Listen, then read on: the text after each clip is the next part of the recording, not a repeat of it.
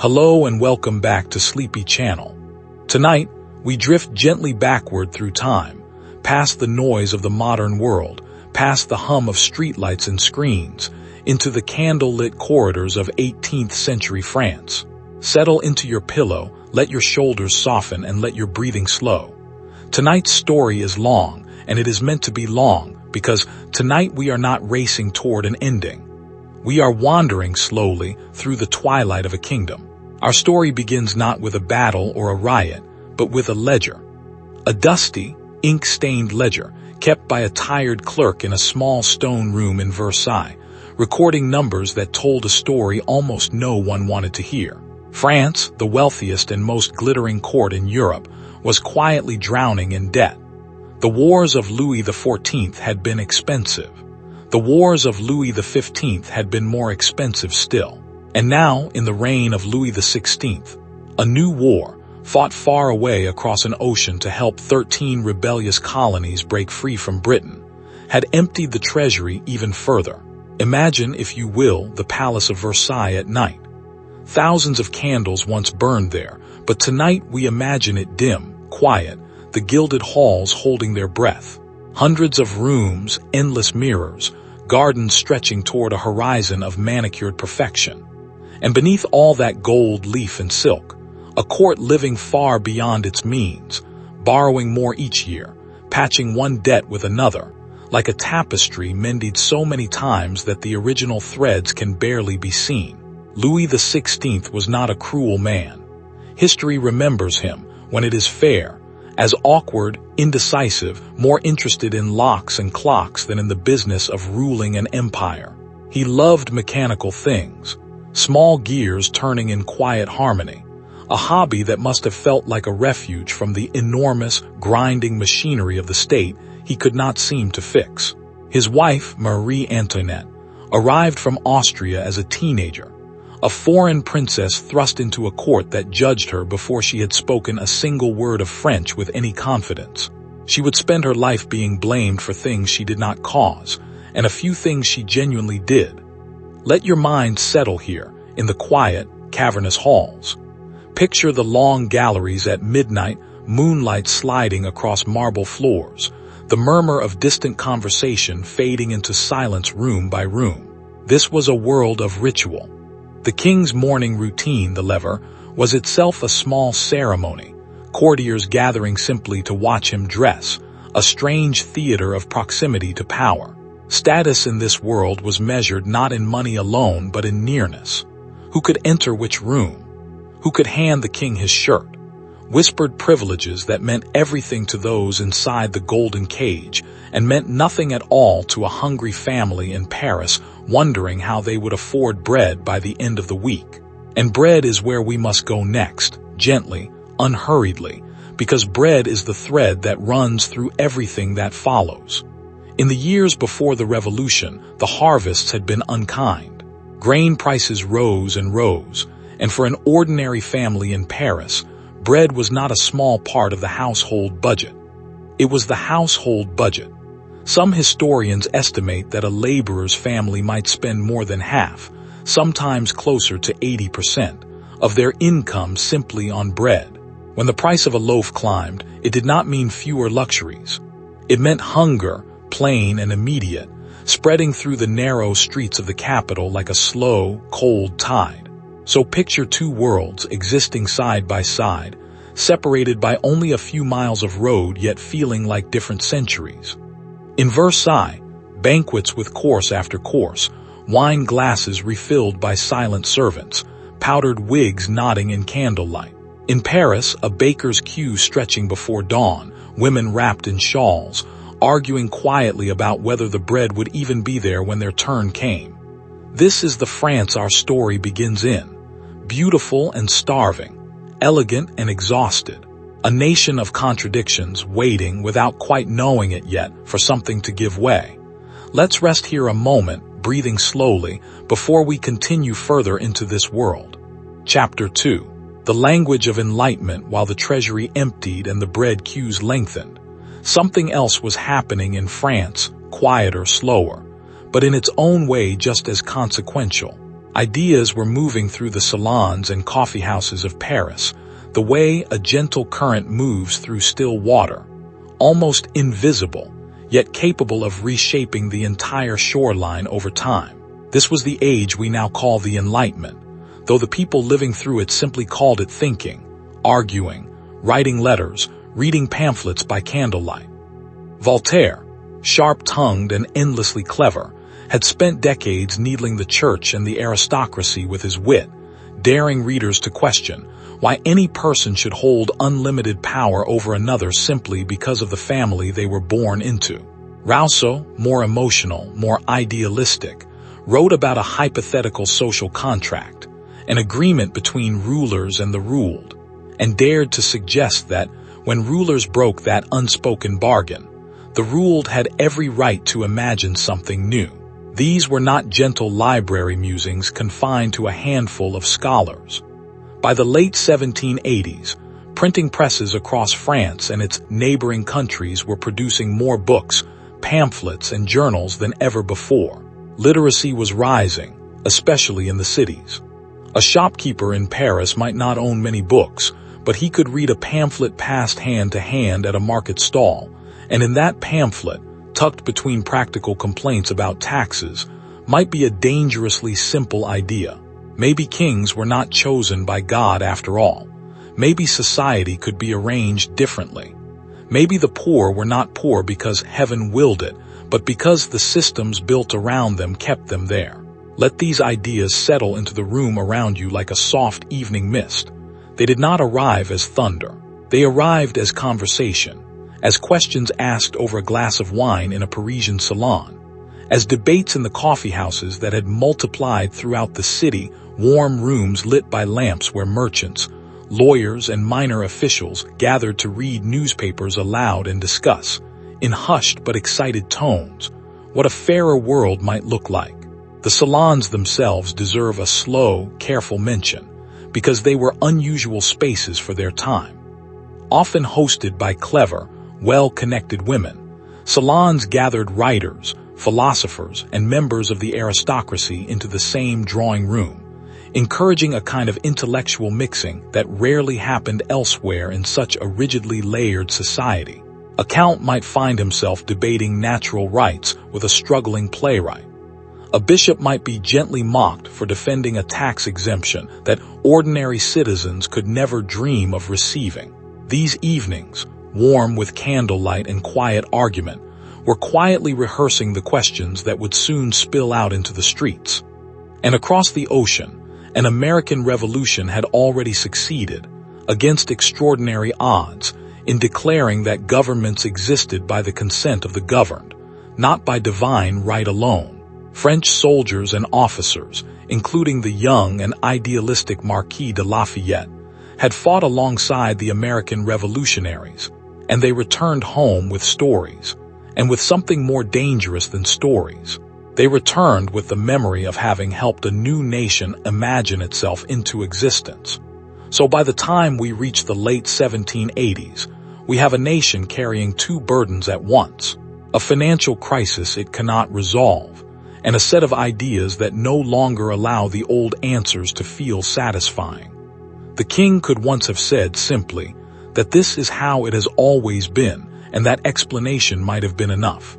But educated readers, hungry commoners, and disillusioned nobles alike were beginning to ask a far more dangerous question. Why?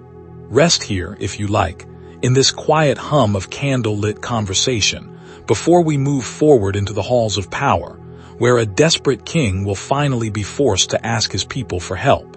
Chapter 3.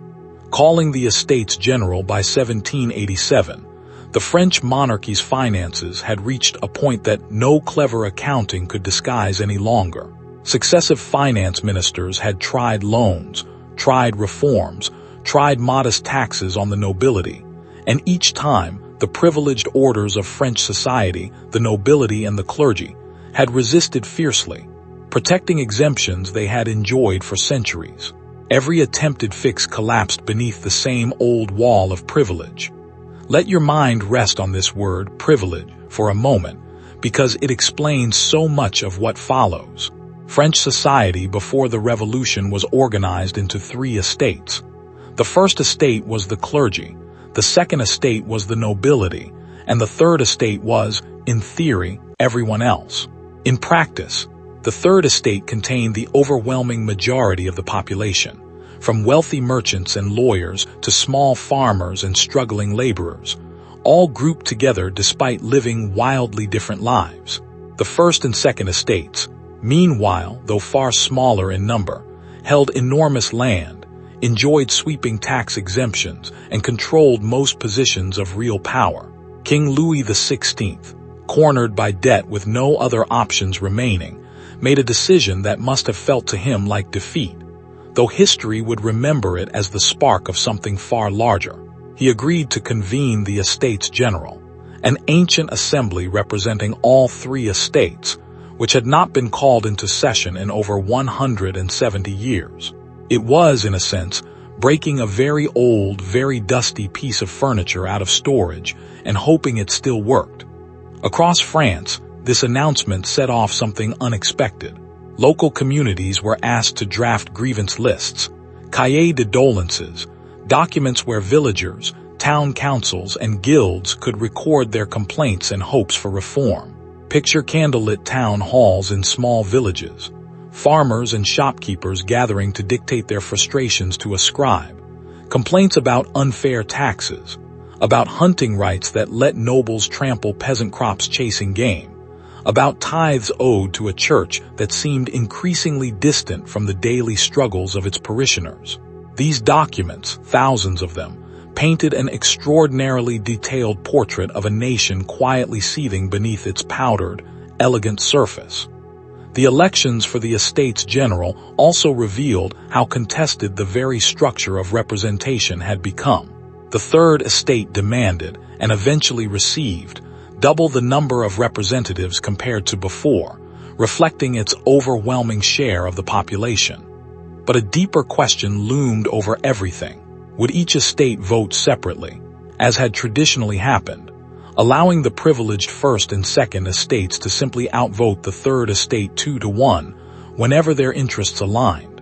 Or would all representatives vote together, by head count, giving the much larger third estate a genuine chance to shape outcomes? This single procedural question, almost bureaucratic in nature, would become one of the great flashpoints of the opening act of the revolution. It might seem, on the surface, like a small technical dispute about meeting procedure, but underneath it lay the entire question of whether France's old hierarchy of privilege would continue exactly as it always had, or whether, for the first time in generations, ordinary representatives might hold real influence over the nation's future.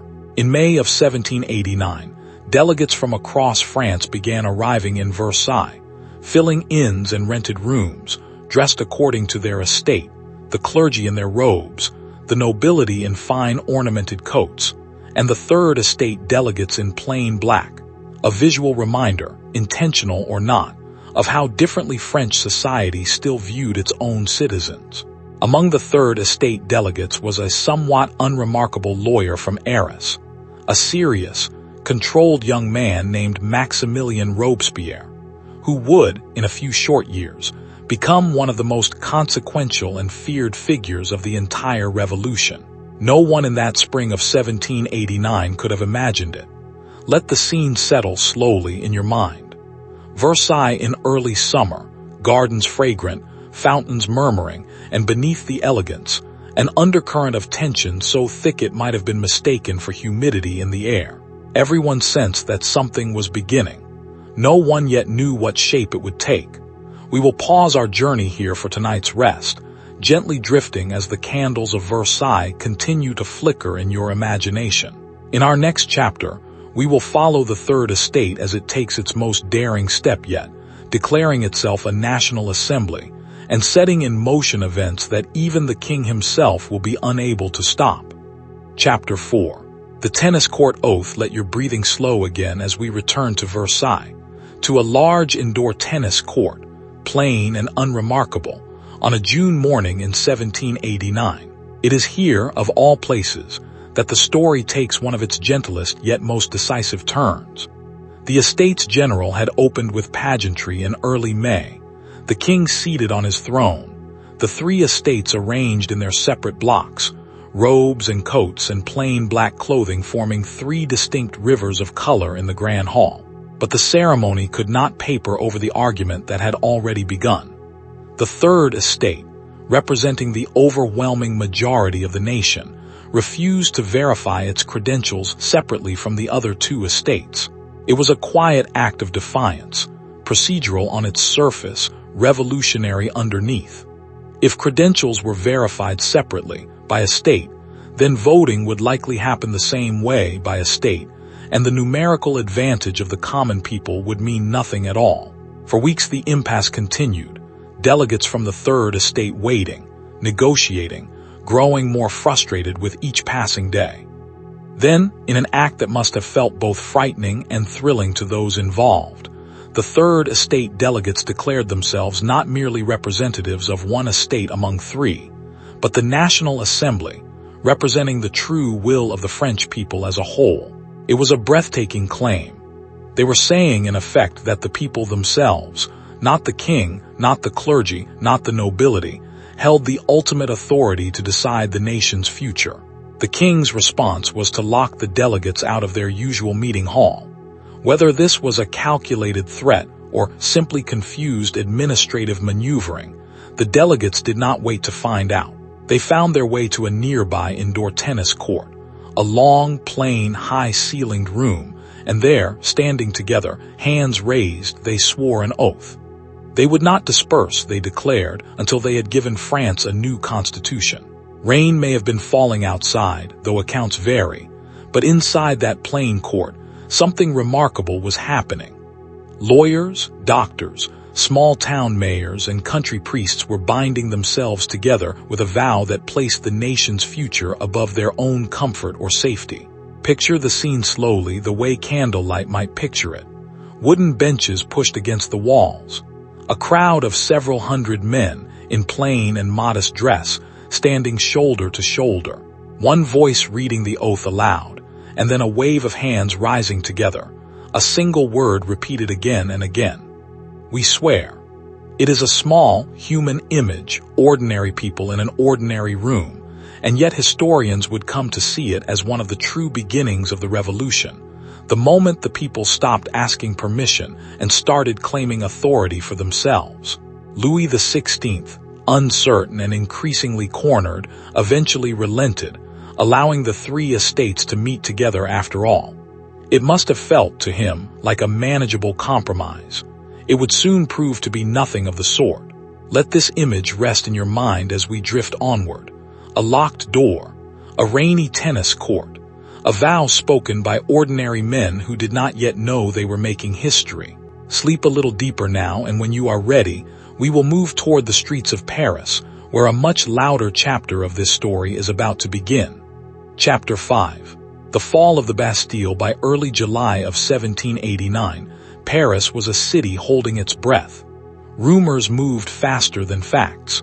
Foreign troops, it was whispered, were being gathered near the capital. The king had dismissed a popular reformist minister, Jacques Necker, and to many Parisians, this felt like the final straw, proof that the court intended to crush the fragile hopes of reform by force. Imagine the narrow streets of Paris on the 12th of July, cobblestones slick with early summer rain, crowds gathering in gardens and squares, voices rising and falling like a tide that could not decide whether to come in or go out. In the gardens of the Palais Royal, a young journalist climbed onto a table and delivered an impassioned speech, warning that the citizens of Paris would soon be slaughtered in their beds if they did not arm themselves immediately. Whether or not this fear was entirely justified, it spread through the city like warm water through cold, and within hours, Paris had transformed into something between a marketplace and a battlefield. Crowds began seizing weapons wherever they could be found. Gunsmith shops were emptied. On the 14th of July, a large crowd gathered outside the Hôtel des Invalides, a military hospital and armory, and successfully pressured the guards into handing over thousands of muskets. But muskets without gunpowder were nearly useless, and word spread that a great store of powder was kept inside a grim, towering fortress on the eastern edge of the city, the Bastille. The Bastille was not simply an armory. For centuries, it had stood as a symbol, a royal prison where the crown could imprison people without trial, on the strength of a royal warrant alone. By 1789, it held only a handful of prisoners, and its military value was modest at best. But symbols matter enormously to a population desperate to believe that change is possible. And the Bastille, with its towering gray walls and deep moat, was the perfect symbol of everything the crowd had come to resent. Negotiations between the crowd and the fortress's governor, a nervous man named Delaunay, dragged through the morning. Tensions mounted. Shots were fired. No one is entirely certain by which side first, and what began as a tense standoff exploded into a chaotic battle. Cannon fire echoed across the courtyard. Smoke curled upward into the July sky. After hours of fighting and with defenders realizing their situation was hopeless, Delaunay surrendered. What followed was not gentle. Delaunay was killed by the crowd shortly after surrendering, a brutal reminder that revolution, even when it begins with high ideals, often carries violence within it from its very first days. The Bastille's fall was, in strictly military terms, a minor event, but its symbolic power was immeasurable. Word of the fortress's fall spread across France within days, and to millions of ordinary people, it meant one overwhelming thing. The old order, the order that could lock a person away by royal whim, the order that seemed permanent and unshakable, could be broken after all. Today, the 14th of July is remembered in France as Bastille Day, a national holiday, though the events of that long, chaotic afternoon were far messier and far more human than any modern celebration can fully capture. Let yourself imagine the dust settling over the fortress that evening, the crowd slowly dispersing, carrying stones from the demolished walls as souvenirs in the weeks that followed, small fragments of a symbol they had just torn down with their own hands. Rest here for a while, in the quiet aftermath of that long day. In our next chapter, we travel not through the streets of Paris, but through the quiet council chambers of the National Assembly, where astonishing new ideas about human rights are about to be written down for the very first time. Chapter 6. Rights of Man in the weeks following the fall of the Bastille. A wave of fear and rumor spread through the French countryside, a period historians now call the Great Fear. Peasants, hearing wild stories of bandits and aristocratic revenge, took matters into their own hands, attacking chateaus, burning the very documents that recorded feudal dues and obligations that had bound them to their lords for generations. It was chaotic, often frightening, and yet it pushed the National Assembly toward a truly historic decision. On the night of the 4th of August, 1789, in a long, candle-lit session that stretched past midnight, nobles and clergy, seemingly swept up in the emotion of the moment, began renouncing their own feudal privileges one by one. Hunting rights, tax exemptions, manorial dues, centuries of accumulated privilege dissolved in a single extraordinary evening of speeches and declarations. Some historians describe it almost like a fever, a contagious wave of generosity and fear intertwined, as noble after noble stood to give away rights that had defined their families for generations. Let this image rest gently in your mind, candlelight flickering over tired but electrified faces, men who had inherited privilege since birth now standing to declare it obsolete, whether from genuine conviction, social pressure, or simple survival instinct. By the time dawn broke, the foundations of the old feudal order had been legally, if not yet practically, dismantled.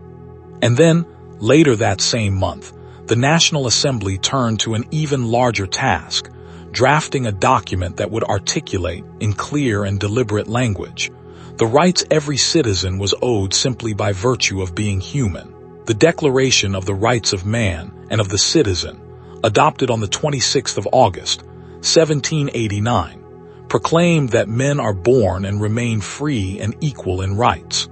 It declared liberty, property, security, and resistance to oppression as natural rights.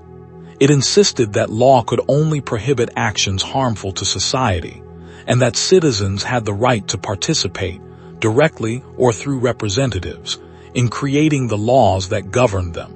These words read today might feel familiar, almost expected, the kind of language woven into constitutions around the world.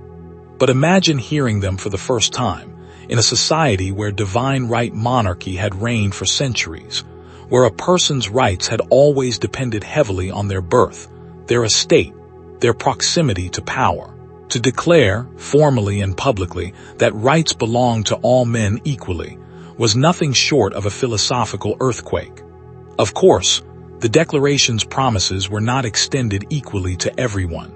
Women were excluded from its language, despite the passionate efforts of writers like Olympe de Gouges, who would soon publish her own Declaration of the Rights of Woman, arguing that liberty and equality could not be genuine while half the population remained excluded. Enslaved people in France's colonies were not freed by this declaration either, a contradiction that would haunt French revolutionary politics for years to come, and reveal how selectively lofty ideals were sometimes applied. Still, let yourself sit with the sheer audacity of the document's core claim that rights are not granted by kings, but inherent to being human. It was an idea that would ripple outward across the following century, inspiring movements far beyond France's borders, long after the revolution itself had run its violent course. Breathe slowly here, letting these grand words settle like a soft blanket. In our next chapter, we return to Versailles, where an anxious king and a restless Paris are about to collide once more, this time with women at the very center of the story. Chapter 7. The Women's March on Versailles Autumn settled over Paris in 1789, and with it came another shortage of bread, that same relentless thread running through our story. Prices had crept upward again, and the patience of the city's working women, who spent their days in market queues and household budgets stretched thinner than thread, had finally run out. On the 5th of October, a crowd began to gather near the markets of Paris, mostly women at first, fishwives and market vendors and laundresses, their voices rising with a shared, practical fury. They were tired of empty promises. They decided that morning that if the king would not send bread to Paris, then Paris would go to the king and ask him directly. By midday, several thousand people, joined eventually by units of the National Guard under Lafayette, were marching the long, muddy road toward Versailles, 12 miles away, armed with kitchen knives, pikes, and whatever else could be carried. Imagine the scene as evening fell, rain soaking the marchers' clothes, torches sputtering against the damp autumn air. Thousands of tired but determined people arriving outside the gates of the most magnificent palace in Europe. Inside, Louis XVI received a delegation and agreed, almost immediately, to guarantee bread shipments to the capital. It might have ended there, a simple, practical negotiation. But the crowd, exhausted and suspicious after months of broken promises, did not disperse. During the night, tensions boiled over. A small group breached the palace grounds.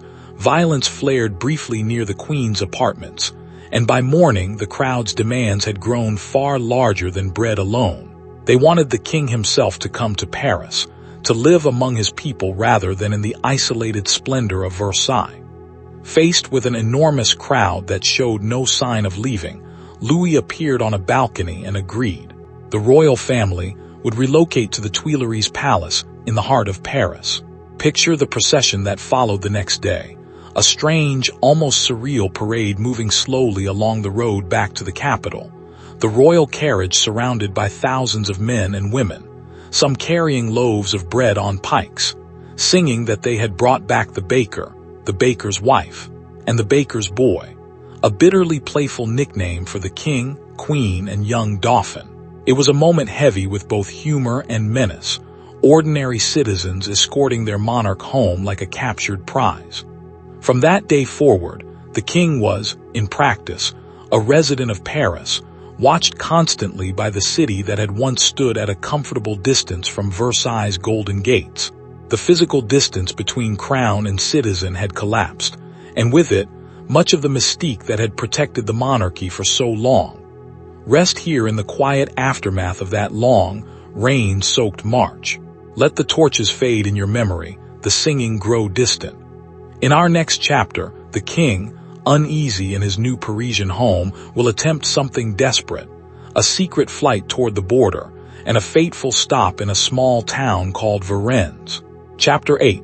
Flight to Varennes. By the spring of 1791, Louis XVI had spent a year and a half living uneasily in Paris, technically free but constantly watched, his movements limited, his authority steadily eroded by an assembly that now governed much of the nation's daily affairs. The king, and especially the queen, had grown increasingly convinced that their safety, and perhaps the survival of the monarchy itself, depended on escaping the capital. A plan formed quietly through the early months of 1791, involving a daring nighttime escape, false identities, and a long carriage journey toward the northeastern border, where loyal troops waited to escort the royal family into safety, and perhaps eventually to rally foreign support for restoring royal authority. It is worth pausing here to imagine the sheer tension of such a plan. A king and queen slipping out of a heavily watched palace disguised as servants, their children dressed in plain traveling clothes, hearts pounding as they moved through darkened corridors toward a waiting carriage. On the night of the 20th of June, 1791, the royal family slipped out of the Tuileries and began their journey eastward. For much of the night, the plan proceeded smoothly, changing horses at prearranged stops, moving steadily toward the border. But delays crept in, an oversized traveling carriage moving slower than anticipated, a missed rendezvous with military escorts, small errors accumulating the way they so often do in stories that end badly. In the small town of Varennes, not far from the border, the king was recognized, according to popular legend, by a local postmaster who compared the traveler's face to a portrait printed on the new paper currency. Whether this precise detail is entirely accurate or slightly embellished by later storytelling, the essential fact remains.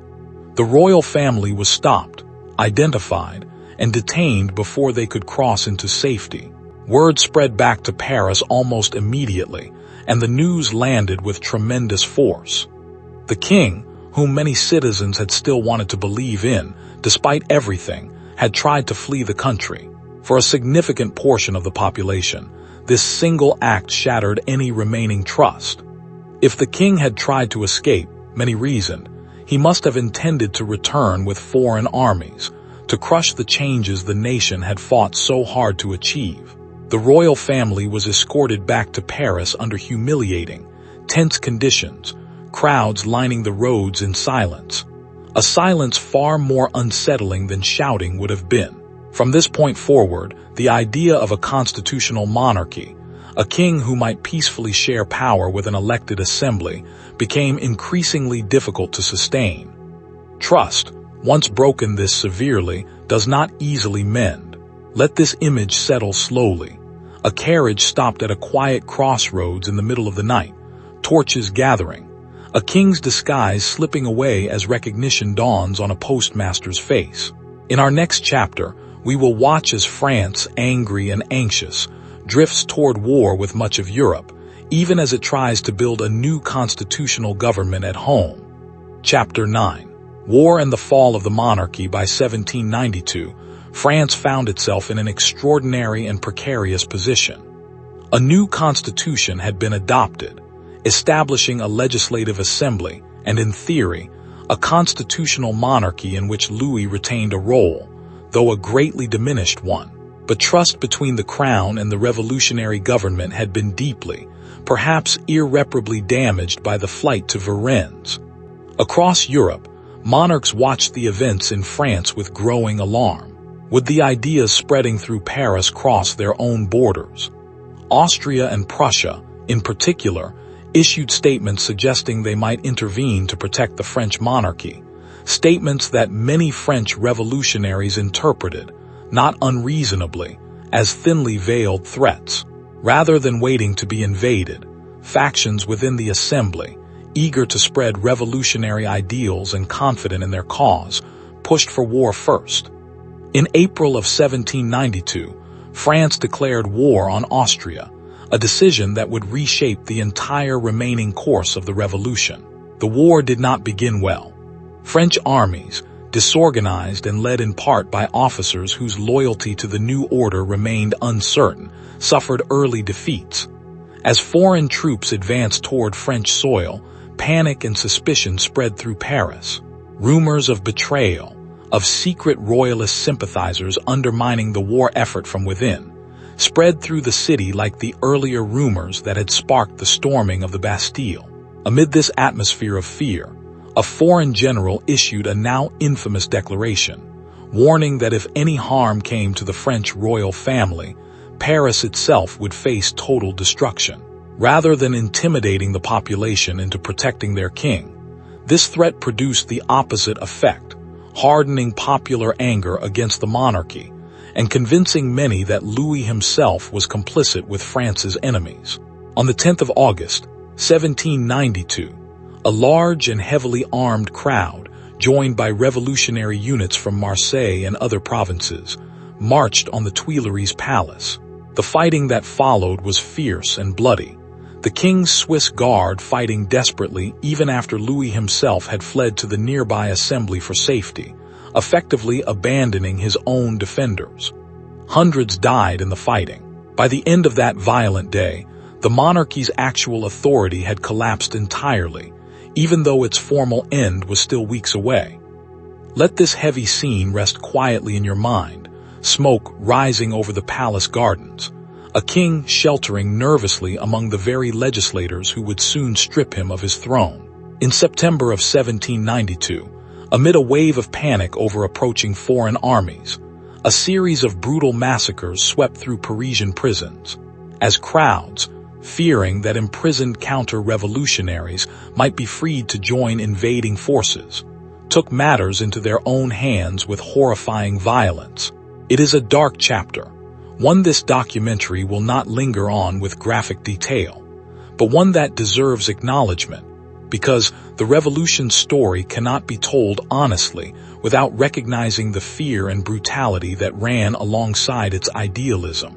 And then, remarkably, amid all this chaos, French forces achieved an unexpected and crucial victory at the Battle of Valmy in late September, halting the Prussian advance and giving the revolution room to breathe.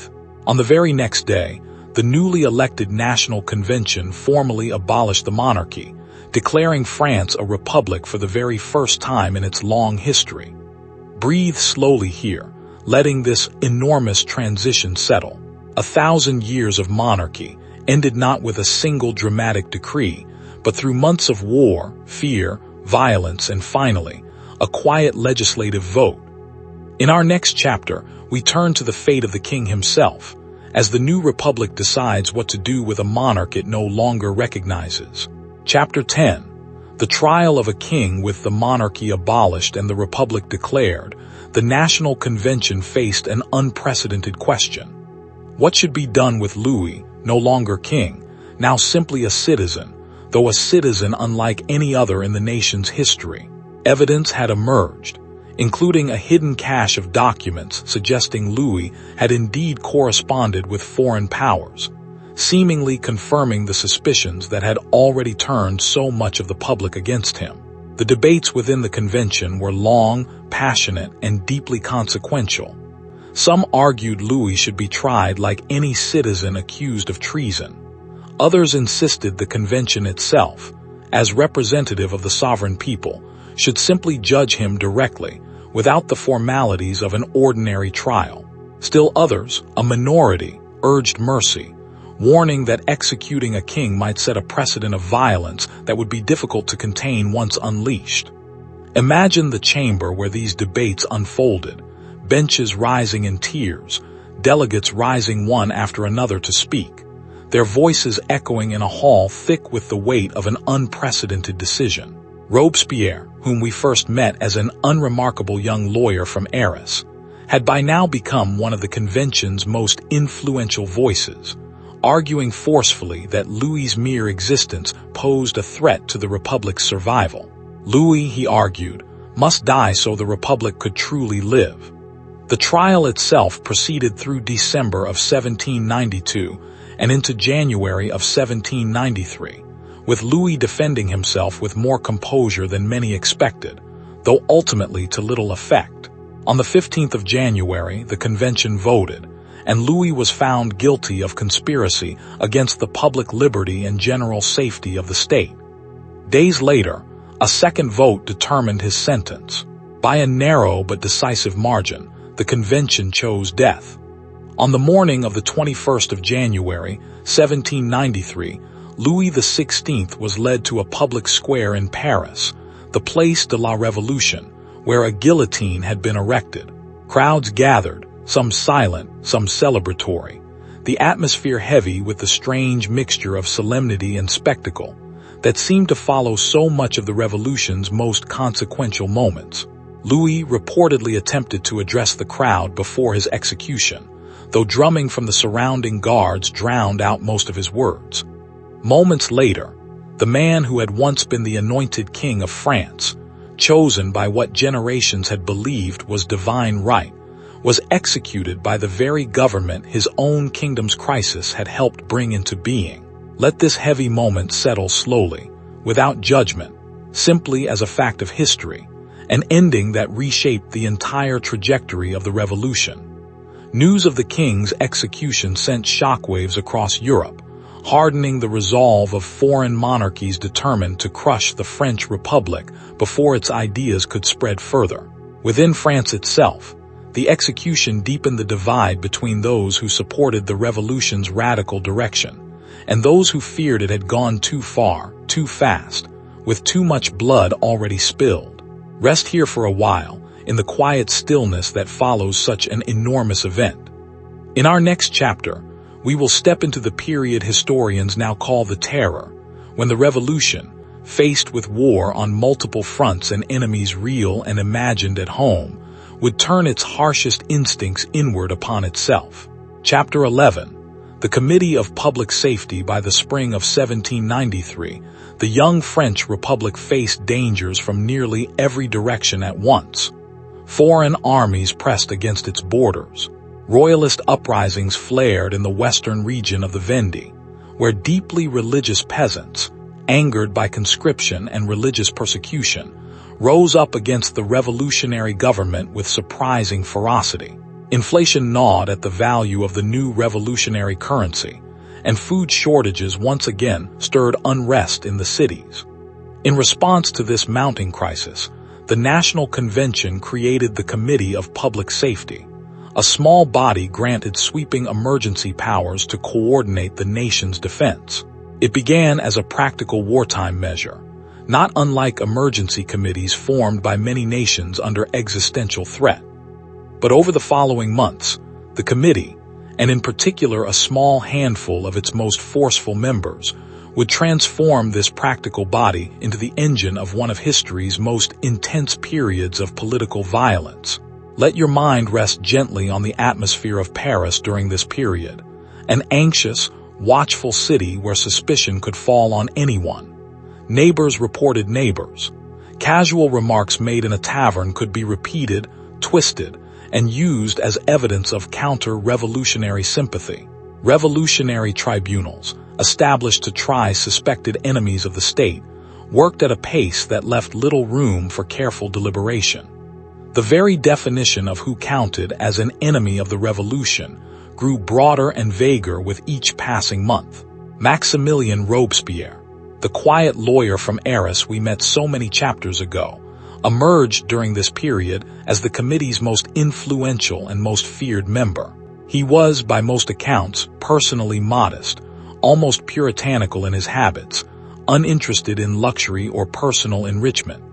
Yet he had also convinced himself, with the total sincerity of a true believer, that virtue and terror were two sides of the same necessary coin. Without terror, he argued, virtue was powerless to defend itself against its enemies.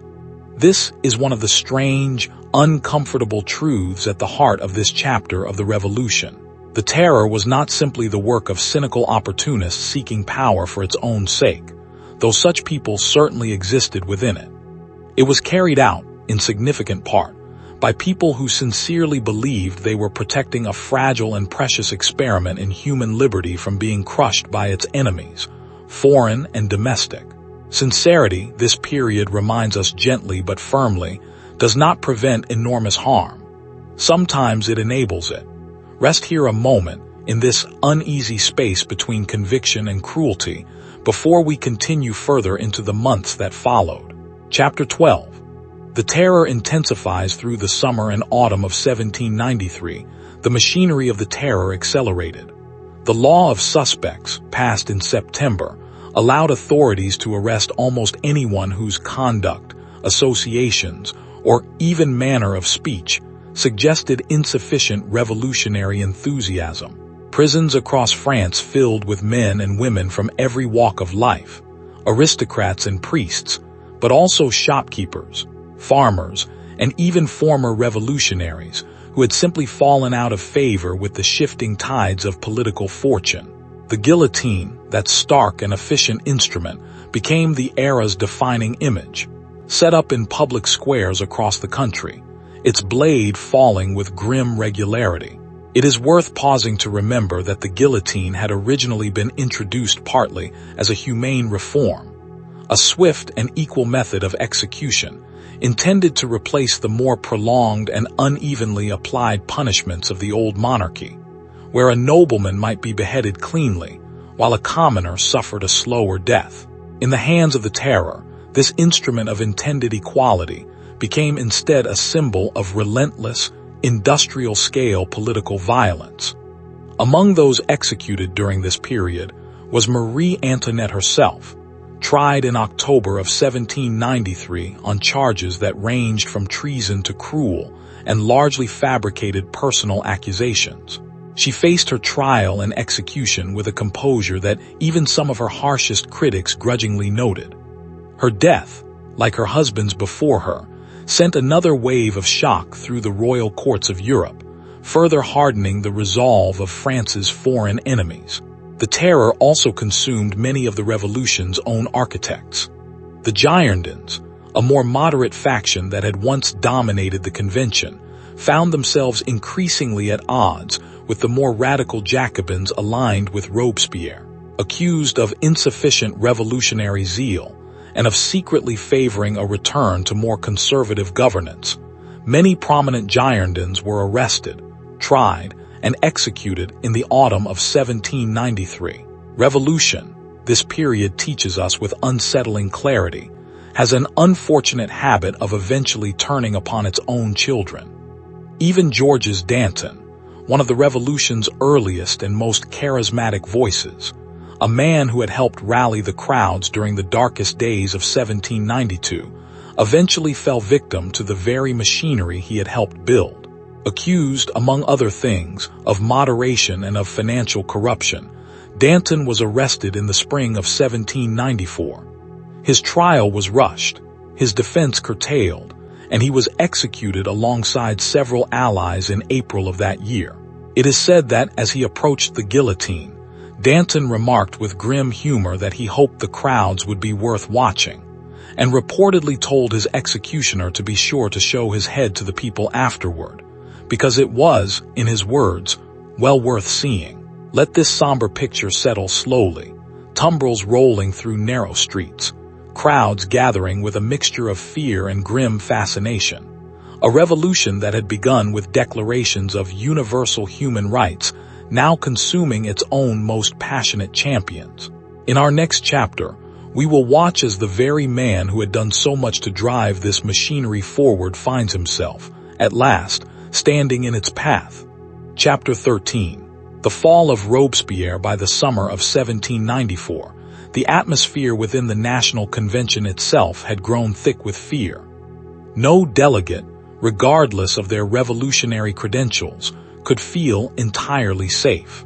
Robespierre, increasingly isolated even among his former allies, delivered a series of speeches warning of vast, shadowy conspiracies against the Republic, speeches that grew more abstract and more alarming even as the actual military threats facing France had, by this point, substantially eased following key victories on the battlefield. This is perhaps one of the most quietly tragic aspects of this entire period. The terror had been justified in large part as an emergency response to existential threats, foreign invasion, and domestic uprising. Yet even as those threats diminished through 1794, the machinery of suspicion and execution did not slow. It had developed its own momentum, its own logic, increasingly detached from the practical emergencies that had originally justified it. Within the convention, fear of Robespierre himself began to outweigh fear of counter-revolution. Delegates who had watched colleagues arrested and executed on increasingly thin pretexts began to suspect they might be next. On the 8th of Thermidor, by the revolutionary calendar, corresponding to late July 1794, Robespierre delivered a speech to the convention hinting at further purges without naming specific targets, an omission that, rather than reassuring his colleagues, convinced many that they themselves were the intended victims. The following day, a group of deputies, acting less out of principled opposition than sheer self-preservation, moved to have Robespierre arrested. Chaos followed. Robespierre and his closest allies attempted to rally support, first from the convention itself, and when that failed, from the Paris Commune. For a tense period, it seemed possible that Robespierre might rally enough armed support to reverse his fortunes through force. But support faltered, hesitated, and ultimately dissolved. In the confusion that followed his arrest, Robespierre was shot in the jaw, whether by his own hand in a failed suicide attempt or by a soldier's shot remains debated by historians even now. Wounded and unable to speak clearly, he was carried, jaw shattered and bloodied, to the very guillotine that had claimed so many others under his direction. On the 10th of Thermidor, Robespierre himself was executed, along with a number of his closest associates. Let this final image rest quietly in your mind. The architect of the terror silenced by the same mechanism he had once wielded so confidently against others. His death marked what historians call the Thermidorian reaction, a period in which the most extreme instruments of revolutionary violence were gradually dismantled, revolutionary tribunals reformed, and thousands of prisoners held on vague suspicion released back to their families. Breathe slowly here, letting this heavy chapter settle like evening mist over a quiet field. The terror, at least in its most intense form, had ended, though the revolution itself was far from over. In our next chapter, we drift into the uncertain years of the Directory, a government struggling to find stability amid exhaustion, corruption, and the slow, quiet rise of a young military officer whose name would soon eclipse every other figure in this long story. Chapter 14. The weary republic. In the years following Robespierre's execution, France settled into an uneasy, exhausted calm. The convention drafted a new constitution in 1795, establishing a government known as the Directory, a 5-member executive body meant to prevent any single individual from ever again accumulating the kind of unchecked power Robespierre had briefly wielded. It was a system built, quite deliberately, out of fear of repeating the recent past, and like many systems built primarily out of fear, it carried significant weaknesses of its own. Picture Paris in this period, not the fevered, dangerous city of the terror, nor the hopeful, chaotic city of 1789, but something quieter and more world-weary. Theaters reopened. Fashionable salons returned, though with a slightly brittle, nervous energy, as if everyone attending remembered, even if unspoken, how recently such gatherings could have marked a person as suspect. Inflation continued to erode the value of paper currency, and corruption crept through the Directory's institutions, contracts and favors flowing toward those with the right connections rather than the most capable hands. The war against foreign powers continued throughout this period, now spreading across multiple fronts, from the Rhine to the Italian peninsula. It was on these battlefields, far from the political maneuvering of Paris, that a young artillery officer from Corsica began to distinguish himself with startling speed. Napoleon Bonaparte, only in his mid-20s, had already shown tactical brilliance during the siege of Toulon, and by 1796 he had been given command of French forces in Italy, a campaign many in Paris expected to be a modest, secondary theater of the war. Instead, Bonaparte's Italian campaign became a dazzling sequence of victories, achieved through speed, audacity, and a personal charisma that seemed to bind his soldiers to him with unusual intensity. Reports of his triumphs, along with the treasures and treaties he sent back to Paris, transformed him almost overnight from a promising officer into a genuine national celebrity, his name spoken in the same breathless tones once reserved for the revolution's earliest heroes. Let this quiet transition rest in your mind, the slow shift of public attention away from the tired, often corrupt politicians of the Directory, and toward a single, dazzling military figure, whose victories offered a sense of national pride that domestic politics simply could not provide. It is a pattern that would repeat itself across many nations and many centuries, a population exhausted by internal conflict finding itself drawn, almost with relief, toward the promise of order embodied in a single decisive leader. Rest here for a while, in this uneasy calm before the next great transformation. In our next chapter, we will follow Bonaparte as his ambitions expand far beyond the battlefield, reaching all the way to the heart of French government itself. Chapter 15.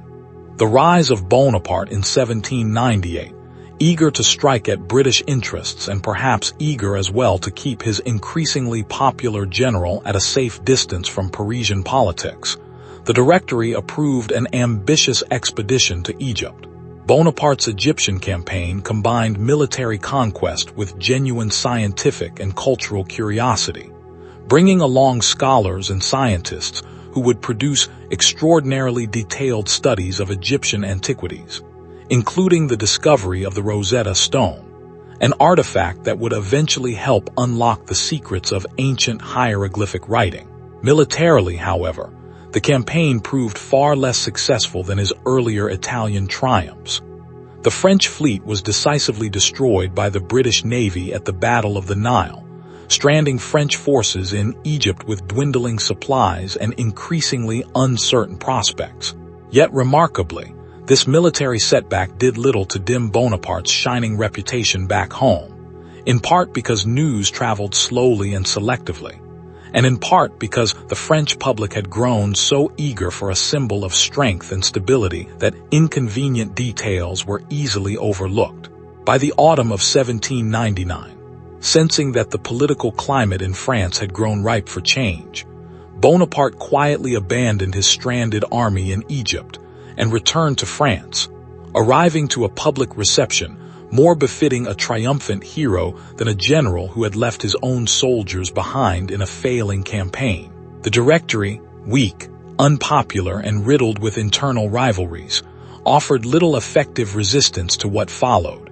On the 9th of November, 1799, a date remembered by its revolutionary calendar name as the 18th of Brumaire, Bonaparte and his allies staged a carefully coordinated coup, using a mixture of political maneuvering, and when persuasion proved insufficient, the presence of armed soldiers to intimidate the legislative councils into dissolving the Directory. Bonaparte emerged from this coup as first consul, holding power that, while still nominally shared with two other consuls, was in practice concentrated overwhelmingly in his own hands. Let this quiet, almost anticlimactic moment settle into your thoughts. 10 years of revolution, of monarchy destroyed and republics declared, of terror and reform and war, arriving at last at the doorstep of a single ambitious general's private study. Many exhausted French citizens, weary of a decade of instability, greeted this concentration of power not with alarm, but with something closer to relief. Order, even authoritarian order, can feel like comfort after prolonged chaos, a pattern worth remembering as we draw our long story toward its close. Bonaparte would go on within a few short years to crown himself emperor, formally ending, at least in name, the republic the revolution had fought so hard to create. And yet, many of the revolution's underlying achievements, the abolition of feudal privilege, the principle of legal equality, the reorganization of French law into what became known as the Napoleonic Code, would endure and spread across Europe in the years that followed, carried forward, ironically, by the very empire that had replaced the Republic. Breathe slowly here as our story approaches its final chapters. In the next part of our journey, we will step back gently from the details of individual events and consider, quietly and without hurry, what this extraordinary decade actually changed, and what it left unresolved. Chapter 16. Daily life through the storm. Before we move toward the revolution's broader legacy, let us slow down and rest for a while in the ordinary, quiet textures of daily life during these tumultuous years. Because history, when told only through kings and generals and declarations, can lose the small, human details that made the era feel real to those who lived through it. Consider the revolutionary calendar itself, introduced in 1793, an attempt to remake even the measurement of time along rational, secular lines. 12 months of 30 days each, divided into 3 10-day weeks called decades, with new names for months drawn from nature and season: Vendémiaire for the grape harvest, Nivose for the snowy months, Germinal for the time of budding seeds.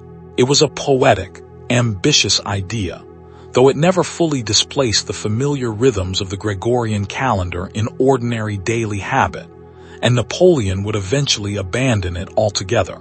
Consider, too, the changing fashions of the period. The powdered wigs and elaborate silks of the old aristocracy giving way to simpler, more practical clothing associated with Republican virtue. The sans culottes, literally those without fine breeches, wore simple trousers and became, in a sense, a walking symbol of the common citizen's growing political voice. Clothing in this era was never simply clothing. It was a visible declaration of loyalty, class, and political sympathy, something a person's neighbors could read at a glance across a crowded market square.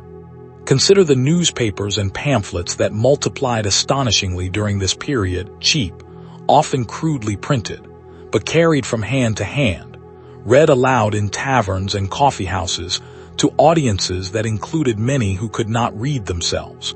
Journalists like Jean-Paul Marat became influential, even dangerous, figures purely through the power of the printed word, shaping public opinion with fiery rhetoric that could push crowds toward action as effectively as any speech delivered in the convention itself. Consider the women of the revolution, whose contributions this documentary has already touched upon, but who deserve a slower, gentler pause here. Women marched to Versailles demanding bread.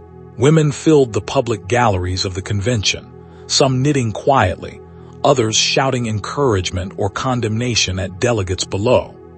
Figures like Olympe de Gouges argued passionately, and at great personal risk, that the revolution's promises of liberty and equality meant nothing if they excluded half the population. She would eventually be executed during the Terror. One more reminder that the revolution's ideals and its violence were never fully separate from one another. And consider, finally, the ordinary families who simply tried to survive through all of this.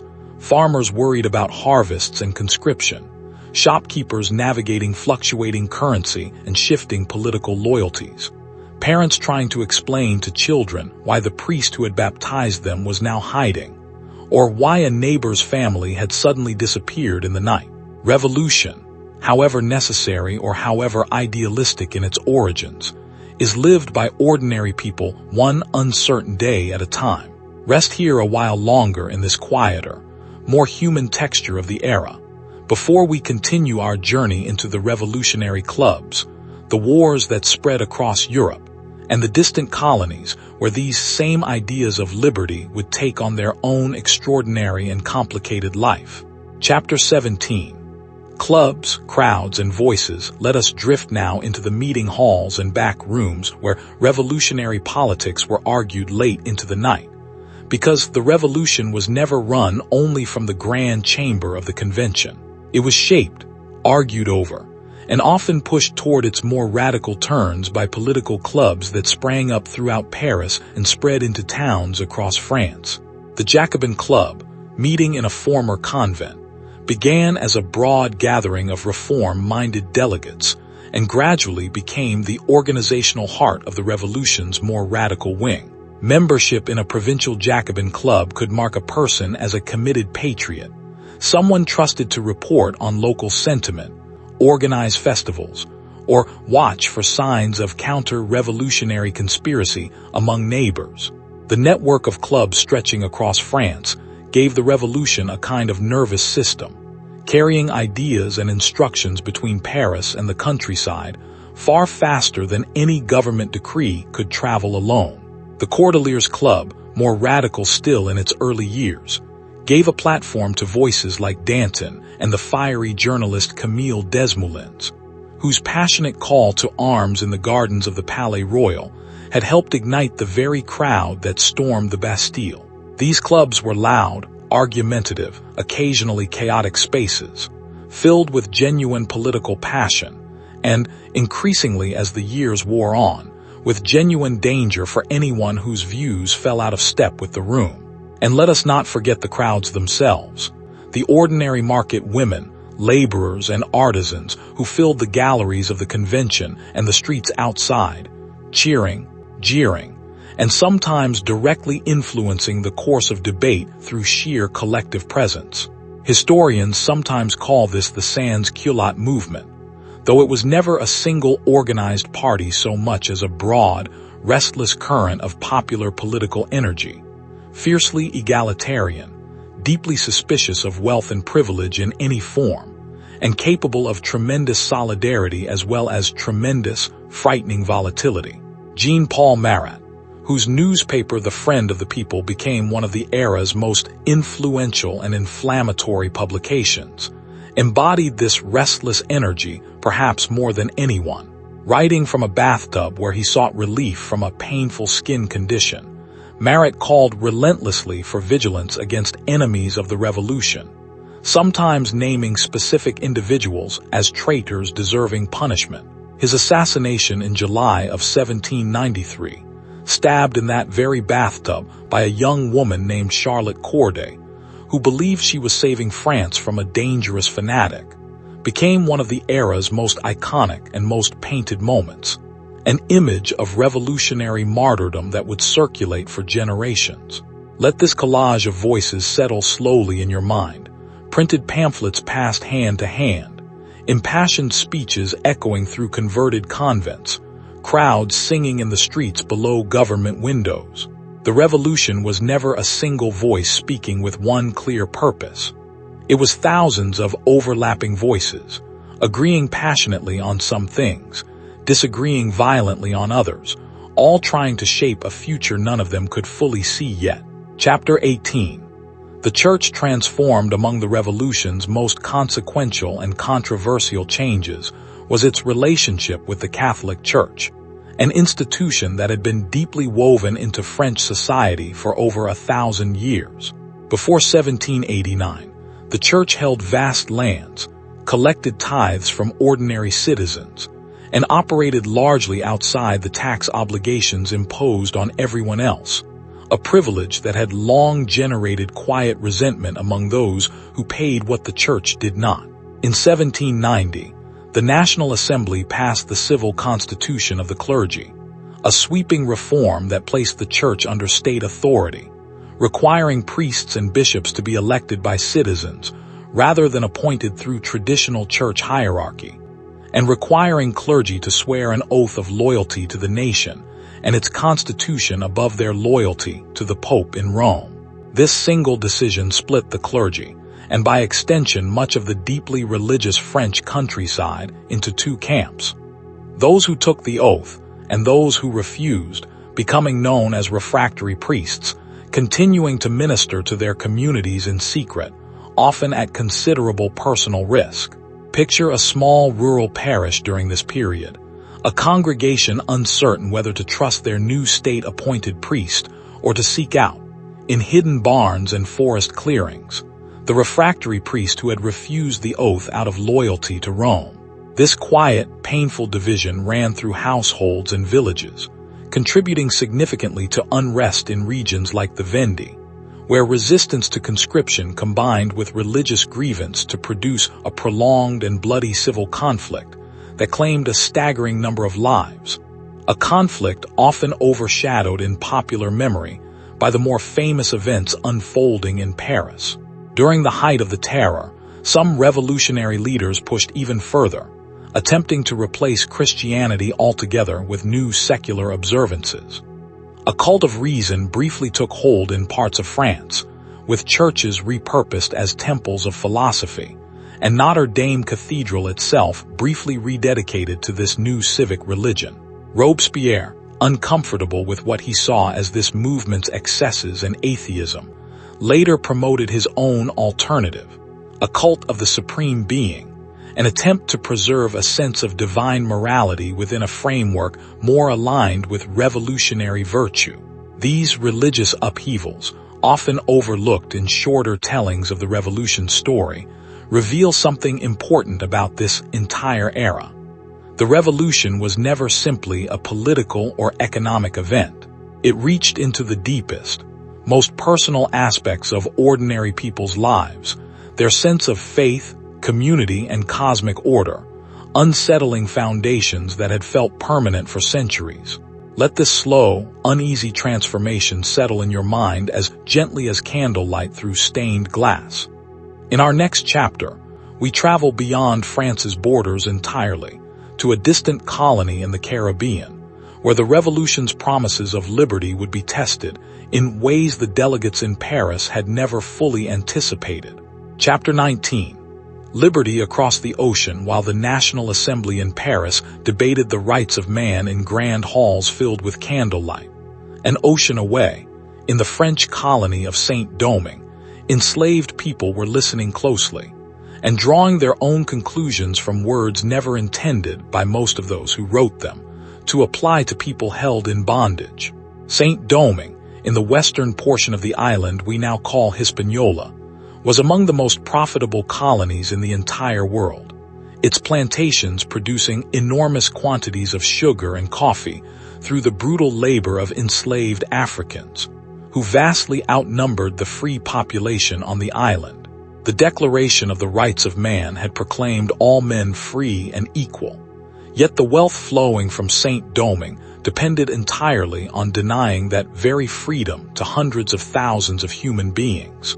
In 1791, enslaved people on the island rose up in a massive, coordinated rebellion, burning plantations and challenging a system that had seemed, to those who profited from it, permanent and unshakable.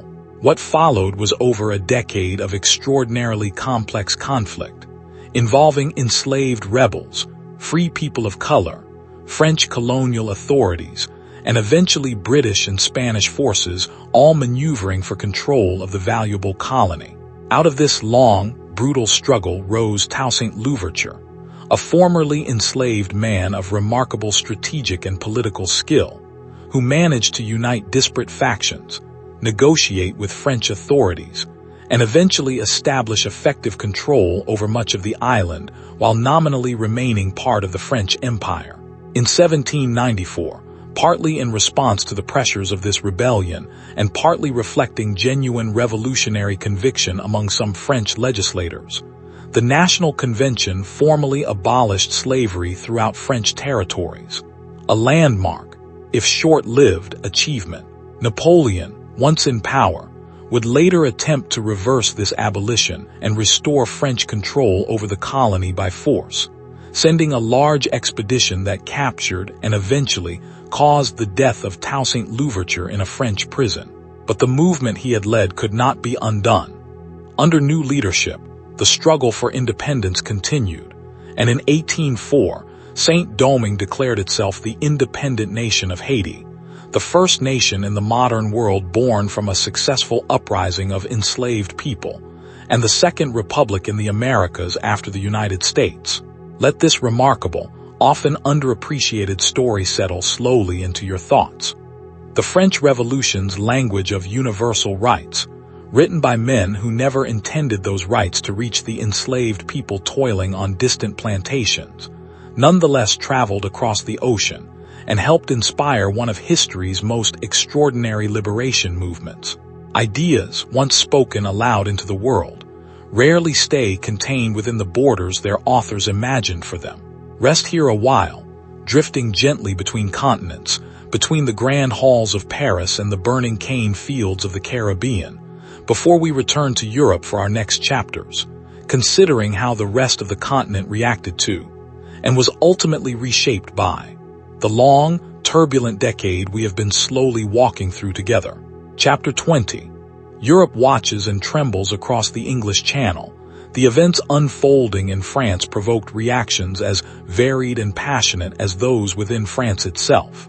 In Britain, the philosopher and statesman Edmund Burke published a famous and immediately controversial work in 1790, warning that the revolution's abstract enthusiasm for rights and liberty, untethered from tradition, gradual reform, and established institutions, would inevitably collapse into chaos and violence.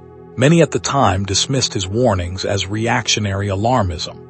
In hindsight, considering the terror that followed just a few years later, many historians have found his predictions unsettlingly prescient, even as they debate whether his deeper political philosophy was ultimately fair to the revolution's genuine achievements.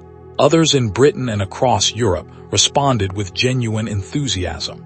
The poet William Wordsworth, young and idealistic, would later write of the early days of the Revolution that it was a time when to be young was very heaven, capturing the electric sense of possibility that the events in France sparked among reform-minded thinkers across the continent. Radical societies and reform movements in Britain, Ireland, and the German-speaking states drew direct inspiration from the language of natural rights pouring out of Paris, much to the alarm of their own governments. And alarmed those governments certainly were. Monarchs across Europe watched the fate of Louis XVI with a mixture of horror and calculation, recognizing that a successful, sustained French Republic might inspire similar movements within their own borders. This fear helped drive the series of wars that would occupy much of the 1790s and stretch well into the following century, as shifting coalitions of European powers, Austria, Prussia, Britain, Spain, and others, allied and re-allied against Republican and later Napoleonic France in a prolonged, exhausting struggle that would eventually draw in nearly every corner of the continent. Let this wider European picture settle slowly into your thoughts. A continent of anxious courts and hopeful reformers, each watching Paris for signs of what their own future might hold. The French Revolution was never simply a domestic French affair. It was, from nearly its earliest days, a genuinely international event, its shockwaves reaching royal courts and humble reading rooms alike, from St. Petersburg to Philadelphia. Chapter 21. The human faces of revolution. Before we move toward our closing reflections, let us pause once more, slowly and gently, on a handful of individual lives that wove through this long story. Because history remembered only in movements and dates can lose the particular, irreplaceable texture of the people who lived it. Consider the Marquis de Lafayette. Young, idealistic, wealthy enough to have financed much of his own participation in the American Revolutionary War out of genuine conviction rather than necessity. He returned to France carrying the language of liberty like a cherished souvenir, helping draft early versions of the Declaration of the Rights of Man, and commanding the National Guard during the tense early years of the Revolution. Yet Lafayette's moderate, constitutional vision of reform increasingly fell out of step with the radicalizing currents around him. Eventually distrusted by revolutionaries as insufficiently radical and by royalists as a traitor to his class, he fled France altogether in 1792, spending years imprisoned by Austrian forces before eventually returning to a France that had transformed almost beyond his recognition.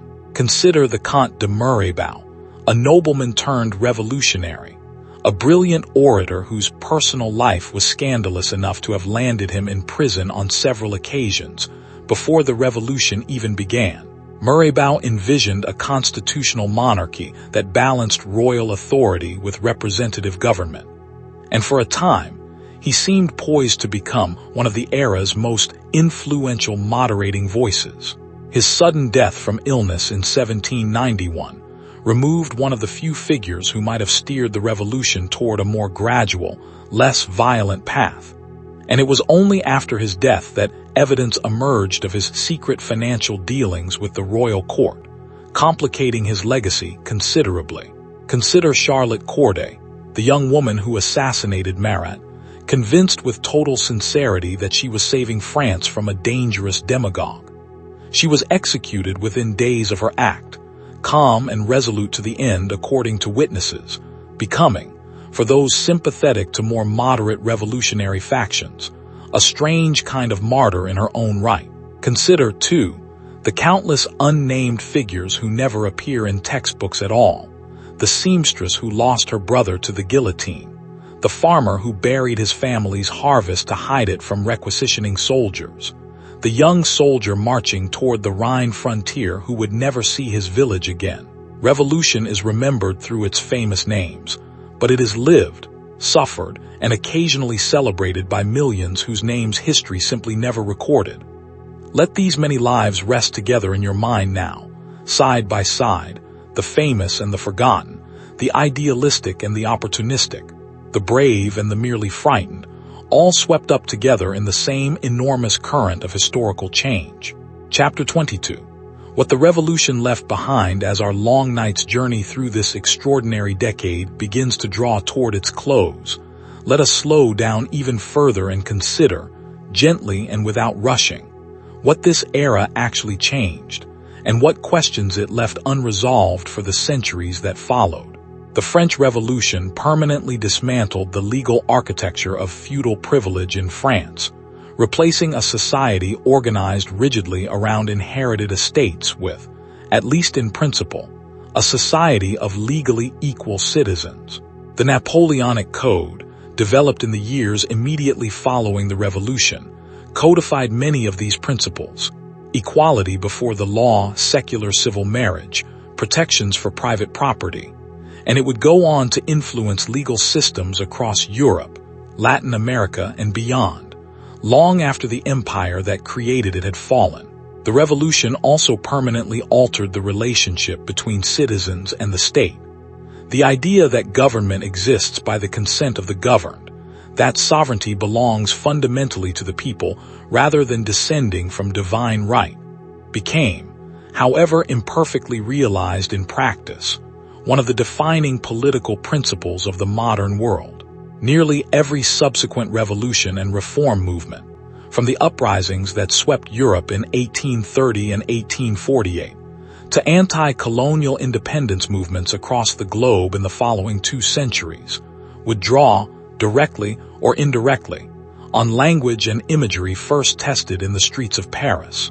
And yet the revolution's legacy is far from simply triumphant.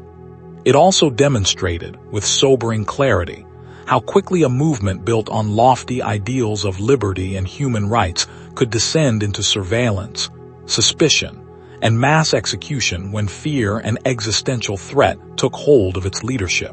The Terror remains one of history's most studied cautionary tales about how revolutionary zeal, unchecked by restraint or genuine accountability, can consume even its own most devoted architects. Historians continue to debate, even today, how to weigh these 2 legacies against one another. Was the Terror an unfortunate but perhaps unavoidable response to genuine existential threats facing a fragile new republic surrounded by hostile foreign powers? Or was it evidence of a deeper flaw in revolutionary ideology itself, an inevitable consequence of concentrating power in the hands of those who believe, with total sincerity, that their cause justifies almost any means? There is no single, tidy answer, and perhaps that discomfort, that refusal to resolve neatly, is itself one of the most honest lessons this era can offer a quiet, reflective mind late at night. Rest here a while longer, letting these large questions drift gently rather than demanding an answer right now. Before we follow France into the Napoleonic era, let us drift backward once more into a few corners of this story we have not yet fully explored. The money that never held its value, the festivals that tried to replace religion with reason, and the quiet, grinding war in the Western countryside that history often remembers far less than it deserves. Chapter 23. Paper money and empty pockets. Let your mind settle now on something quieter than battles and speeches, though no less consequential to the people who lived through it, the strange and troubled story of revolutionary money. In the earliest years of the revolution, the new government faced the same crushing debt that had helped topple the monarchy in the first place, and it needed a way to fund itself without simply returning to the old, hated system of unequal taxation. The solution, introduced in 1789 and expanded in the years that followed, was a new paper currency called the assignat, initially backed by the value of church lands that had been seized and nationalized by the state. In theory, this was a clever solution, tying new money to genuinely valuable collateral. In practice, the government printed far more assignats than the underlying land could reasonably support, and like paper currencies in many times and places when overprinted, the assignat began to lose value rapidly. Imagine a shopkeeper in Paris in 1793, watching the value of the currency in her cash drawer shrink almost week by week, prices climbing not because goods had become scarce, though sometimes they genuinely were, but because the money itself was worth less each time she accepted it. Farmers grew reluctant to sell grain for a currency that might buy noticeably less by the time they spent it, which paradoxically worsened the very food shortages that had helped ignite the revolution in the first place. The government responded with price controls, the law of the maximum, attempting to fix prices on essential goods, which helped in some ways and created new black markets and shortages in others. This quiet economic story, easy to overlook amid the drama of kings and guillotines, shaped the daily texture of revolutionary life as much as any political declaration. Hunger, uncertainty, and the strange, disorienting experience of watching money lose its meaning wore down the patience of ordinary citizens again and again, feeding the same restless anger that had first driven crowds toward the Bastille and would later drive them toward the convention's revolutionary tribunals. Rest for a moment on this quieter, more mundane thread of the story, a reminder that revolutions are rarely only about grand ideas. They are also about the simple, exhausting difficulty of making sure a family has enough to eat at the end of a long week. Chapter 24. Festivals of a New Society. Let us drift now toward something almost dreamlike. The revolutionary festivals that briefly transformed the streets and squares of Paris into stages for an entirely new kind of civic ritual. Recognizing that a genuinely new society needed new symbols and shared rituals to bind its citizens together, revolutionary leaders and organizers designed elaborate public festivals meant to replace the religious processions and royal ceremonies of the old order. The Festival of the Federation, held on the first anniversary of the storming of the Bastille in July 1790, gathered enormous crowds on the Champ de Mars, transformed for the occasion into a vast amphitheater. Delegations from across France marched together, swearing loyalty not to a king, but to the nation and its new constitution. Reports from the time describe an atmosphere of genuine, almost overwhelming emotion, strangers embracing, provincial delegates weeping at the sight of so many fellow citizens gathered in shared purpose. For a brief, shining afternoon, it must have felt as though an entirely new form of belonging had been born. Later festivals grew more elaborate and more ideologically pointed, designed by artists and organizers, including the painter Jacques-Louis David, whose grand historical paintings still shape our visual imagination of this era today. The Festival of the Supreme Being, orchestrated by Robespierre in 1794, featured an enormous artificial mountain constructed in the heart of Paris, elaborate processions, and carefully staged displays meant to affirm both civic virtue and a form of rational, deistic spirituality distinct from traditional Catholic worship. These festivals, filled with music, processions, and carefully designed allegorical imagery, represented an ambitious attempt to reshape the emotional and spiritual life of an entire nation almost overnight. Some genuinely moved the crowds who attended them. Others felt, even to contemporaries, somewhat forced theatrical displays of unity in a society that remained, underneath the pageantry, deeply divided and frightened. Let these strange, beautiful, and occasionally unsettling images settle slowly into your mind. Artificial mountains rising over Parisian rooftops, crowds singing new anthems whose words they had learned only weeks before. A society trying, with genuine sincerity and occasional overreach, to invent new traditions fast enough to replace the old ones it had just torn down. Chapter 25. War in the West. Let us turn now, gently and without hurry, to a chapter of this story often mentioned only briefly in shorter tellings. The prolonged and devastating conflict that engulfed the Vendée region and parts of western France beginning in 1793. We touched on its origins earlier, conscription and religious grievance combining into open rebellion. But the scale and brutality of this civil war deserves a slower, more careful telling. When the National Convention ordered a mass levy of 300,000 men in early 1793 to reinforce the war against foreign coalitions, many rural communities in the Vendée, already unsettled by the persecution of refractory priests and resentful of policies decided by distant Parisian legislators, rose up in open revolt rather than send their sons to fight for a government they no longer trusted. What began as scattered local resistance grew into a genuine, sustained rebel army, remarkably organized under leaders drawn from both the local peasantry and sympathetic nobility, an unusual alliance that surprised many observers at the time. The Republic's response was, in many instances, extraordinarily brutal. Republican forces, viewing the region as a hotbed of counter-revolutionary treason actively aiding France's foreign enemies, conducted campaigns that in some areas amounted to the deliberate, systematic destruction of entire communities, an approach some historians describe using the term populicide. Given the staggering proportion of the region's population that perished through violence, famine, and disease before the conflict finally subsided, estimates of total deaths in the Vendée conflict vary considerably among historians, but even conservative figures describe a toll in the hundreds of thousands, a staggering number for a relatively small, largely rural region. It stands as one of the starkest reminders that the revolution's story cannot be told honestly as a simple, uplifting march toward liberty. It contained within it profound violence, some directed outward against foreign armies and displaced aristocrats, but a significant portion turned inward against the revolution's own citizens, in a region that had simply wanted, in its own way, to be left alone to worship and to raise its children as it always had. Let this heavier, quieter chapter settle into your thoughts without judgment, simply as a fuller, more honest picture of everything this decade actually contained.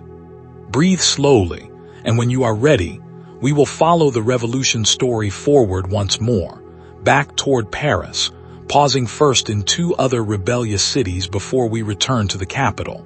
Chapter 26. Federalist revolts in Lyon and Toulon. Paris was never the whole of France, and it is worth resting here a while on two other cities whose stories rarely receive the attention Paris commands, yet whose experiences reveal how differently the revolution unfolded depending on where a person happened to live. In the summer of 1793, as the convention in Paris grew increasingly dominated by its more radical Jacobin faction, several provincial cities, alarmed by what they saw as a dangerous concentration of extremist power, rose in what became known as the Federalist revolts. Lyon, France's second largest city, a center of the silk trade that had suffered enormously from the economic disruptions of the preceding years, rebelled against the authority of the National Convention's representatives, eventually executing a locally unpopular Jacobin leader named Chalier. The convention's response, once Republican forces retook the city after a lengthy siege, was severe. Special repressive measures were enacted, and for a period Lyon's very name was ordered changed to Villafranchi, meaning the liberated city, a grim, almost ironic label given the executions and demolitions that followed as punishment for its defiance. Toulon's story took an even stranger turn. Facing a Jacobin-controlled convention it distrusted deeply, the city's authorities made the fateful decision to invite British and Spanish naval forces into its harbor rather than accept continued radical French rule, effectively defecting from the Republic altogether for a period of months.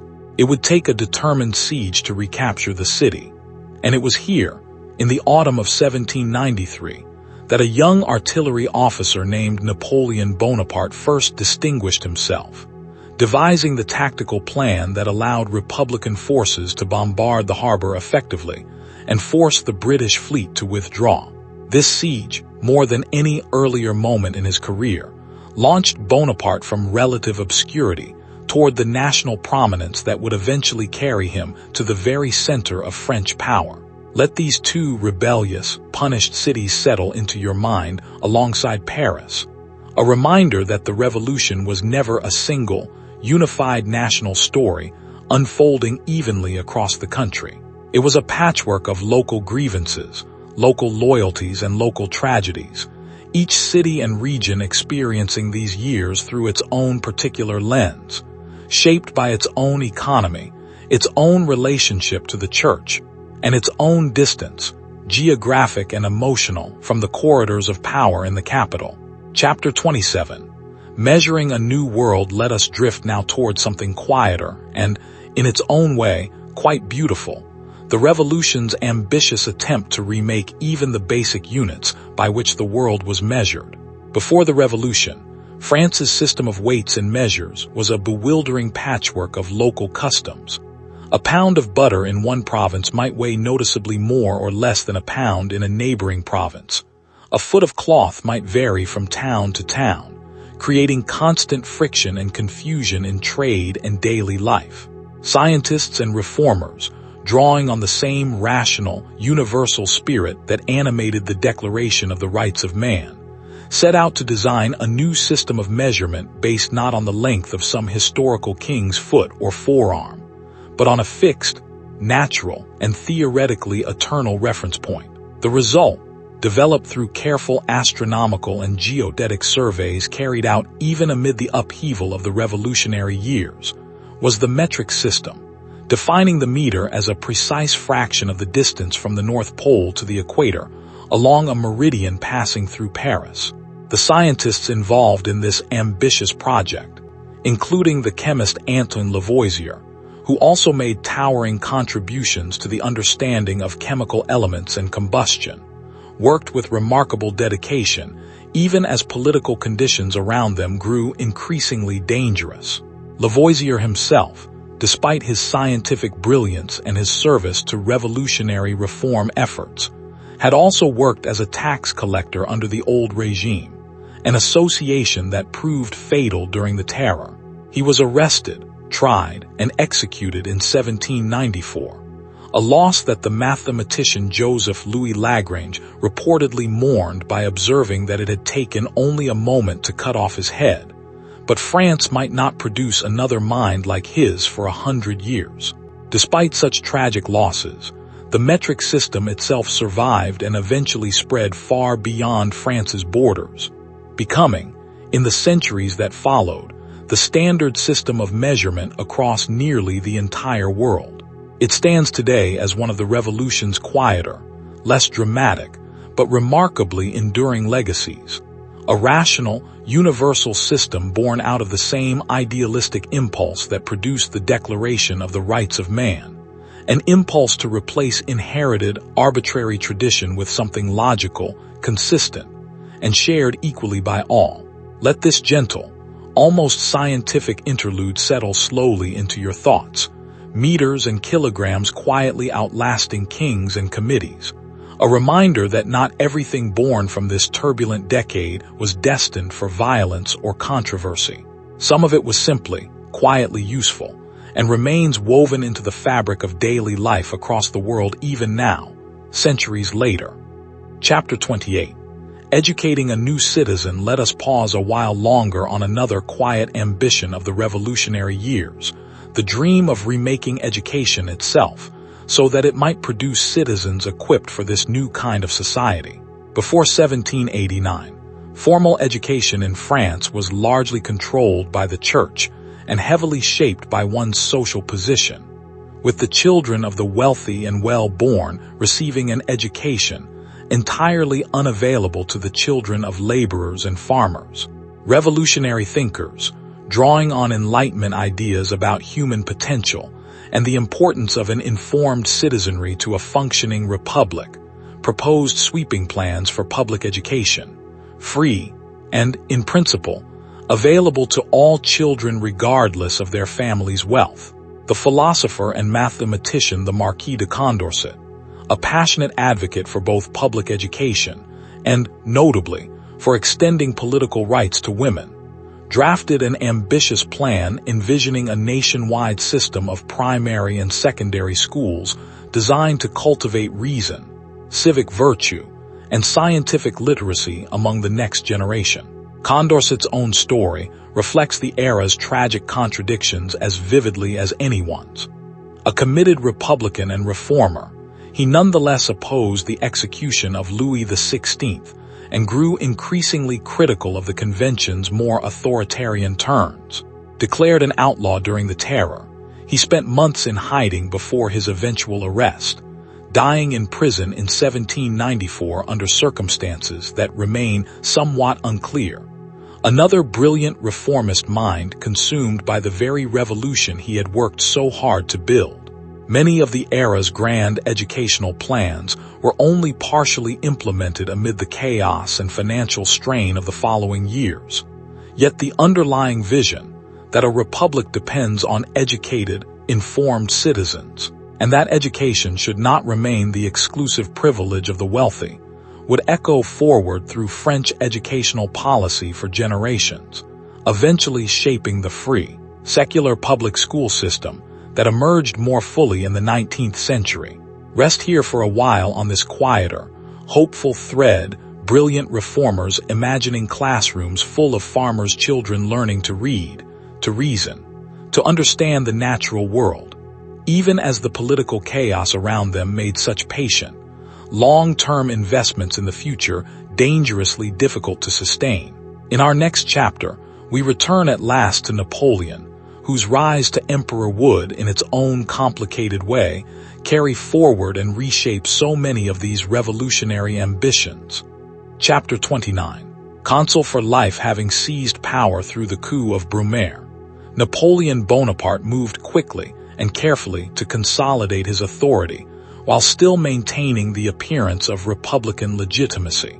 A new constitution, approved by a public vote whose fairness historians still debate, established him as first consul, with two other consuls serving in largely advisory roles.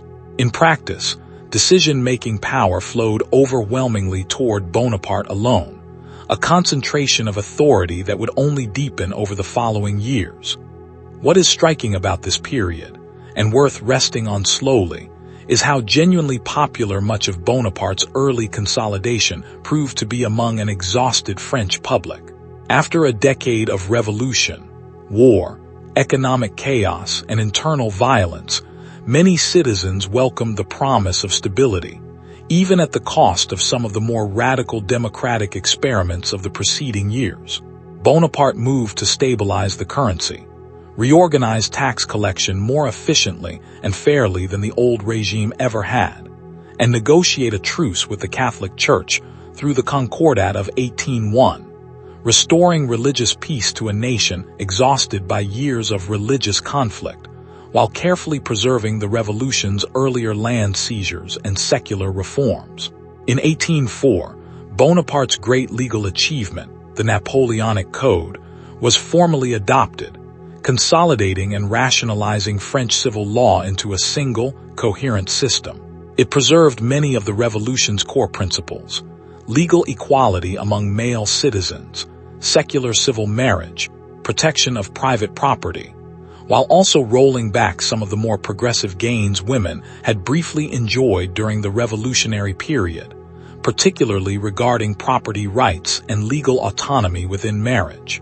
The code's clarity and coherence made it remarkably influential, adopted or adapted by numerous countries across Europe and Latin America in the decades that followed, carrying revolutionary legal principles into regions the actual French armies would never permanently hold.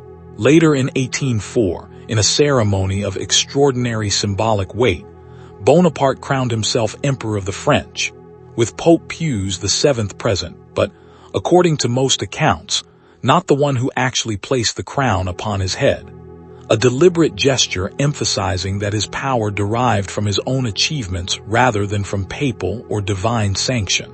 It was a striking, almost theatrical bookend to our long story, a revolution that had begun by executing a king now producing, within just 15 years, an emperor of its own. Let this remarkable transformation settle slowly into your thoughts. A nation that had declared with such passionate conviction that sovereignty belonged to the people rather than to any single ruler, had nonetheless arrived, through war, exhaustion, and genuine admiration for a brilliant general's competence, at a new form of one-man rule.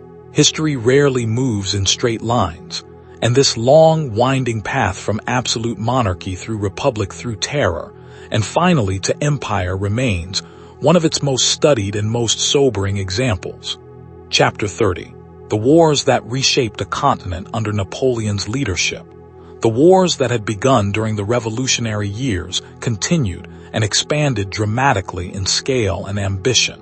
Where revolutionary armies had once fought largely defensive campaigns to protect France's borders and its new form of government, Napoleon's forces increasingly carried French influence and French-style legal and administrative reforms deep into neighboring territories, from Italy and the Netherlands to the German states and beyond.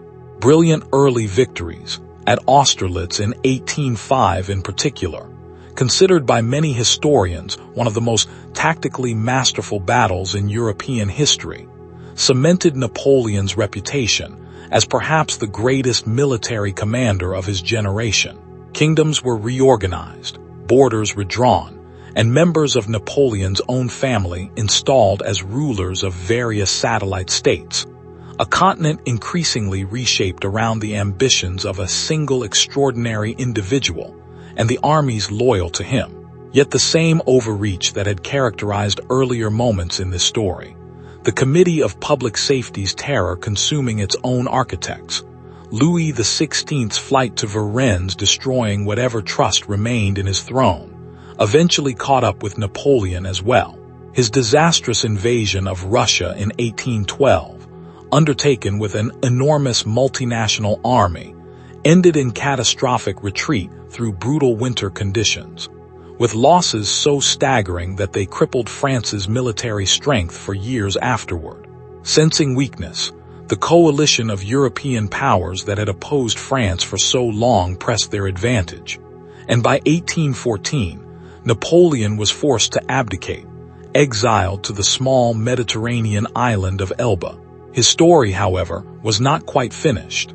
In a final, dramatic episode in early 1815, Napoleon escaped Elba, returned to France, and rallied enough support to reclaim power for a brief period historians call the 100 Days. It ended decisively at the Battle of Waterloo in June of 1815, where combined British and Prussian forces finally defeated him for good. This time, exile took him much further from Europe, to the remote and isolated island of St. Helena in the South Atlantic, where he would spend his remaining years and eventually die in 1821. Let this long, sweeping arc of ambition, brilliance, and eventual downfall settle slowly into your thoughts. The wars fought under Napoleon's banner reshaped the map of Europe, spread revolutionary legal and administrative reforms far beyond what French revolutionary armies alone had ever achieved, and cost millions of lives across nearly 2 decades of nearly continuous continental warfare. It is difficult to imagine a figure whose personal story more completely embodies both the dazzling promise and the immense human cost carried within this entire revolutionary and Napoleonic era.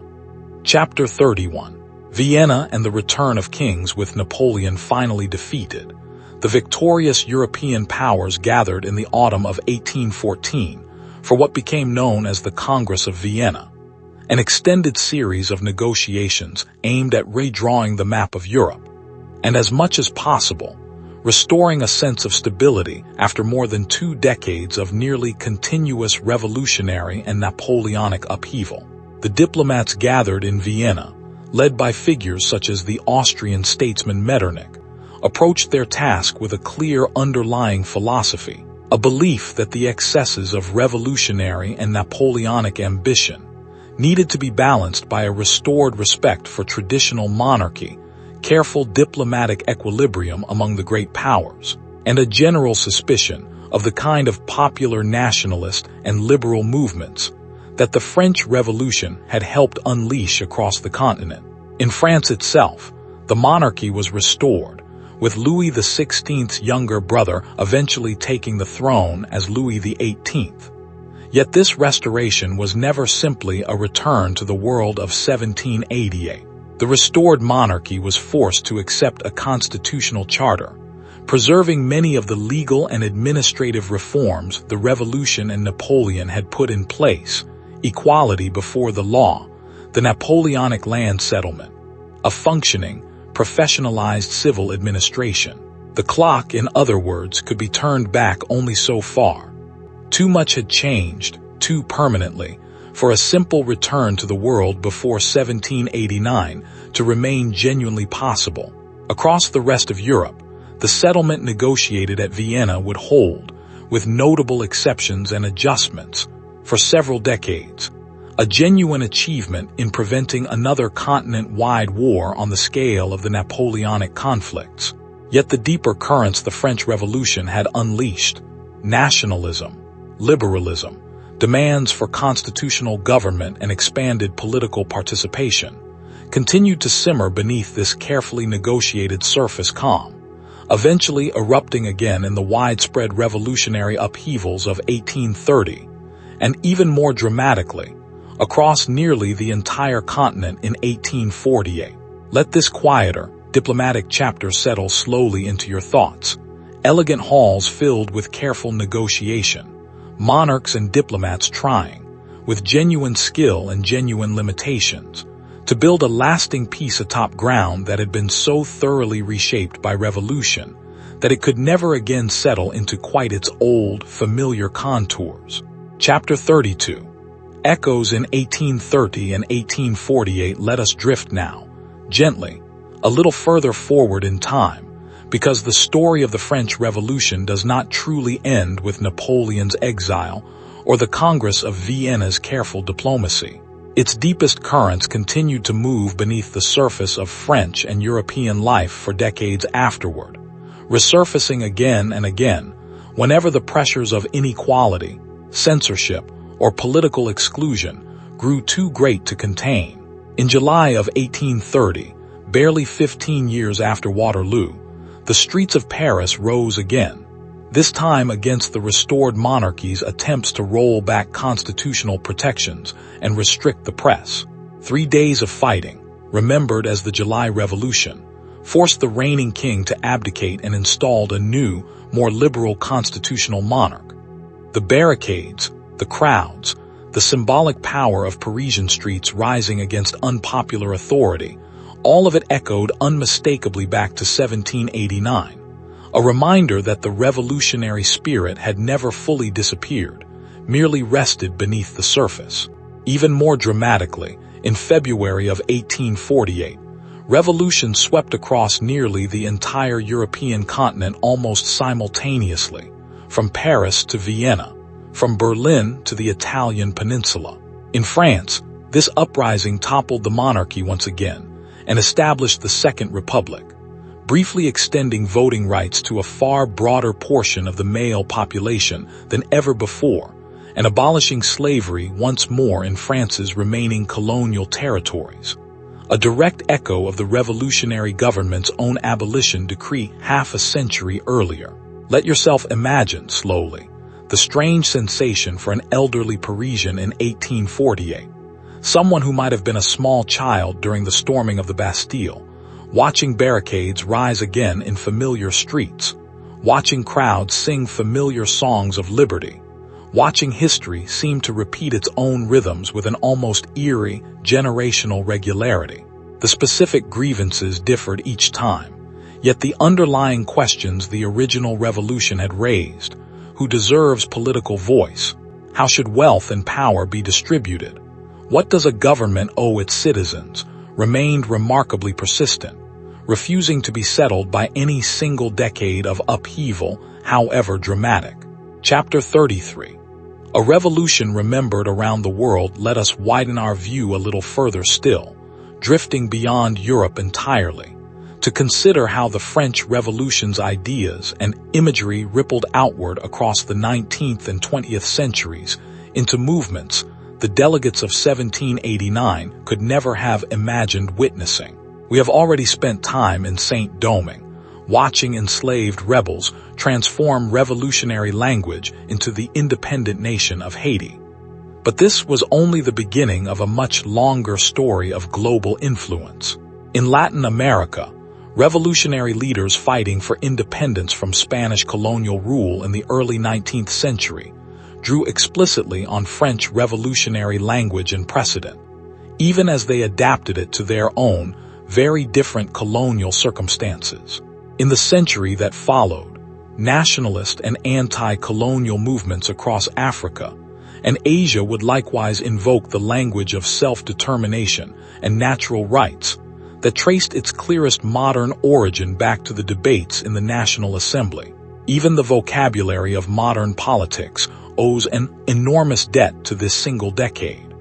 The very terms left and right, still used constantly in political discussion today, originated from the simple physical seating arrangement within the National Assembly, with more radical delegates seated to the president's left and more conservative delegates to the right. It is a small, almost charming detail, and yet it illustrates something larger: how thoroughly this period shaped not just events but the very language we still use to describe political life centuries later. Artists and writers across the following 2 centuries returned again and again to this era for inspiration, drawn to its extraordinary combination of idealism, heroism, tragedy, and horror. Charles Dickens, writing decades later in Britain, set his novel a tale of 2 cities amid the terror, capturing for generations of readers the particular blend of hope and dread that defined those years. Composers, painters, and later filmmakers would continue returning to this well of dramatic material: the storming of the Bastille, the flight to Varennes, the fall of Robespierre, each retold and reimagined countless times, evidence of just how deeply this decade continues to capture the human imagination. Let this wide, sprawling legacy settle slowly into your thoughts. A single turbulent decade in a mid-sized European kingdom, somehow rippling outward to shape political vocabulary, legal systems, artistic imagination, and liberation movements across the entire globe for centuries afterward. Few events in human history have cast quite so long or quite so complicated a shadow. Chapter 34. Painting the Revolution. Let us rest a while longer on the artistic legacy of this era, because the Revolution was not only fought with pikes and speeches. It was also painted, sculpted, and staged with extraordinary skill by artists who lived through, and sometimes actively participated in, the events they depicted. Jacques-Louis David, whom we mentioned briefly in connection with the revolutionary festivals, stands as perhaps the single most important visual chronicler of this period. David's painting of the tennis court oath, though never fully completed, captured with dramatic intensity the moment we lingered on earlier in our story, hands raised together in that plain indoor court. His later, deeply moving portrait of the assassinated Marat, depicted peacefully in death within his bathtub, transformed a messy, violent political murder into an image of serene, almost saintly martyrdom, a testament to how powerfully art could shape public memory and emotion, even in the midst of ongoing political turmoil. David himself was no distant observer. He served as a member of the convention, voted in favor of the king's execution, and allied himself closely with Robespierre before narrowly escaping execution himself following Robespierre's fall.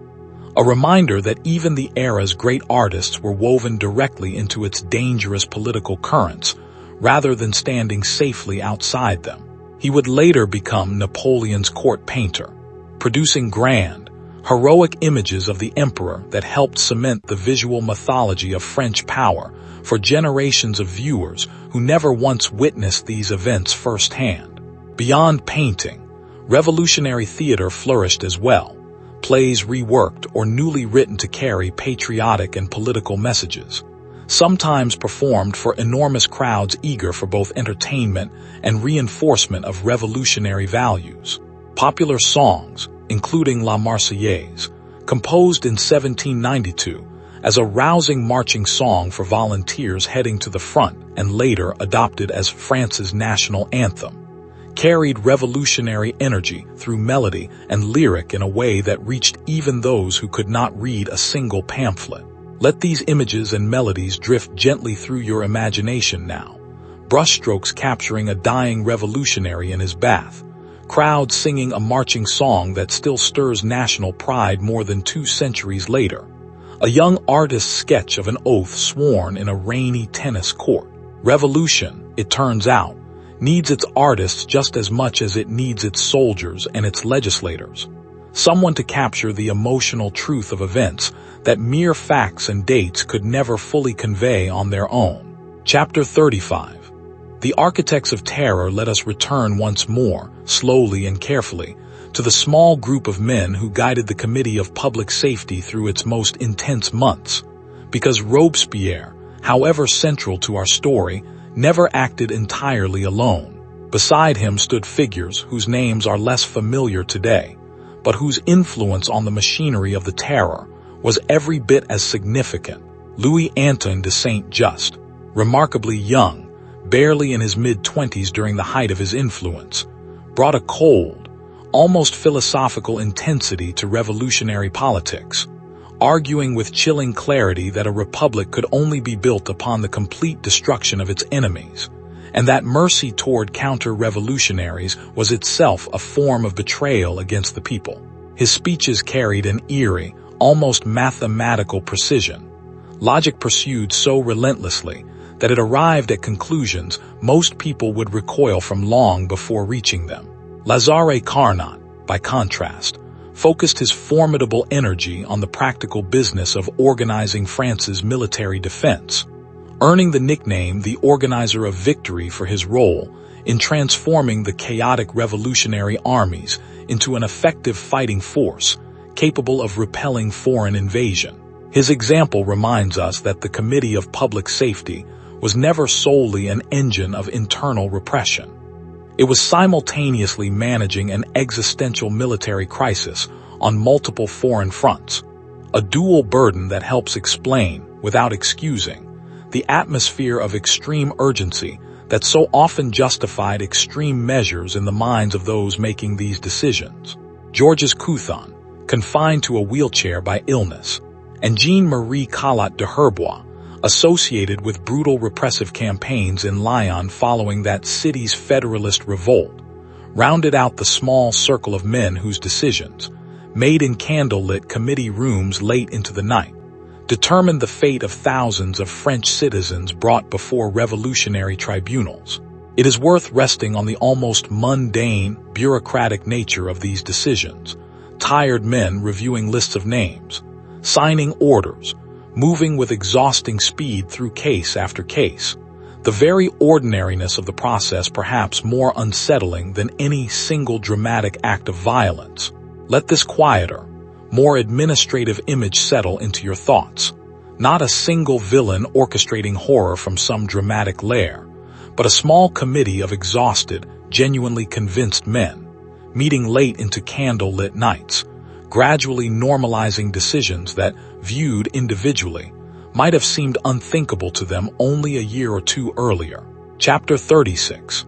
Citizens under arms. Let us turn now to the extraordinary transformation of the French military itself during these years, because the armies that eventually defeated the combined forces of much of monarchical Europe bore very little resemblance to the professional royal army that had existed before 1789. In August of 1793, facing invasion on multiple fronts, the convention decreed the levée en masse, a sweeping mass mobilization declaring that all French citizens were permanently requisitioned for the service of the armies. Young men to fight, women to make tents and clothing and serve in hospitals, children to make old linen into bandages, older citizens to encourage the courage of the soldiers and preach hatred of kings.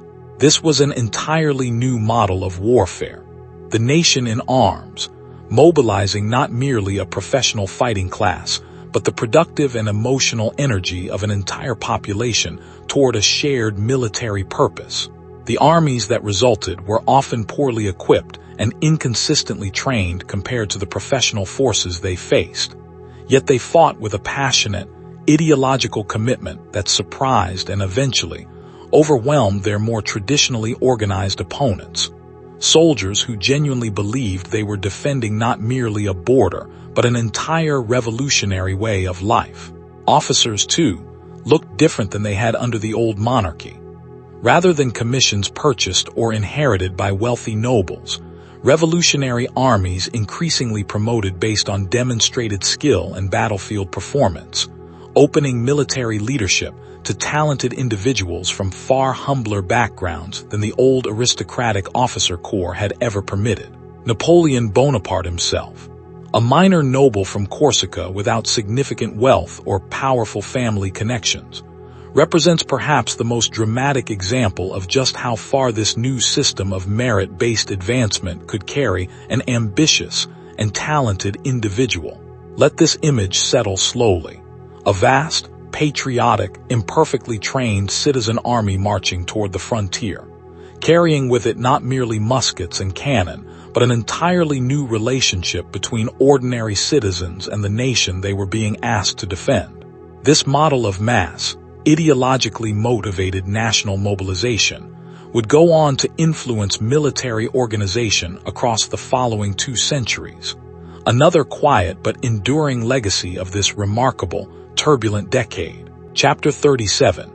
Behind prison walls, let us rest a while longer on a quieter, more intimate corner of this story, the experience of imprisonment during the revolutionary years, because by the height of the terror, French prisons held tens of thousands of men and women awaiting trial, verdicts, or simply the resolution of accusations that had swept them up almost at random. Picture the interior of a former convent or aristocratic townhouse repurposed as a makeshift prison. Rooms crowded far beyond their intended capacity. Aristocrats who had once commanded servants now sharing straw mattresses with shopkeepers and farmers accused of hoarding grain.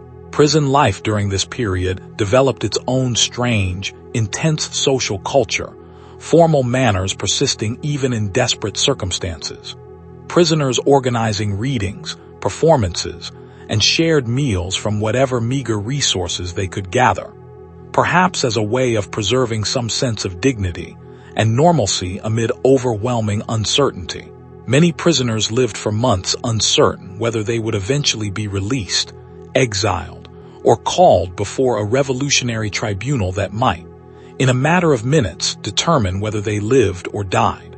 The poet André Chenier, imprisoned during this period, continued writing verse even as his own execution grew increasingly likely, producing some of his most acclaimed poetry in the final months of his life, before he was guillotined only days before the fall of Robespierre, finally ended the terror's worst excesses, a devastatingly narrow margin between survival and death that haunted many of his contemporaries when they later learned how close the political tide had been to turning in time to save him. Outside France's borders, meanwhile, a substantial population of emigrants, nobles and clergy who had fled the revolution, lived in uncertain exile across Europe, some plotting counter-revolutionary invasions, others simply struggling to survive in unfamiliar cities on dwindling resources, hoping for a restoration that would allow them to return home. Their experience forms a kind of mirror image to the prisoners left behind, another form of displacement and uncertainty produced by the same enormous historical rupture. Let these intimate, human scenes settle slowly into your thoughts. Crowded prison rooms holding onto fragments of former elegance, poets composing verses under sentence of death, exiled nobles staring out across foreign cities wondering if they would ever see their homes again. Revolution reshapes nations, but it is experienced always one uncertain, frightened, occasionally hopeful individual at a time. Chapter 38. Renaming the world. Let us drift now towards something curious, and in its quiet way, quite revealing about the revolutionary mindset. The era's passion for renaming almost everything it touched, as though changing a name might help complete the deeper transformation of the thing itself. Streets named for saints or nobles were renamed for liberty, reason, or revolutionary martyrs. The city of Lyon, as we touched on earlier, briefly became Villafranchi following its punishment for rebellion. Even playing cards were redesigned. Kings and queens replaced by figures representing liberties and virtues, so that ordinary card games would no longer casually reinforce the visual hierarchy of monarchy. Perhaps most strikingly, many parents began choosing new, revolutionary names for their children, moving away from traditional saints' names toward names drawn from classical antiquity, from nature, or directly from revolutionary values themselves.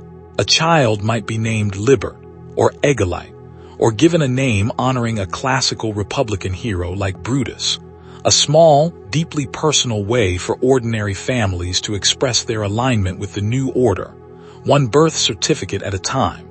The revolutionary calendar we discussed earlier fits into this same broader impulse, an attempt to rename and thereby reshape even the fundamental experience of time itself. Weeks became decades, months received poetic new names tied to weather and harvest, and the years themselves were renumbered starting from the declaration of the Republic in 1792, so that a document might be dated from the year 2 or the year 3 of the Republic, rather than by the familiar Christian calendar that had structured European timekeeping for centuries. Let this playful, ambitious, occasionally overreaching impulse settle into your thoughts. A society so convinced of its own transformation that it wanted every visible surface of daily life, street signs, playing cards, children's names, the calendar itself, to reflect the new world being built. Some of these changes stuck for generations. Many quietly reverted once the initial revolutionary fervor cooled, a reminder that culture and habit often move more slowly and more stubbornly than even the most determined legislation. Chapter 39. Women, marriage, and the law. Let us return, more slowly this time, to the legal changes the revolution brought to family life, marriage, and the position of women within French society. Because these changes, though less often remembered than the storming of the Bastille or the fall of Robespierre, touched the daily, intimate lives of millions of people just as profoundly. Before the Revolution, marriage in France was governed almost entirely by the Catholic Church, an unbreakable sacrament that offered no legal path to divorce regardless of how unhappy or even dangerous a marriage might become. In 1792, the revolutionary government introduced civil marriage, a purely legal contract independent of religious ceremony, and remarkably, legalized divorce as well, on grounds that included mutual consent, a strikingly progressive change that gave both men and women, at least in legal theory, an escape from marriages that had become intolerable. Inheritance law changed as well, moving away from the old system that often favored eldest sons, toward more equal division of property among children, a change that struck directly at the economic foundations of aristocratic family power, which had long depended on keeping large estates intact by passing them to a single heir rather than dividing them among many children. Yet as we touched on earlier, many of these gains proved fragile. Napoleon's Civil Code, adopted in 1804, rolled back much of the Revolutionary era's progress on divorce, made it considerably more difficult for women to obtain, and reasserted a husband's legal authority over his wife's property and legal decisions within marriage, describing women's legal status in terms that placed them under their husband's authority in a manner not entirely unlike earlier centuries. Political rights, meanwhile, had never genuinely extended to women even during the Revolution's most radical years. Despite passionate advocacy from figures like Olympe de Gouges and organized women's political clubs that briefly flourished in Paris before being forcibly shut down by the convention in 1793, wary of the independent political organizing these clubs represented. Let this complicated, uneven legacy settle slowly into your thoughts. Genuine and meaningful legal advances for women, followed by a significant retreat under Napoleon. A pattern of progress and reversal that would characterize the long, slow history of women's rights for a great many decades still to come after our story's events had concluded. Progress, this era reminds us gently, is rarely a straight line forward. It bends, stalls, and sometimes reverses before eventually, over a much longer arc of history, continuing onward again. Chapter 40. Science in the Shadow of the Guillotine. Let us rest a while longer on the strange, sometimes tragic relationship between scientific progress and revolutionary politics during these years, because this era produced not only new laws and new governments, but also a remarkable, if uneven, flowering of scientific ambition, even as some of its most brilliant minds fell victim to the very political currents surrounding them. We have already spent time with Lavoisier, the great chemist executed during the Terror despite his towering scientific contributions, and with the astronomers and surveyors who painstakingly measured the meridian arc to define the meter. The revolutionary government, whatever its flaws and cruelties, genuinely valued scientific institutions, establishing new schools and academies intended to train engineers, doctors, and scientists on a more meritocratic, less aristocratic basis than the old royal academies had ever permitted. The mathematician and astronomer peer, Simon Laplace, continued groundbreaking work throughout this turbulent period, eventually producing some of the era's most significant contributions to celestial mechanics and probability theory. The naturalist Georges Cuvier, beginning his scientific career just as the revolutionary period wound down, would go on to found the modern field of comparative anatomy. Building on institutional foundations, the revolutionary years had helped establish even amid all their political chaos. Medicine, too, saw significant reform during this period, with the old, restrictive guild structures governing who could practice as a physician or surgeon dismantled and gradually replaced by new teaching hospitals and more standardized medical education. Changes that, however imperfectly implemented in the short term, laid groundwork for France's emergence as a leading center of medical science in the following century. Let this quieter, more hopeful thread settle into your thoughts alongside the era's darker chapters.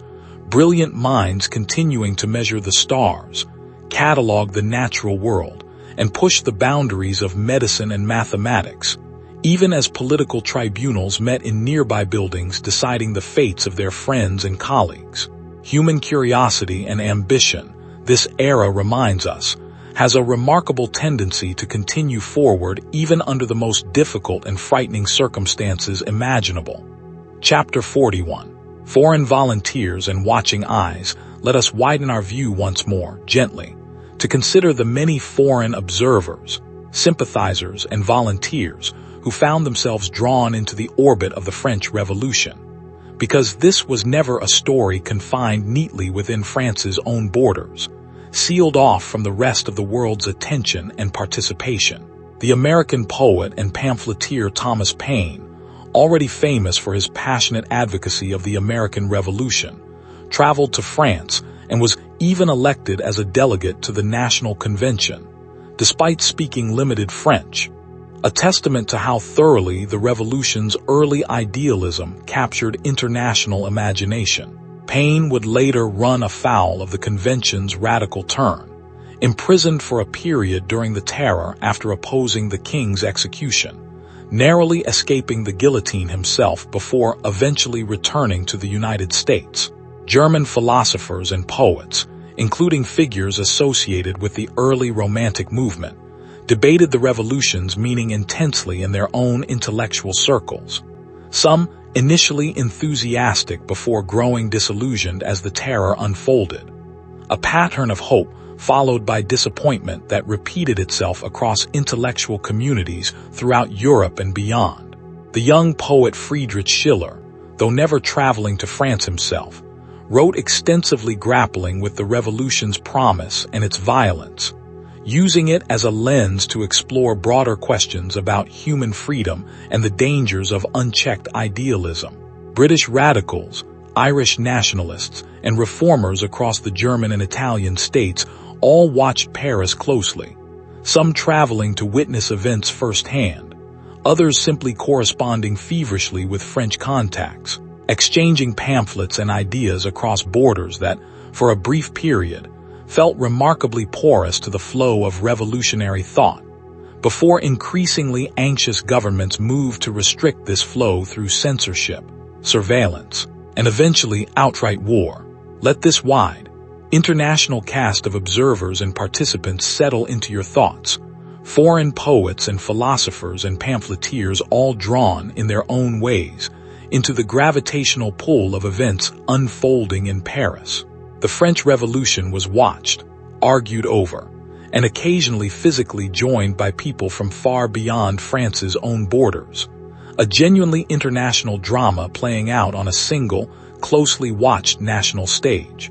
Chapter 42. The Battle of Valmy revisited. Let us return once more slowly this time, to a single afternoon we passed through quickly earlier in our story, the Battle of Valmy in September of 1792, because this modest engagement deserves a slower, more careful telling than its relatively small scale might initially suggest. At the time, most observers on both sides expected the poorly trained, inexperiently led French revolutionary forces to collapse quickly before the disciplined, professional Prussian army advancing toward Paris. Instead, French forces, bolstered by improved artillery organization and a surprising, almost stubborn resolve, held their ground through an extended, largely artillery-driven confrontation near a windmill on a low ridge in the Champagne region. The Prussian commanders, wary of the casualties a full assault might cost and increasingly concerned about their supply lines and the onset of autumn weather, chose to withdraw rather than press the attack, a decision that in hindsight altered the entire subsequent course of European history.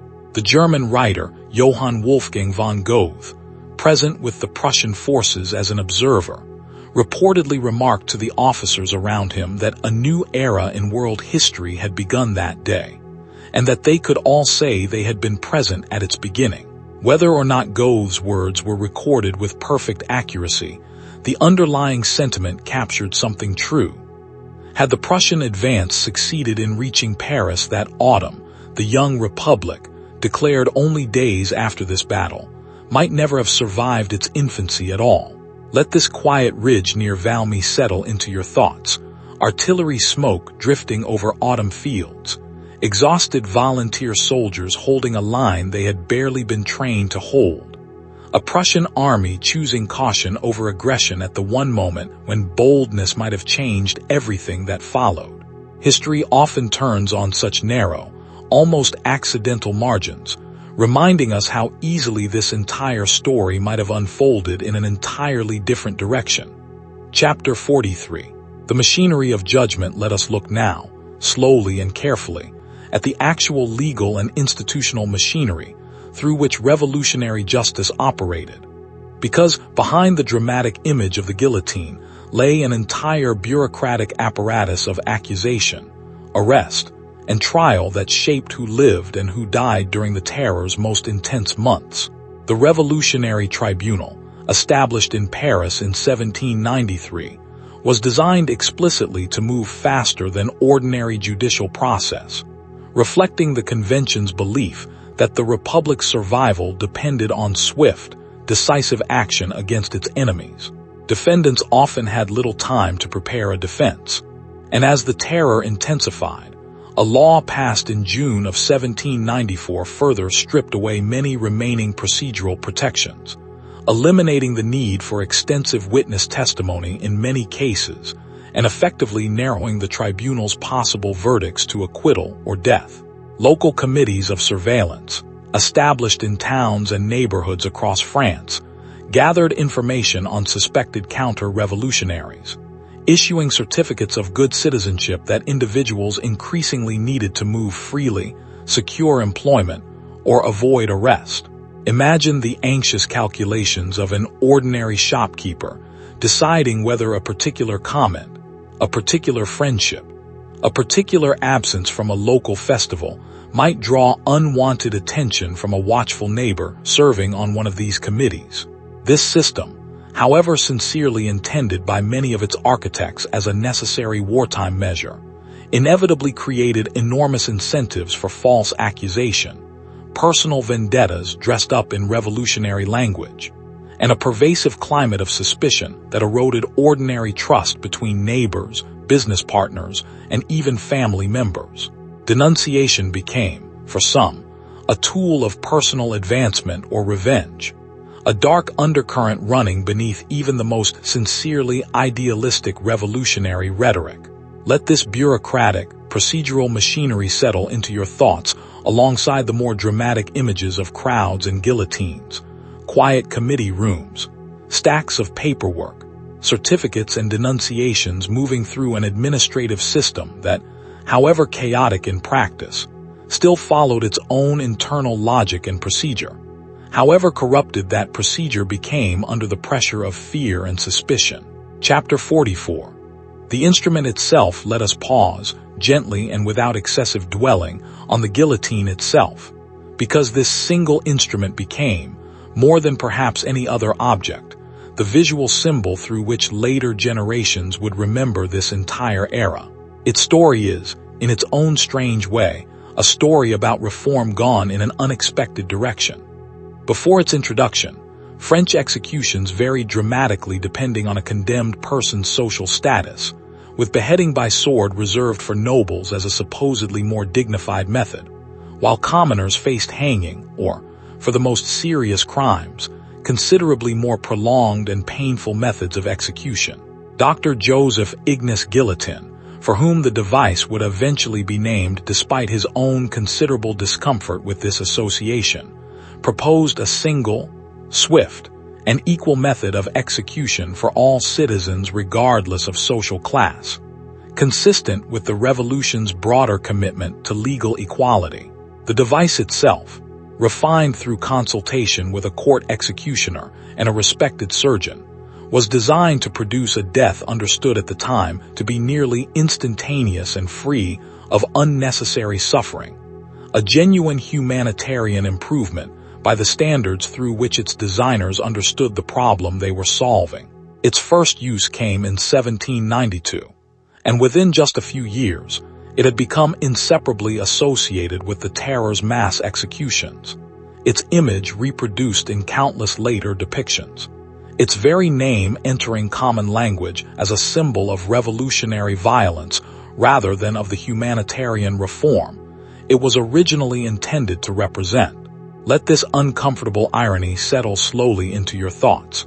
An instrument designed explicitly to reduce suffering and enforce equal treatment before the law, becoming instead the defining visual symbol of one of history's most studied periods of state-sanctioned violence. It is a small, quiet reminder of how thoroughly context and consequence can transform even the most well-intentioned reform into something its original designers could scarcely have imagined or wanted.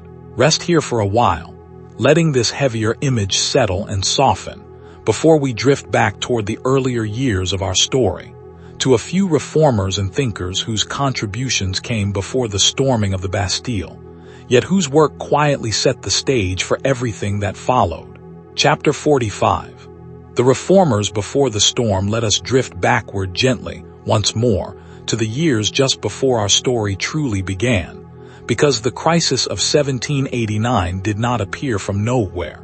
It had been building for decades, through the careful, frustrated efforts of reformist ministers who tried, again and again, to fix the monarchy's finances before the pressure finally became unbearable. Anne Robert Jacques Turgot, appointed finance minister in the 1770s, attempted sweeping reforms, abolishing certain guild restrictions that limited trade, reducing wasteful court expenditures, and proposing that the nobility and clergy lose some of their treasured tax exemptions. His reforms provoked fierce resistance from precisely those privileged groups whose comfortable arrangements he threatened, and within a few years, mounting political pressure forced his dismissal, his ambitious plans abandoned before they could take full effect. Jacques Necker, a Swiss-born banker of considerable skill, served multiple terms as finance minister in the years leading up to the revolution, attempting to manage the kingdom's debts primarily through continued borrowing rather than politically painful structural reform, a strategy that provided short-term relief while allowing the underlying crisis to continue quietly deepening. Necker's dismissal in July of 1789, and the alarm it caused among Parisians who saw him as a sympathetic reformer, helped trigger the very crowd unrest that led directly to the storming of the Bastille just days later, a striking example of how a single administrative decision could ripple outward into world historical consequence. And we should rest a moment as well on the Abbé Sieyès, whose pamphlet published in early 1789, asking pointedly what the Third Estate actually was within French society, and answering with the simple, forceful claim that it was, in fact, everything, provided much of the intellectual ammunition the Third Estate's delegates carried with them into the tense opening weeks of the Estates General. Sieyès would remain a significant, if often background, political figure throughout the following decade, eventually helping Napoleon engineer the very coup that ended the revolutionary republic Sieyès himself had helped bring into being years earlier. Let these earlier reformers settle into your thoughts now, tired ministers proposing careful, incremental changes that the old order's defenders repeatedly blocked, until incremental reform was no longer enough to relieve the pressure that had been building for so long. Sometimes this quieter history reminds us, revolutions do not erupt because reform was never attempted. They erupt because reform was attempted, repeatedly, and repeatedly turned aside until only much larger, more sudden change remained possible. Chapter 46. The Cordelier and the Enrages. Let us return once more to the more radical currents flowing beneath the convention's official politics, because alongside the organized political clubs we discussed earlier, a more informal, more populist current of revolutionary sentiment continued pushing events in directions even the convention's own radical leadership sometimes struggled to fully control. Jacques-René Hebert, a fiery journalist whose newspaper adopted a deliberately crude, popular voice designed to appeal directly to the sans-culottes rather than to educated elites, pushed relentlessly for more radical economic measures, harsher treatment of suspected counter-revolutionaries, and an aggressive campaign of religious de-Christianization that went further than even many of his fellow radicals felt comfortable pursuing. His influence grew considerable through 1793, reflecting genuine popular anger at continued economic hardship and suspicion toward anyone perceived as insufficiently committed to the revolution's most radical demands. Yet Hebert's very success eventually made him a target. Robespierre and the Committee of Public Safety, wary of losing control over the revolution's direction to this more populist current, moved against Hebert and his closest allies in the spring of 1794, arresting and executing them within the same relentless machinery of revolutionary justice that had already consumed the Girondins and would soon consume Danton as well. It is a pattern we have now traced several times through our long story, each successive wave of revolutionary leadership eventually finding itself displaced, and often executed, by the very radicalizing momentum it had helped generate. The enrages, an even more loosely organized current of extremely radical sentiment associated with figures like Jacques Roux, pushed for direct economic redistribution and price controls even more aggressive than the convention's own law of the maximum, reflecting genuine desperation among Paris's poorest residents who felt that political liberty meant little without economic security to match it. These voices, too, were eventually suppressed, their most vocal leaders arrested or driven from public life, as the convention's leadership sought to control the pace and direction of change. Let this restless, ever-shifting landscape of revolutionary factions settle slowly into your thoughts, moderates giving way to radicals, radicals eventually giving way to even more radical voices, each new wave eventually consumed by the next, until the entire cycle finally exhausted itself in the aftermath of Robespierre's own fall. Revolution, this pattern suggests, has a persistent tendency to radicalize beyond what even its earlier architects intended, right up until the moment exhaustion, fear, or simple physical violence finally brings the cycle to a halt. Chapter 47. Comparing revolutions, let us pause now, drifting a little further back in our chairs, to consider how the French Revolution compares to other great revolutionary movements before and after it, because placing this story alongside others can help illuminate what made it distinct, and what patterns it shared with revolutionary upheavals across very different times and places. The English Civil War of the 17th century had, more than a century earlier, already demonstrated that a European kingdom could execute its own monarch, put on trial for tyranny and treason against his own people, only to see the resulting republic eventually give way to a different form of authoritarian rule under Oliver Cromwell, before the monarchy itself was eventually restored. Many educated observers in 1789 were certainly aware of this precedent, and some worried, with good reason as it eventually turned out, that France's revolution might follow a broadly similar arc, from monarchy through republic through military dictatorship, and finally back toward some restored form of traditional rule.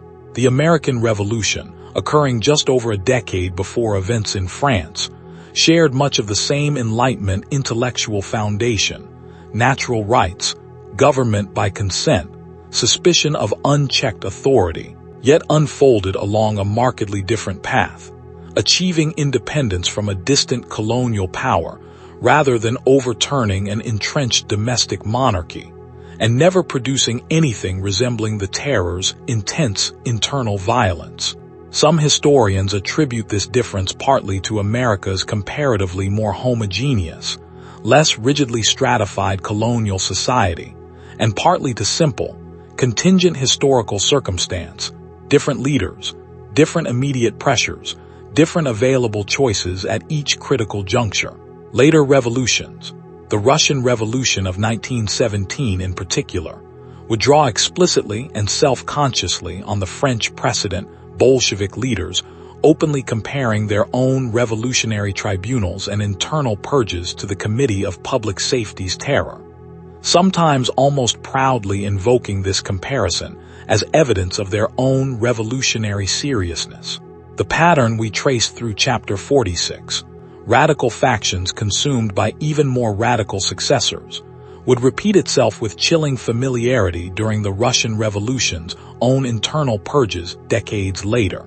Let these comparisons settle slowly into your thoughts, not as a tidy, universal law of how all revolutions must unfold, but as a reminder that the French Revolution, however unique in its specific details, participated in broader historical patterns that have recurred across centuries and continents whenever established orders collapse and new ones struggle, often violently, to take their place.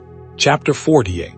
Provinces far from Paris, let us drift now toward the quieter countryside, away from Paris entirely, because the revolution's story looked remarkably different depending on which region of France a person happened to call home, and it would be a disservice to this long night's journey to leave that variety unexplored. In Brittany, in the far northwest, deeply Catholic and speaking its own regional language, rather than French in many rural communities, resistance to revolutionary religious policy combined with resentment toward conscription in ways that echoed the Vendée, producing scattered but persistent guerrilla resistance known as the Chouannerie, small bands operating from forests and hedgerows, harassing Republican forces for years after the more famous Vendée Rebellion had been crushed. Imagine the particular texture of life in a Breton village during this period. Mass said in secret by a hidden priest, young men disappearing into the countryside rather than accept conscription, an entire community navigating a quiet, sustained resistance far removed from the grand debates unfolding in the convention. In Alsace, along the eastern border, the presence of a substantial German-speaking population added another layer of complexity.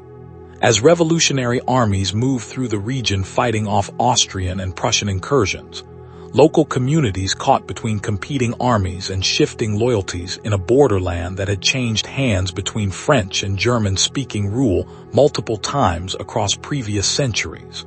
In Provence and the broader Mediterranean South, the federalist revolts we discussed in Marseille and Toulon reflected a regional political culture historically more independent-minded and more resistant to centralized Parisian authority, a pattern of regional tension between capital and periphery that would continue to shape French politics for generations after the revolution itself had concluded. Let this patchwork of regional experience settle slowly into your thoughts.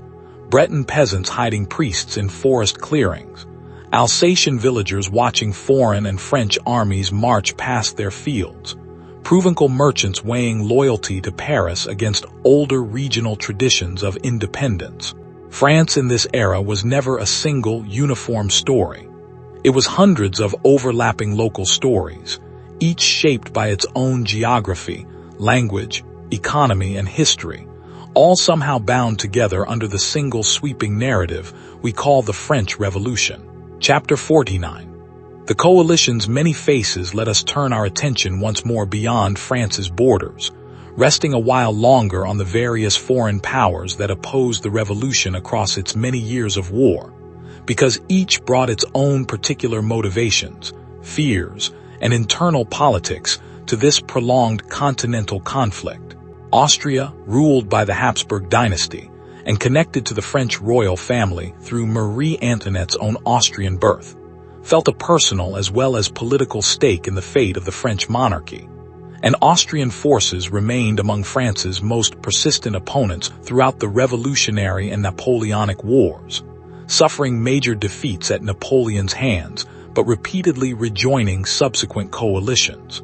Prussia, ambitious and militarily disciplined under its Hohenzollern rulers, initially joined the war against France with confidence, only to suffer the surprising setback at Valmy we examined earlier, and later a series of far more crushing defeats under Napoleon that temporarily reduced Prussian territory and influence considerably, planting seeds of resentment and eventual military reform that would shape Prussian, and later German, history for generations to come. Britain, protected by its naval strength, and the English Channel from the kind of direct invasion threat facing France's continental neighbors, became perhaps the revolution's most persistent and best-funded opponent, using its financial resources to help subsidize coalition armies on the continent, while its navy, under commanders like Horatio Nelson, worked to strangle French trade and colonial ambitions at sea,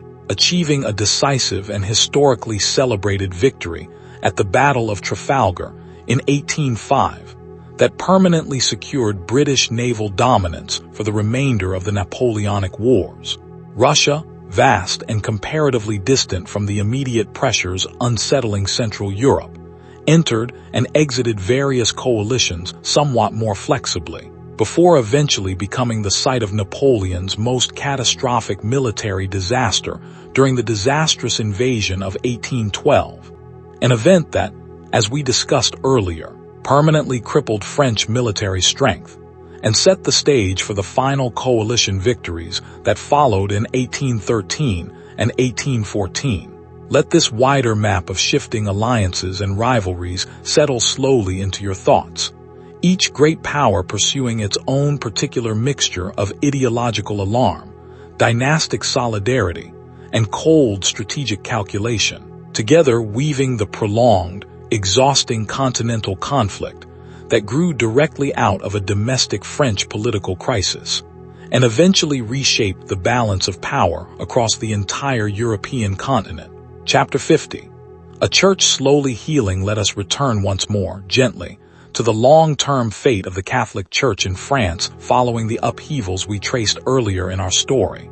Because the religious wounds opened during the revolutionary years did not heal quickly, and their slow, uneven recovery shaped French society for the remainder of the 19th century and well beyond. The Concordat Napoleon negotiated with the papacy in 1801 restored a formal, functioning relationship between the French state and the Catholic Church, ending the extreme dechristianization campaigns of the Terror's most radical phase, while carefully preserving the Revolution's earlier seizure of church lands, and its broader principle of religious toleration for Protestants and Jews alongside the restored, though no longer dominant, position of Catholicism. It was, in many ways, a pragmatic compromise, satisfying neither committed secularists nor traditional Catholics entirely, but providing enough stability for French religious life to gradually rebuild itself.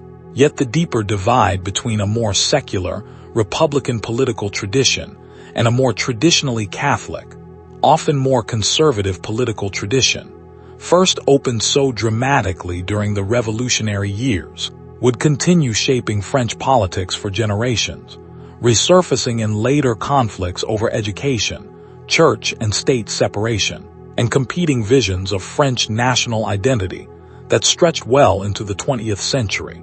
Let this slow, uneven healing settle into your thoughts.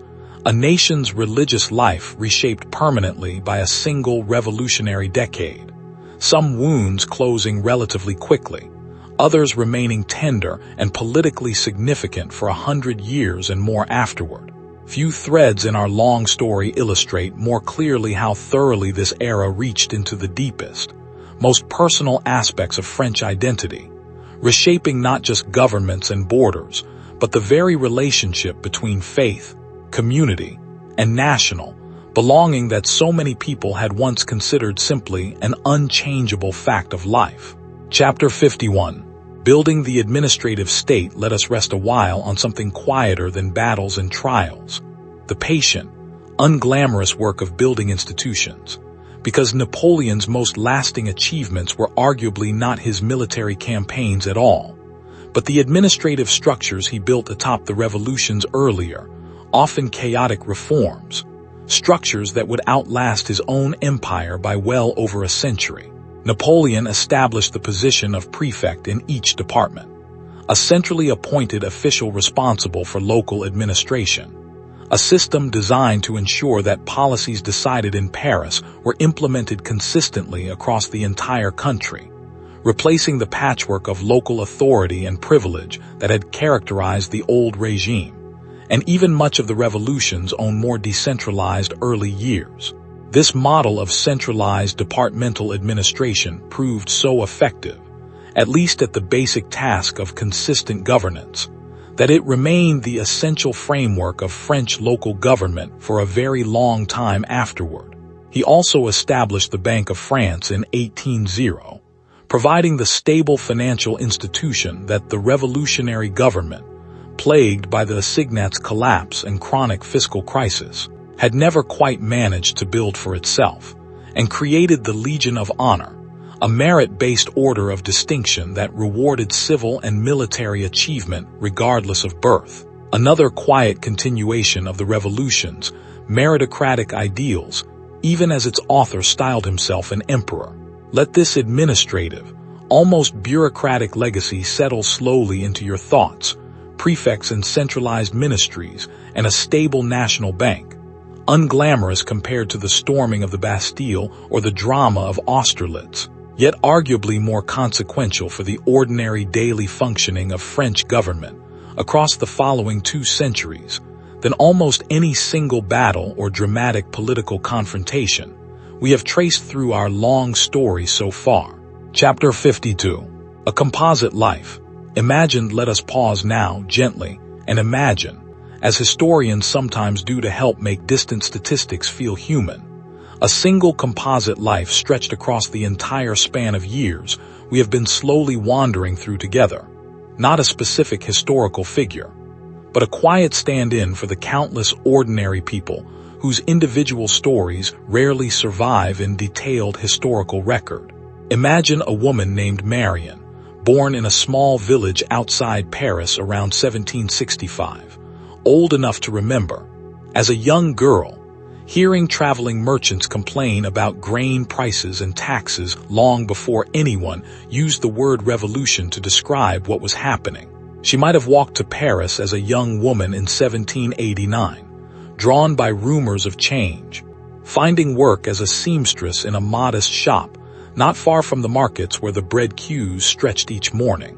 She might have stood, cold and frightened but resolute, among the crowd of women marching toward Versailles that October day in 1789, returning home exhausted but strangely proud, having played her own small part in bringing the king back to Paris.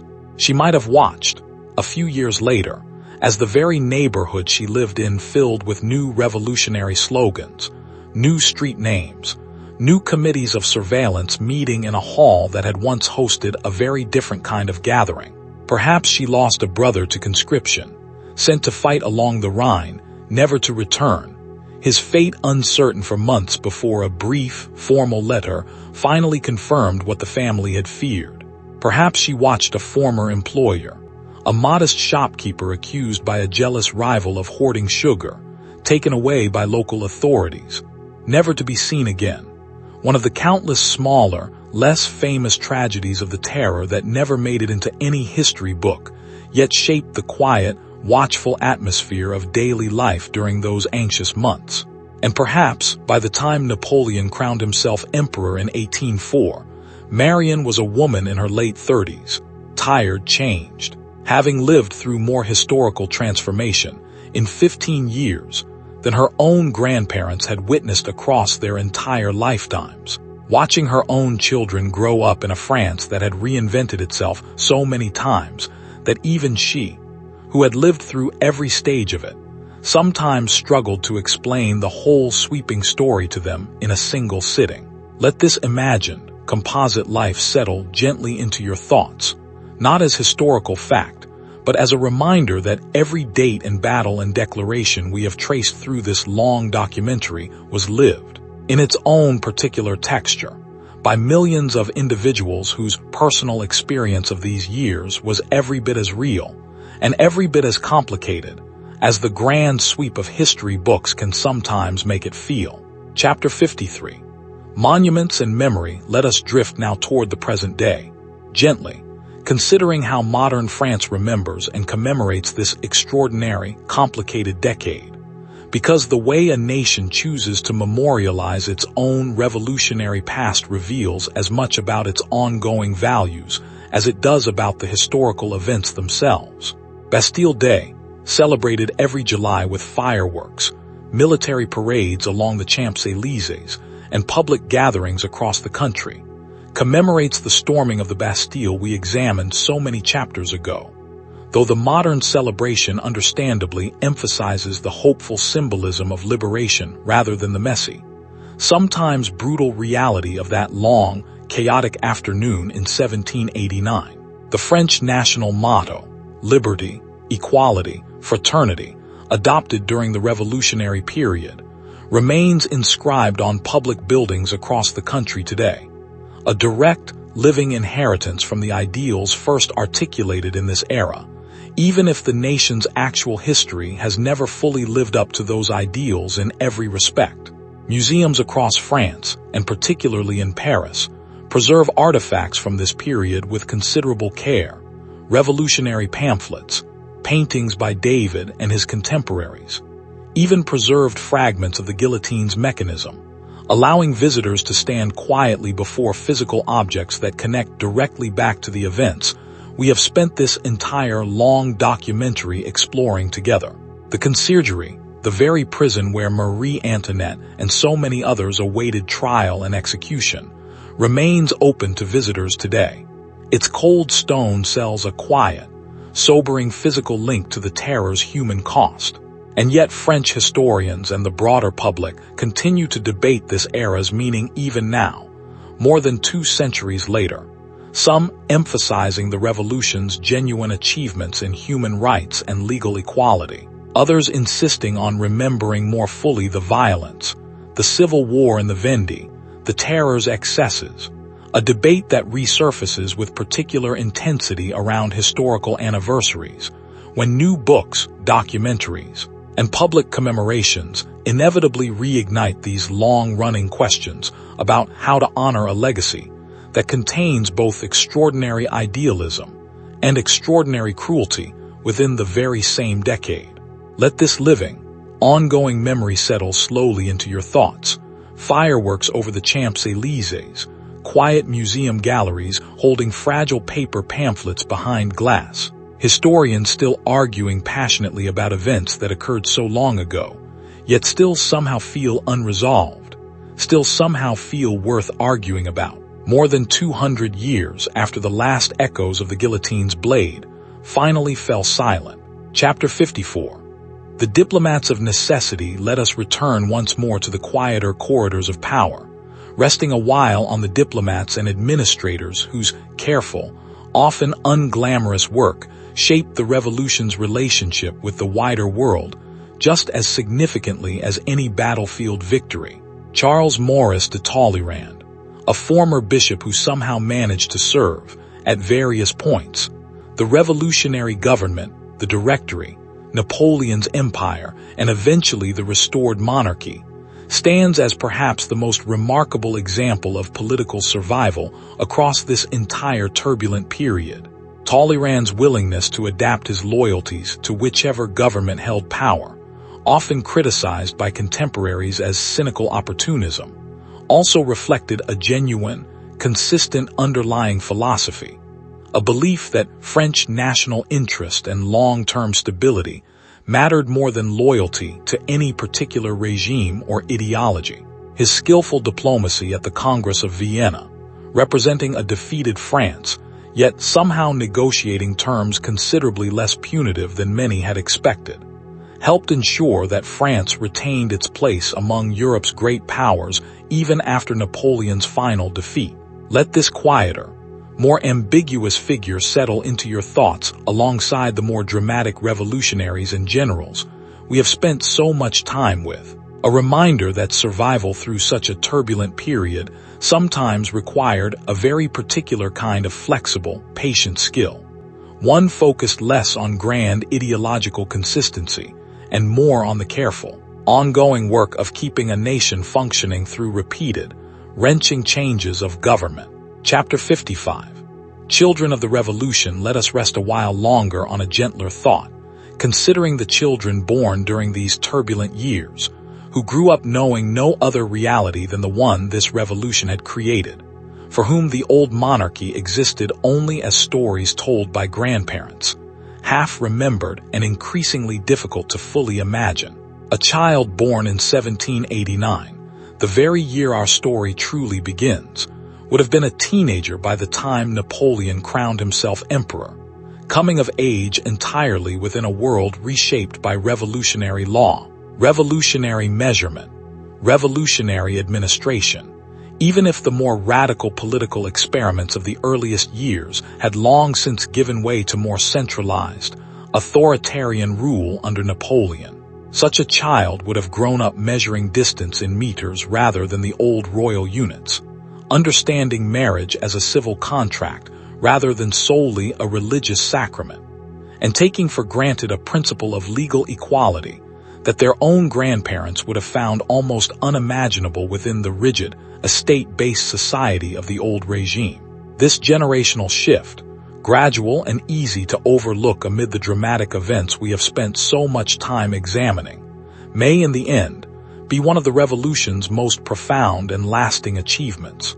Ideas that seemed radical, even dangerous, to an adult in 1789 became, within a single generation, simply the ordinary, unremarkable assumptions through which a new generation of French citizens understood their own society, their own rights, and their own relationship to the government that governed them. Let this quiet, generational transformation settle slowly into your thoughts, a reminder that revolutions are ultimately won or lost not only in the dramatic events themselves, but in what the following generation grows up believing to be simply normal, simply the unremarkable, unquestioned shape of the world they were born into.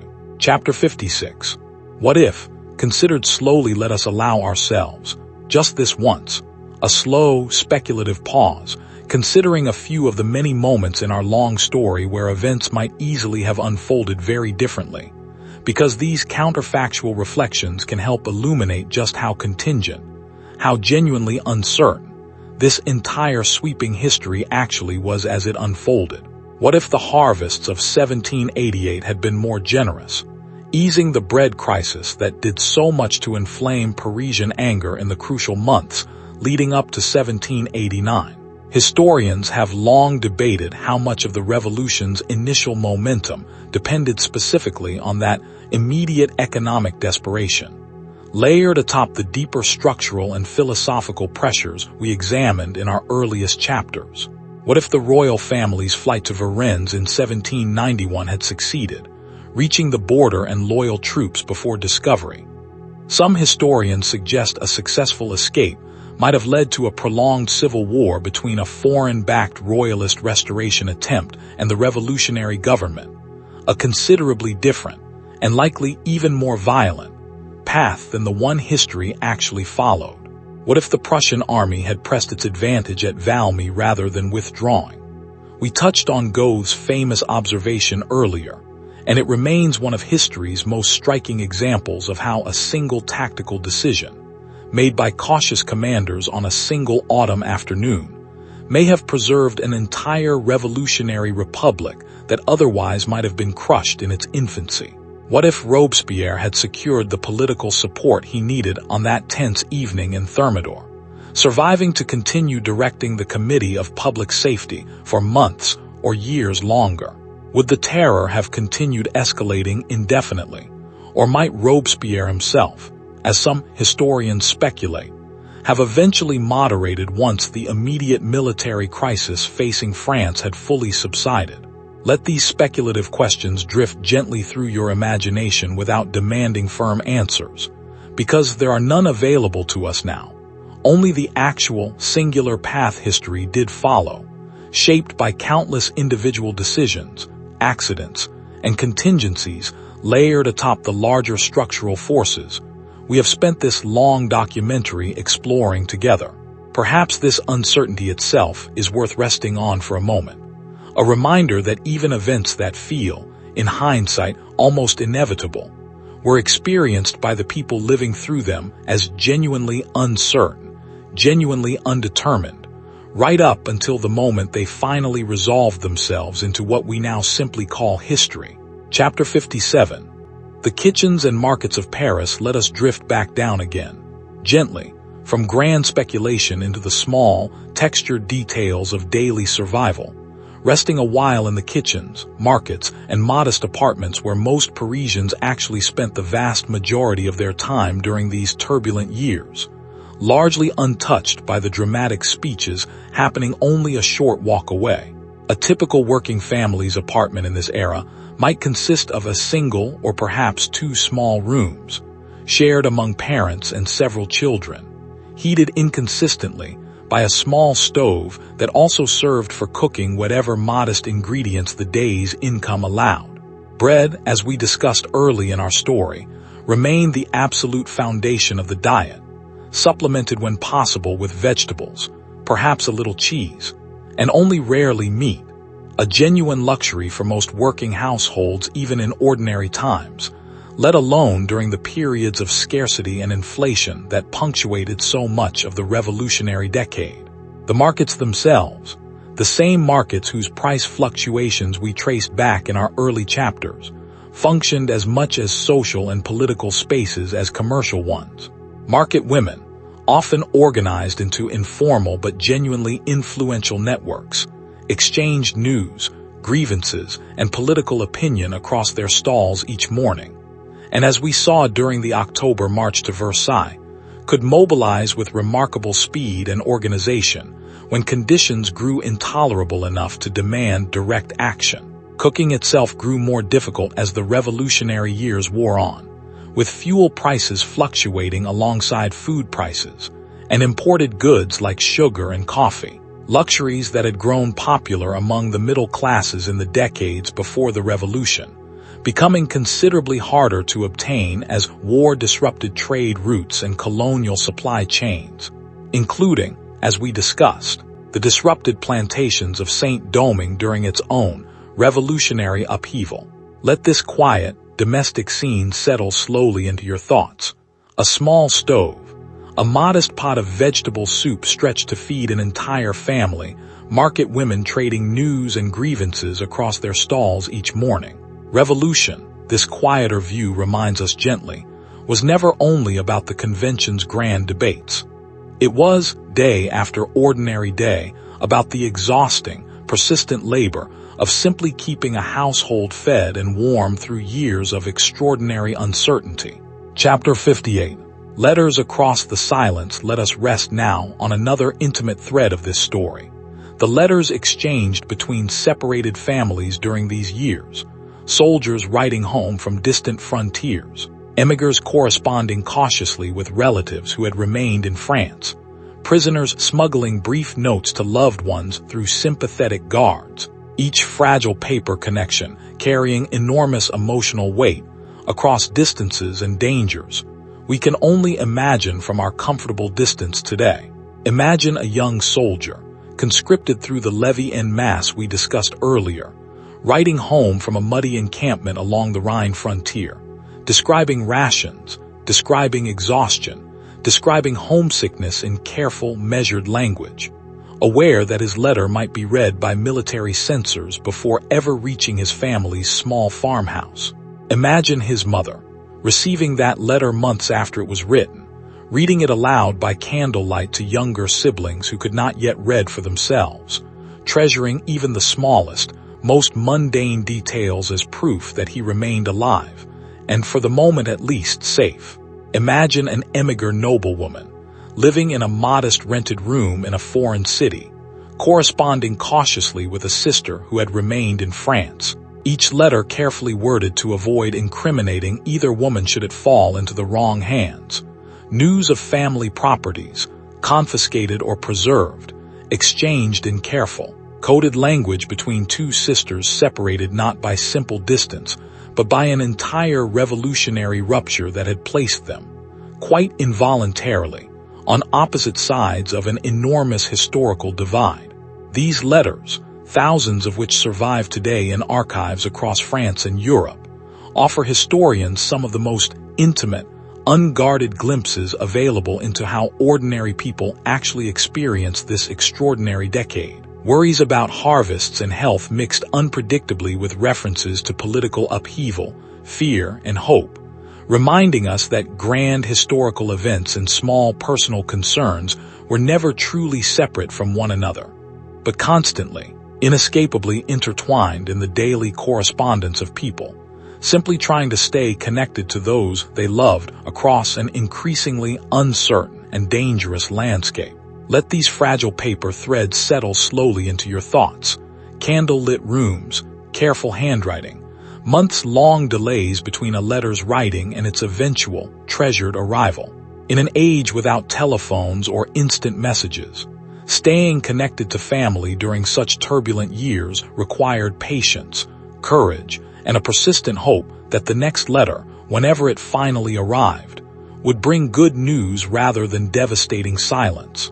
Chapter 59. The slow return of ordinary time let us drift now toward the quieter years following Napoleon's final defeat, resting a while on how ordinary daily life gradually, unevenly, settled back into something resembling normalcy after more than 2 decades of nearly continuous revolution and war. This return to ordinary time did not happen suddenly or completely. It arrived slowly, unevenly, different for every family and every region. Veterans returned home from decades of continuous warfare, some to farms and families they barely recognized after such prolonged absence, others to find that parents or spouses had died in their absence, entire lives having continued and changed without them across years of separation. Communities that had sent away entire generations of young men to the levee en masse and Napoleon's subsequent campaign slowly, painfully, took stock of exactly how many had never returned at all. A demographic wound that some regions of rural France would carry quietly for generations afterward. Economically, France gradually stabilized. The wild currency fluctuations of the assignat years replaced by more disciplined monetary policy under Napoleon and the restored monarchy that followed him. Trade routes disrupted by decades of continental war slowly reopening. Agricultural markets settling into more predictable, if not always generous, patterns. The generation born during the revolutionary years, whom we considered a few chapters ago, grew into adulthood during this period of gradual stabilization, carrying revolutionary assumptions about legal equality and civil rights into a society that, on its surface at least, increasingly resembled the more traditional, monarchical order their own parents had once fought so hard to overturn.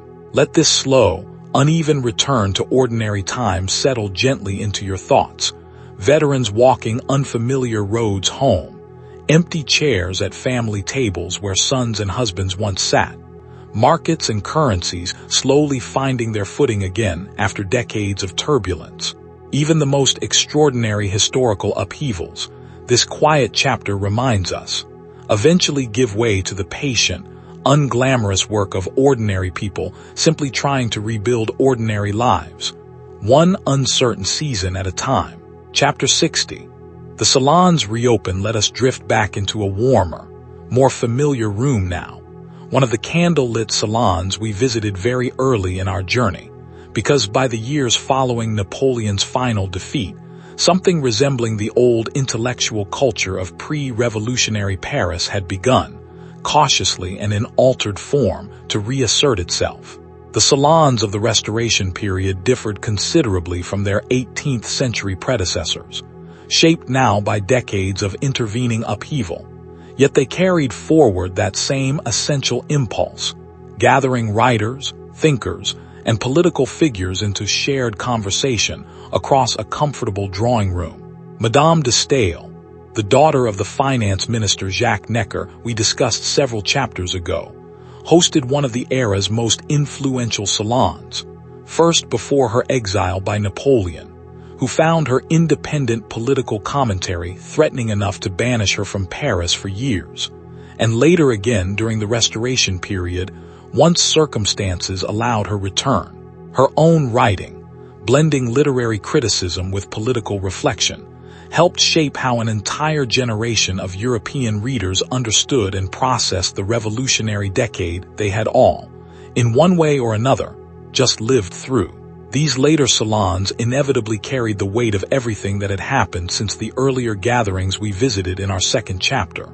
No longer innocent, hopeful conversations about abstract natural rights, but weary, searching conversations among people who had personally witnessed monarchy, terror, empire, and restoration, all unfold within a single adult lifetime. Imagine the particular quality of conversation in such a room. Veterans of the convention now debating alongside young romantic poets who had been mere infants during the storming of the Bastille, each generation bringing a startlingly different lived relationship to the same shared history. Let this warmer, more reflective image settle into your thoughts, candlelight once again illuminating thoughtful faces gathered in careful conversation, a society slowly, cautiously rebuilding its intellectual and cultural life after decades of interruption, carrying forward, even now, that same restless, curious spirit that had first stirred so many chapters ago in the coffee houses, and drawing rooms of pre-revolutionary Paris. Chapter 61. The Vendée remembers let us return once more, gently and respectfully, to the Vendée region we visited earlier in our story, resting a while on how this particular corner of France carried its own distinct, often painful memory of the revolutionary decade forward across the generations that followed. Unlike Paris, where revolutionary memory tends to emphasize liberation and the storming of the Bastille, communities in the Vendée often remembered these same years primarily through the lens of devastating loss and religious persecution. Local memory in this region preserved stories of hidden priests, of family members lost to the brutal campaigns of pacification we discussed earlier, of church bells silenced and later, once circumstances allowed, joyfully restored to their steeples. Monuments erected in the region during the 19th century, once political conditions permitted such open commemoration, honored the rebels who had fought against what they experienced not as liberation, but as violent persecution of their faith and their traditional way of life. This regional memory, so different from the triumphant national narrative celebrated each Bastille Day, reminds us of something important as our long documentary continues drifting toward its final chapters. There has never been a single, unified French memory of this revolutionary decade. There have always been multiple, sometimes directly contradictory memories, shaped by region, by religious tradition, by which side of these conflicts one's own ancestors happen to stand upon, each carrying forward its own particular truth about what these years actually meant. Let this quieter, more contested memory settle into your thoughts alongside the more familiar, triumphant narrative we have spent so much of this documentary exploring. A reminder that history, especially history as vast and consequential as this, rarely resolves into a single, universally shared story, even centuries after the events themselves have passed into the quiet stillness of the historical record. Chapter 62. A century turns let us drift forward once more, gently, toward the turn of the 19th into the 20th century, resting a while on how the French Revolution's legacy continued evolving even a full 100 years after the storming of the Bastille first captured the world's astonished attention. In 1889, the centennial of that dramatic event, France marked the occasion with the Exposition Universelle, a grand World's Fair remembered today primarily for the construction of the Eiffel Tower, itself intended partly as a monument to French engineering prowess, and more subtly, to the progressive, forward-looking spirit the revolution had first unleashed a full century earlier. By this point, the French Republic, in its third incarnation following the collapse of Napoleon III's later empire, had settled into a more stable, if still occasionally turbulent, form of democratic governance, one that traced its foundational legitimacy directly back to the principles first articulated in 1789, even as it had taken an entire century of subsequent revolutions, restorations, and further upheavals to arrive at anything resembling durable democratic stability. Historians writing during this centennial period began developing more systematic, academic approaches to studying the revolution, moving beyond the passionate partisan accounts written by participants and their immediate descendants towards something resembling the more careful, source-based historical scholarship that continues shaping our understanding of this era even today. Jules Michelet's earlier Romantic histories gave way to more rigorous archival research. As historians gained access to previously restricted government records and began piecing together a more complete, more nuanced picture of exactly how decisions had been made in those candlelit committee rooms we visited so many chapters ago. Let this century mark settle slowly into your thoughts. A triumphant tower rising over Paris as a monument to progress. Scholars beginning the patient work of carefully reconstructing exactly what had happened 100 years earlier. A nation still very much in conversation with its own revolutionary origins, even as it moved further and further away from them in simple chronological distance. Chapter 63. The historian's long argument let us rest a while longer in the quiet reading rooms of archives and libraries, considering how successive generations of historians have continued arguing, revising, and reinterpreting this revolutionary decade across the 2 centuries since it unfolded, because these ongoing scholarly debates form their own fascinating layer of this story's long afterlife. In the 19th century, historians often divided sharply along political lines, conservative writers emphasizing the terror's violence and the revolution's dangerous excesses, while more liberal and Republican historians celebrated its achievements in establishing human rights and legal equality, each side selectively emphasizing the evidence that best supported their own already settled political convictions.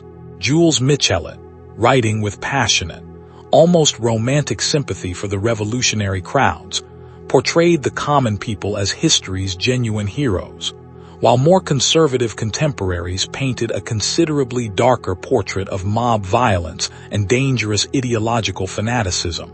In the 20th century, a new generation of historians, including figures like Georges Lefebvre and Albert Sabel, brought more rigorous social and economic analysis to the subject, examining detailed records of grain prices, land ownership patterns, and popular participation to build a more systematic understanding of exactly which social classes benefited from and drove various phases of the revolution. This more analytical approach, sometimes associated with a broadly Marxist interpretation emphasizing class conflict as the revolution's fundamental driving force, dominated much academic scholarship for several decades.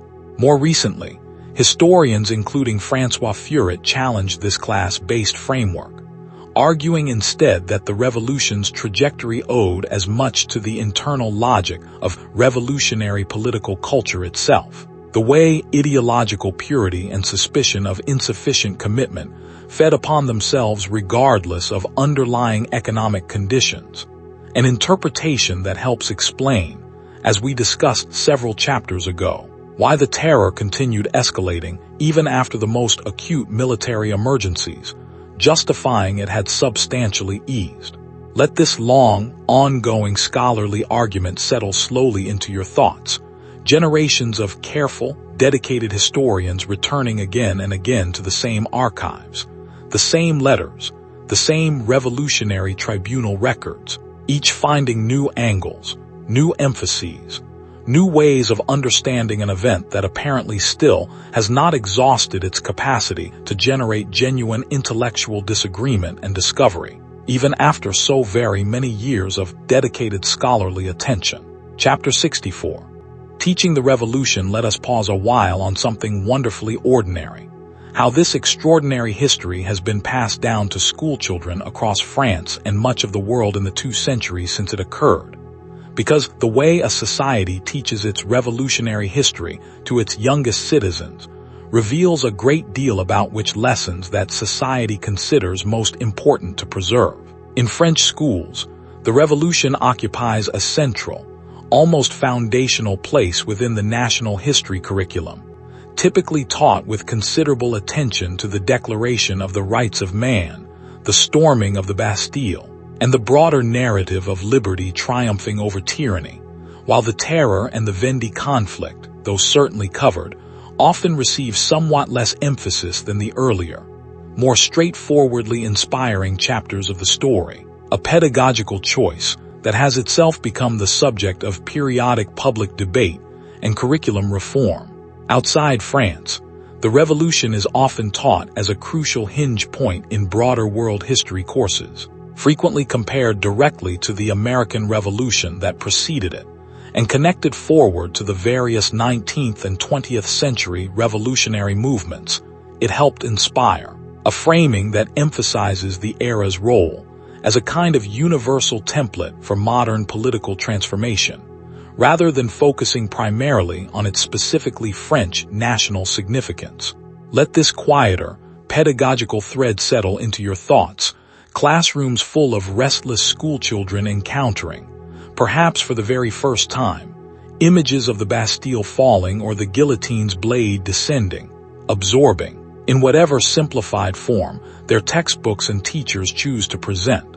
The first seeds of understanding about an event that will likely continue shaping how they think about liberty, equality, and the proper relationship between citizens and their government for the remainder of their own lives.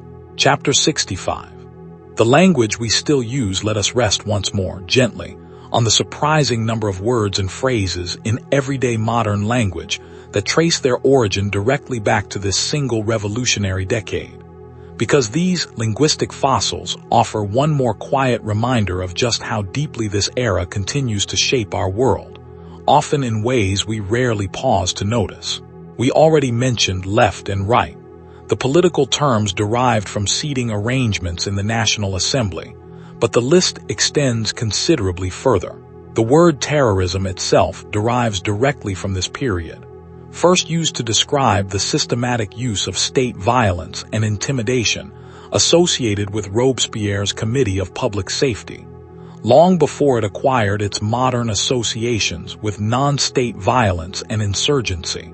The word bureaucracy, though its precise origins are debated among etymologists, gained much of its modern currency during this era of expanding administrative government and departmental prefects.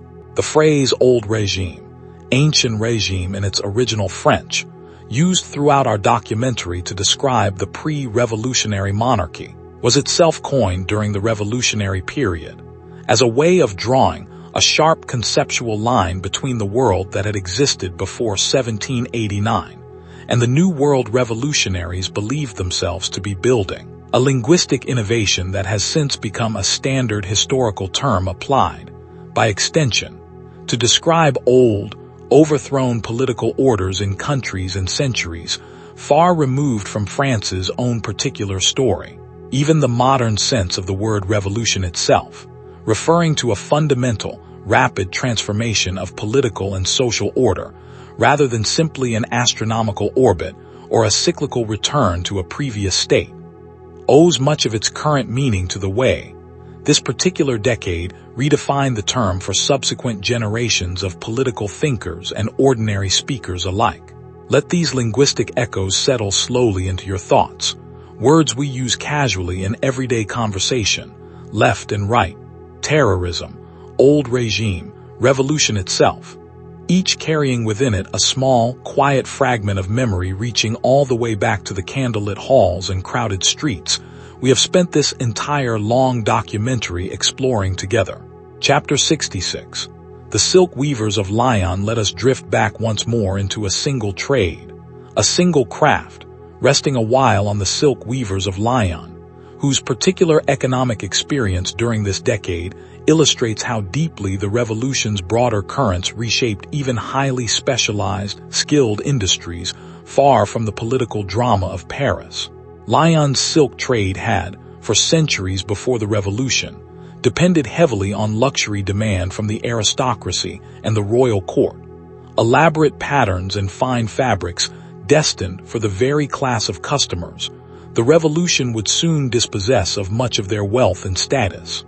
When the revolution swept away the old aristocratic households that had once ordered fine silk garments by the dozen, Lyon's weavers faced an immediate and severe economic crisis. Workshops closing, skilled artisans thrown into unemployment through no fault of their own, simply because the entire economic ecosystem that had sustained their craft for generations had been dismantled almost overnight. This economic devastation contributed directly to the resentment that fueled Lyon's Federalist revolt against the convention in 1793, which we examined earlier, and the brutal repression that followed only deepened the city's economic wounds considerably further. Recovery, when it eventually came under Napoleon and more fully under the later 19th century, depended on finding new markets and new customers beyond the vanished aristocratic court, adapting Lyon's traditional craftsmanship toward an emerging bourgeois consumer class, whose tastes and purchasing patterns differed considerably from the old regime's concentrated aristocratic wealth. This adaptation took years, sometimes decades, and many skilled weaving families experienced genuine hardship throughout the transition. A quiet, craft-specific echo of the broader economic disruption we traced earlier through the story of the assignat and the general chaos of revolutionary-era currency and trade. Let this particular trade's particular struggle settle slowly into your thoughts. Skilled hands accustomed to weaving elaborate patterns for a vanished aristocracy. Slowly, painfully adapting to an entirely new economic world that the revolution had, without necessarily intending this specific consequence, brought into being through its broader dismantling of the old regime's concentrated wealth and privilege. Chapter 67.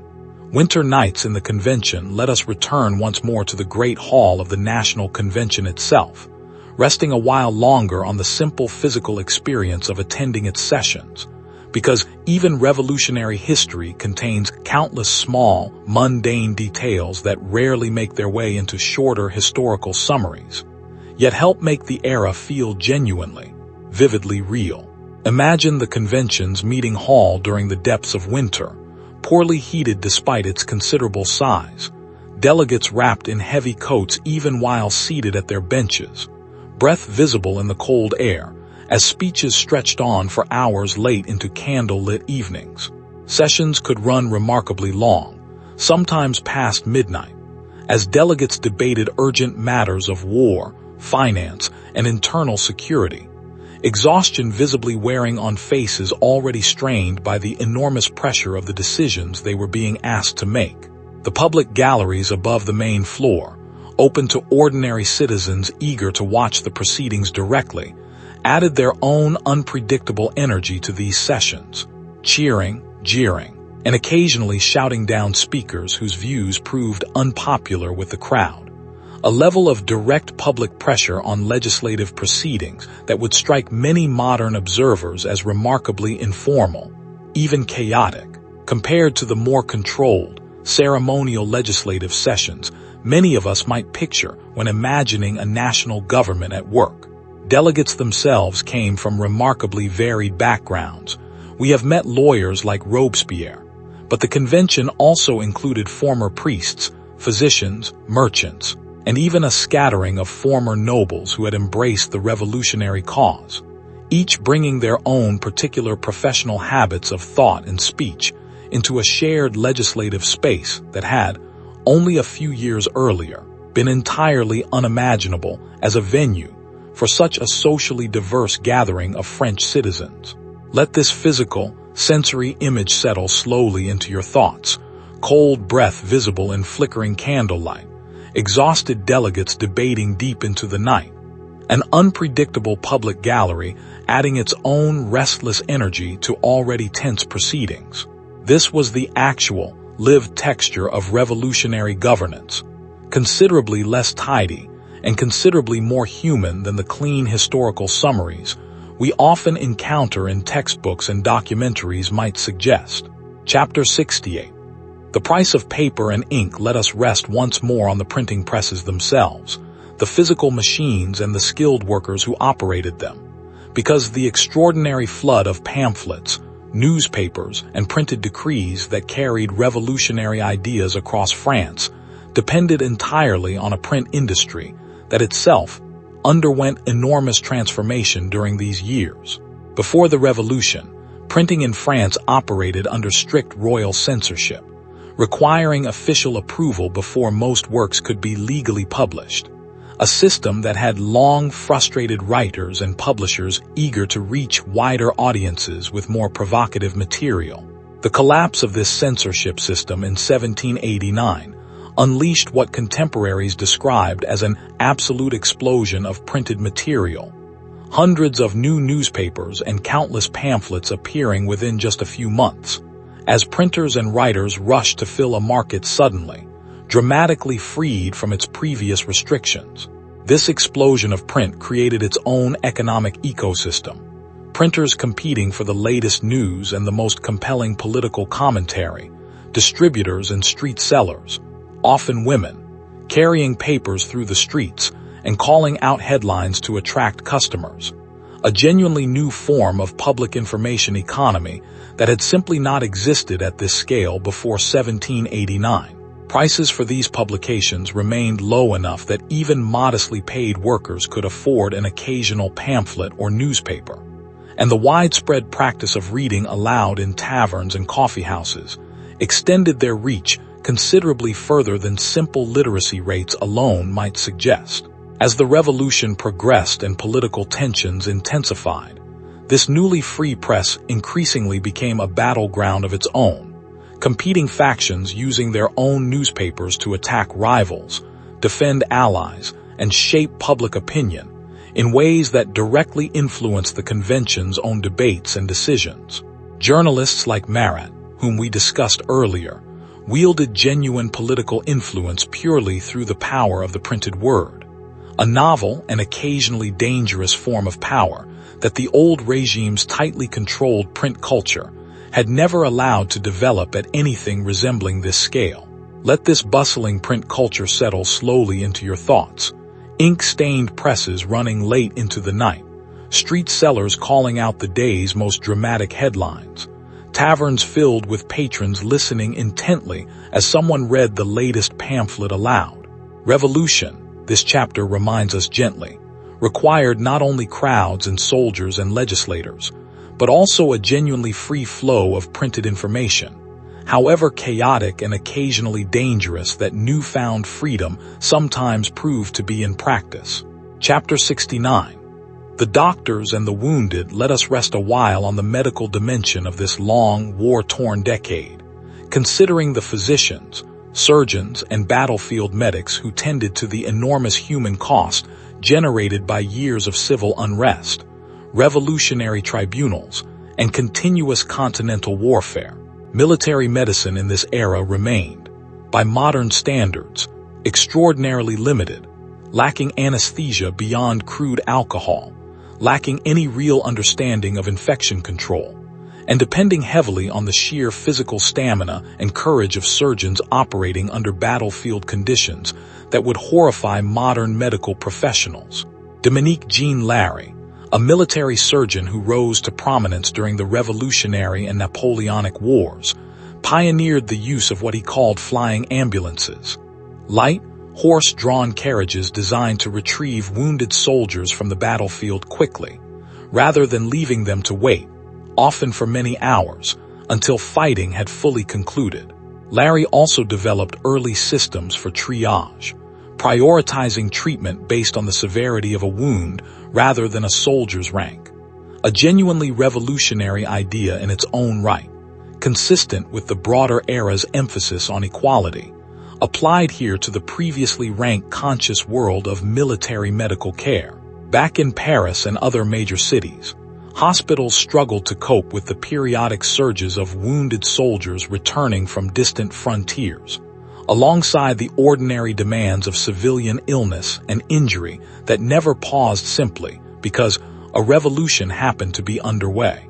Reforms to medical education we touched on earlier, dismantling the old restrictive guild system and establishing new teaching hospitals, gradually improved the quality and availability of medical training, even as the immediate demands of wartime medicine often outpaced whatever theoretical improvements were slowly working their way through French medical institutions. Let this quieter, more painful thread settle slowly into your thoughts. Flying ambulances rushing across battlefield mud, surgeons operating by lantern light with nothing more than a leather strap, and a soldier's own gritted endurance to manage the pain. A medical profession slowly, painfully learning lessons that would eventually save countless lives in wars fought long after this particular revolutionary decade had passed into history. Chapter 70. Music for a New Nation. Let us drift toward something gentler now, resting a while on the musical culture that flourished in its own particular way throughout this turbulent decade. Because music, like the visual art we discussed several chapters ago, played a genuinely significant role in shaping how revolutionary ideals were felt and expressed by ordinary citizens, not merely debated abstractly in legislative halls. We have already mentioned La Marseillaise, composed by Claude-Joseph Rouget de Lisle in 1792, as a rousing call to arms for volunteers marching toward the eastern frontier. its stirring melody and fierce lyrics capturing the passionate, defiant energy of a nation, mobilizing to defend itself against foreign invasion. The song spread remarkably quickly, carried by soldiers and civilians alike, eventually becoming so thoroughly associated with revolutionary and Republican sentiment that its performance was periodically banned during more conservative political periods in the decades that followed, before it was finally permanently adopted as France's national anthem later in the 19th century. Beyond this single famous anthem, revolutionary Paris supported a lively musical culture more broadly, with opera houses and concert halls continuing to operate throughout most of this period, sometimes performing works with explicitly patriotic or revolutionary themes, sometimes continuing to stage older, more traditional repertoire, adapted where necessary to remove overly monarchist imagery that might prove awkward or dangerous under the new political circumstances. Composers found themselves navigating a delicate balance, eager to demonstrate appropriate revolutionary sentiment in their public work, while still pursuing their own genuine artistic ambitions within an environment of considerable political uncertainty. Military bands, too, played an important cultural role, providing the martial music that accompanied revolutionary armies on their long marches toward distant frontiers, helping maintain morale and cohesion among troops who were, as we discussed earlier, often only recently conscripted civilians rather than seasoned professional soldiers. The steady, driving rhythm of a military band could transform a long, exhausting march into something that felt, however briefly, unified and purposeful, a small but meaningful contribution to the larger project of building genuine esprit de corps within these hastily assembled citizen armies. Let this musical thread settle gently into your thoughts now, a rousing anthem born from a single volunteer's urgent call to arms, opera houses continuing their performances even amid considerable political uncertainty, military bands providing rhythm and unity to exhausted soldiers marching toward distant, dangerous frontiers.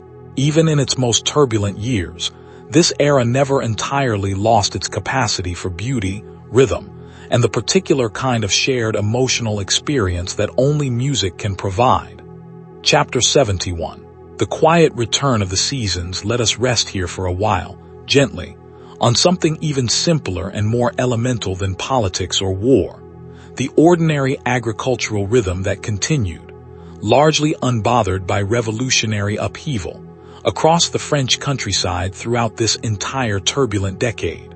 Regardless of who controlled the convention, regardless of which faction held sway in Paris, farmers still needed to plant in spring, tend their fields through summer, and gather the harvest each autumn before winter's cold arrived once more.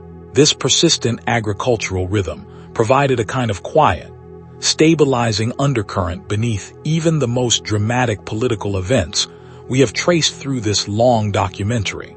Grain prices, as we discussed in our earliest chapters, depended heavily on each year's particular harvest, good years easing political tensions considerably, poor years inflaming them, a pattern that continued shaping political stability throughout the entire revolutionary and Napoleonic period, regardless of whatever grand ideological debates happened to be occupying the convention's attention in any given season.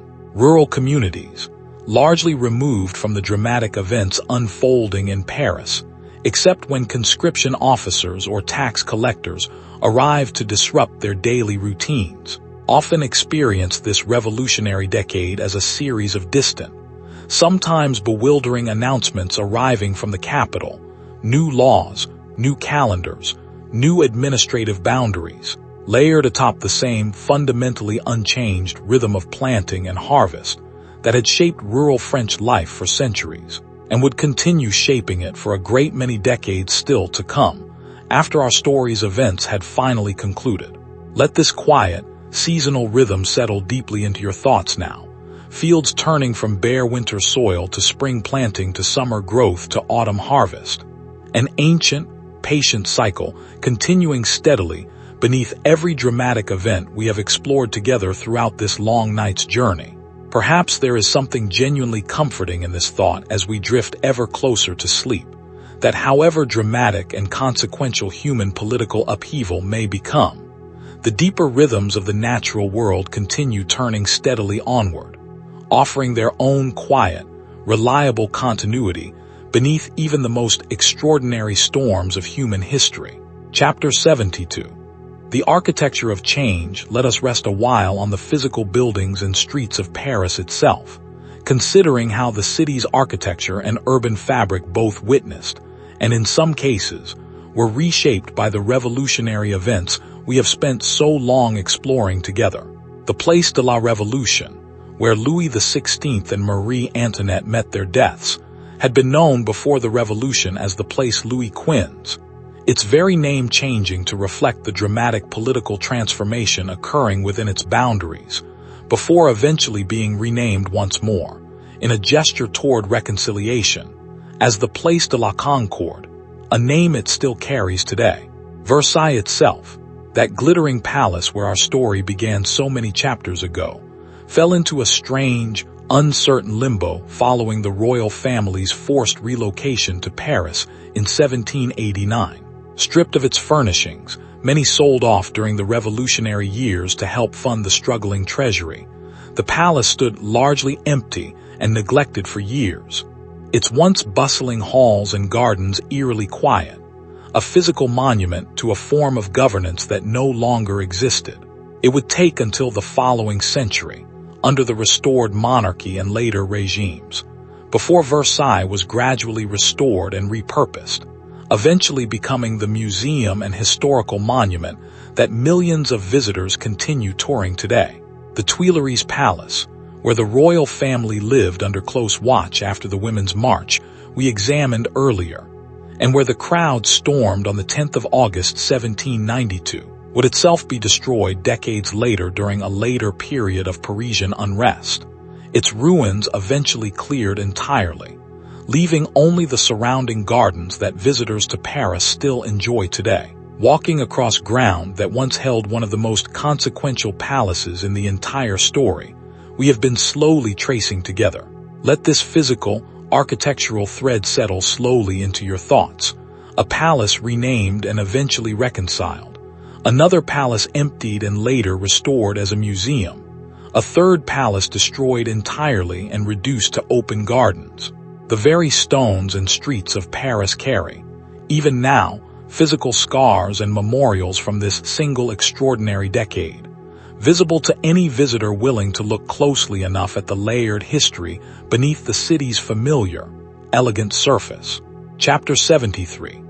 The colonies beyond Saint-Domingue. Let us widen our earlier discussion of Saint-Domingue to consider, more broadly, how France's other colonial territories experienced this revolutionary decade, because the story of liberty and its limits played out differently across different corners of France's colonial empire. In Martinique and Guadeloupe, other Caribbean sugar colonies dependent on enslaved labor, the revolutionary government's shifting policies towards slavery created considerable uncertainty, and at various points, open conflict between planters eager to preserve the old economic order and enslaved populations increasingly aware of the debates unfolding across the ocean in Paris. In India, where France maintained a modest trading presence inherited from an earlier era of colonial competition with Britain, revolutionary upheaval in the metropole had comparatively little direct impact on daily administration. Though French trading communities there certainly followed news from home with the same anxious attention as emigrants and sympathizers elsewhere around the globe. In France's remaining North American territories, briefly including the vast Louisiana territory before its sale to the United States in 1803, revolutionary and Napoleonic-era policy decisions, made thousands of miles away in Paris, nonetheless reshaped the future of an enormous portion of the North American continent, illustrating just how far this single revolutionary decade's ripple effects ultimately extended. Let this broader colonial picture settle slowly into your thoughts, alongside the more detailed story of Haiti, we explored earlier, a reminder that the French Revolution's promises and contradictions regarding liberty and human rights played out across an entire global empire, not merely within the borders of France itself, each colonial territory experiencing its own particular version of hope, uncertainty, and often profound contradiction between the revolution's stated ideals and its actual colonial policies. Chapter 74. The quiet bookkeepers of revolution let us rest once more on an unglamorous but genuinely essential thread running through this entire story. The clerks, accountants, and administrators whose patient, unglamorous paperwork kept the revolutionary government functioning even amid the most dramatic political upheaval. Every requisition of grain, every soldier's pay, every confiscated aristocratic property required careful documentation, valuation, and record-keeping. Work performed by thousands of largely anonymous clerks whose names rarely appear in any history book, yet whose collective labor made the entire revolutionary project practically possible. Imagine one such clerk, seated at a modest desk in a government office, carefully recording the confiscation and sale of a nobleman's estate, the biens nationaux as these seized properties were officially called, calculating values, tracking buyers, ensuring that proceeds flowed appropriately into a treasury desperately in need of funds. This work, tedious and repetitive, nonetheless represented one of the revolution's most significant and lasting economic transformations, transferring enormous quantities of land from the aristocracy and church into the hands of a broader class of buyers, many of them prosperous members of the middle class eager to invest in newly available property. This land transfer, sometimes called one of the revolution's quieter but most economically consequential achievements, permanently reshaped French land ownership patterns, creating a broader class of property-owning citizens whose economic interests became closely tied to the revolutionary settlement's continuation, a quiet but powerful force helping ensure that even later, more conservative governments found it politically difficult to simply reverse this particular aspect of revolutionary change, regardless of whatever else they might roll back. Let this quiet, bureaucratic thread settle slowly into your thoughts. Careful ledgers recording the transfer of land and wealth on an enormous scale. Anonymous clerks performing the patient, essential work that allowed the revolution's more dramatic political transformations to translate into lasting, practical economic change across the French countryside. History remembers the speeches and the battles. It rarely remembers the ledgers, yet the ledgers, in their own quiet way, may have done just as much to permanently reshape French society as any single dramatic event we have explored throughout this long documentary. Chapter 75. The actors who played themselves let us drift towards something almost theatrical now, resting a while on how ordinary people during this era seemed to sense, even as they lived through it, that they were participating in something historically significant, adjusting their own behavior, speech, and even personal style with a kind of self-conscious awareness that they were, in effect, playing a role within an unfolding historical drama.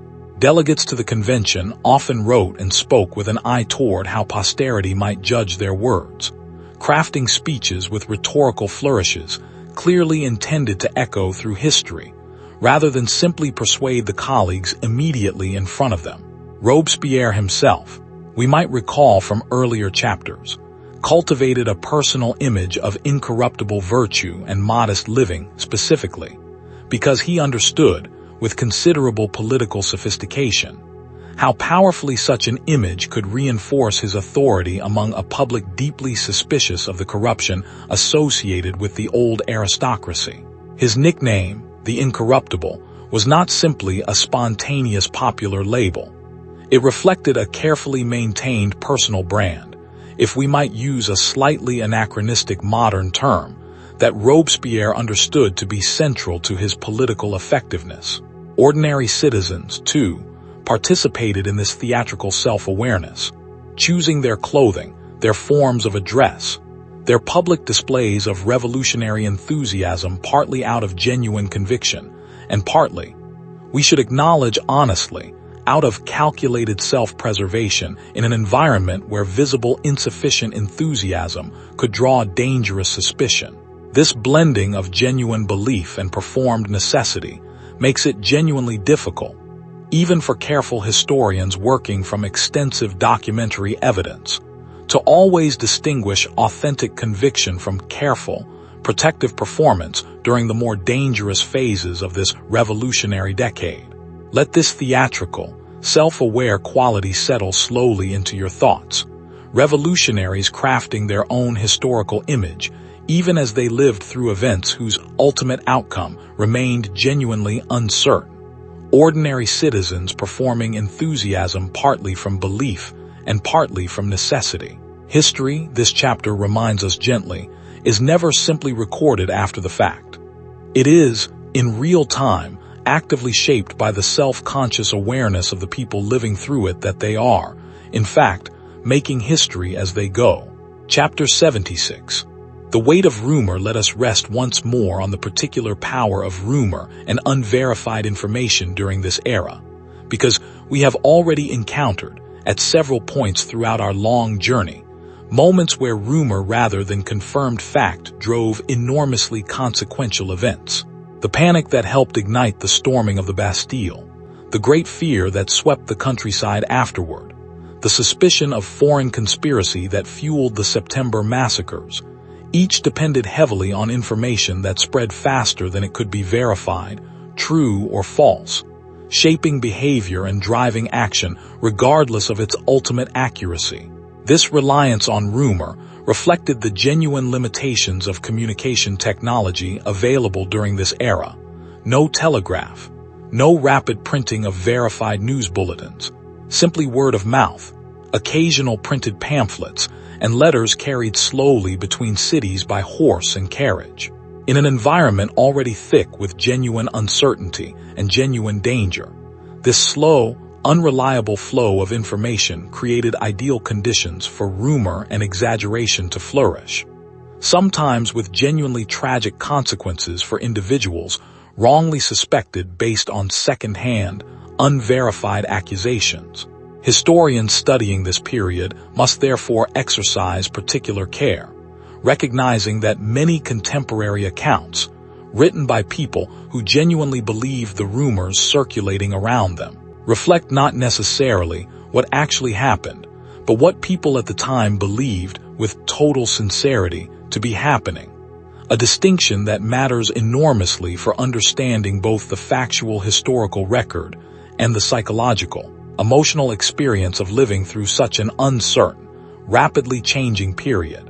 Let this quieter, more uncertain thread settle into your thoughts, rumors racing along country roads faster than any confirmed news could travel, entire communities acting on information that might prove, in hindsight, to have been entirely mistaken, yet felt, in the moment, urgently, undeniably real. Perhaps this, too, offers a small, quiet lesson worth carrying forward into our own information-saturated age. A reminder of how easily fear and uncertainty can transform unverified rumor into something that feels, to those experiencing it, indistinguishable from confirmed fact. Chapter 77. The weather that shaped history. Let us rest a while longer on something even more elemental than rumor, the actual weather and climate conditions that quietly shaped several of the pivotal moments we have traced throughout this long documentary. Historians studying this period have noted that the years immediately preceding 1789 included several genuinely severe weather events, including a notably harsh winter in 1788 and 1789 that damaged crops and further strained the already fragile agricultural economy we discussed in our earliest chapters. Some climate historians have even connected these unusually severe conditions to the aftermath of a massive volcanic eruption in Iceland several years earlier, which released enormous quantities of ash and gas into the atmosphere, subtly but measurably affecting weather patterns across Europe for an extended period afterward. A striking reminder of how interconnected global natural systems can shape even the most seemingly isolated national political crises. Whether or not this particular volcanic connection was decisive, the broader pattern holds regardless. Poor harvests and severe weather compounded the underlying structural and financial pressures we examined earlier, adding yet another layer of genuine hardship to the bread crisis that helped ignite the earliest days of revolutionary unrest. We might also recall the rain falling, according to some accounts, on the night of the tennis court oath, and the cold, wet conditions during the October march to Versailles, small atmospheric details that, whatever their precise historical accuracy, remind us that even the most consequential political events unfolded within the same basic physical reality of weather, temperature, and season that shapes every human life. Regardless of the historical significance of the moment, let this quiet, elemental thread settle slowly into your thoughts now.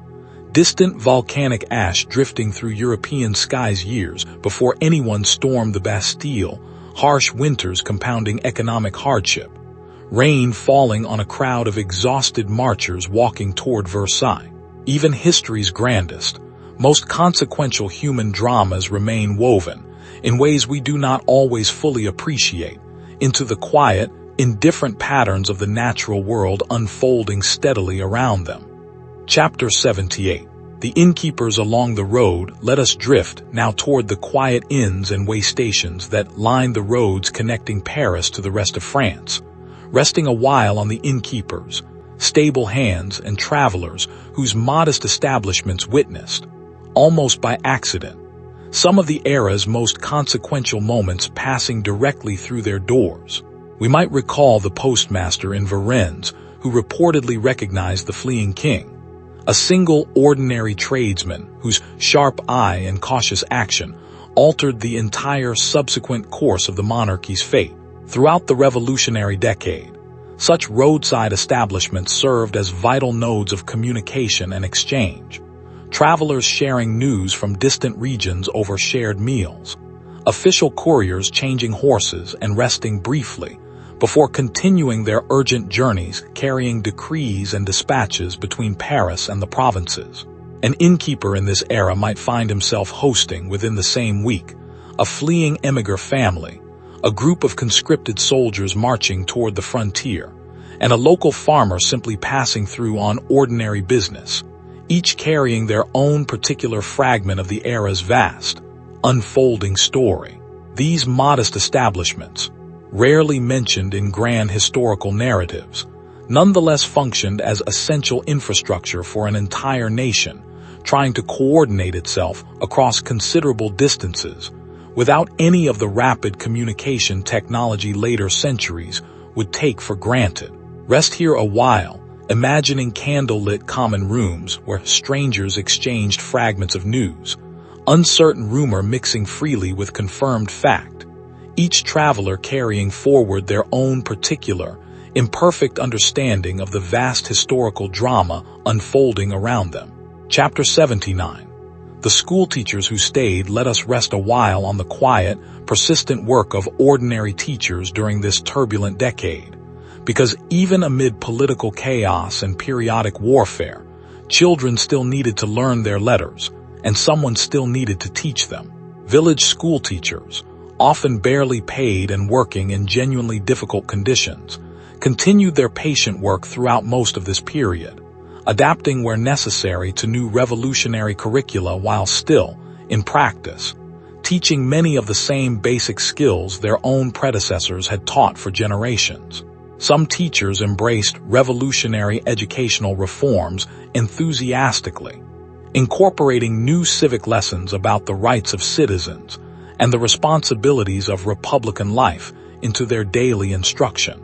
Others, particularly in more religiously traditional regions like the Vendée we discussed earlier, continued teaching largely as they always had, sometimes quietly resisting the more secularizing aspects of official educational policy, reflecting the same broader regional tension we traced throughout our exploration of religious conflict during this period.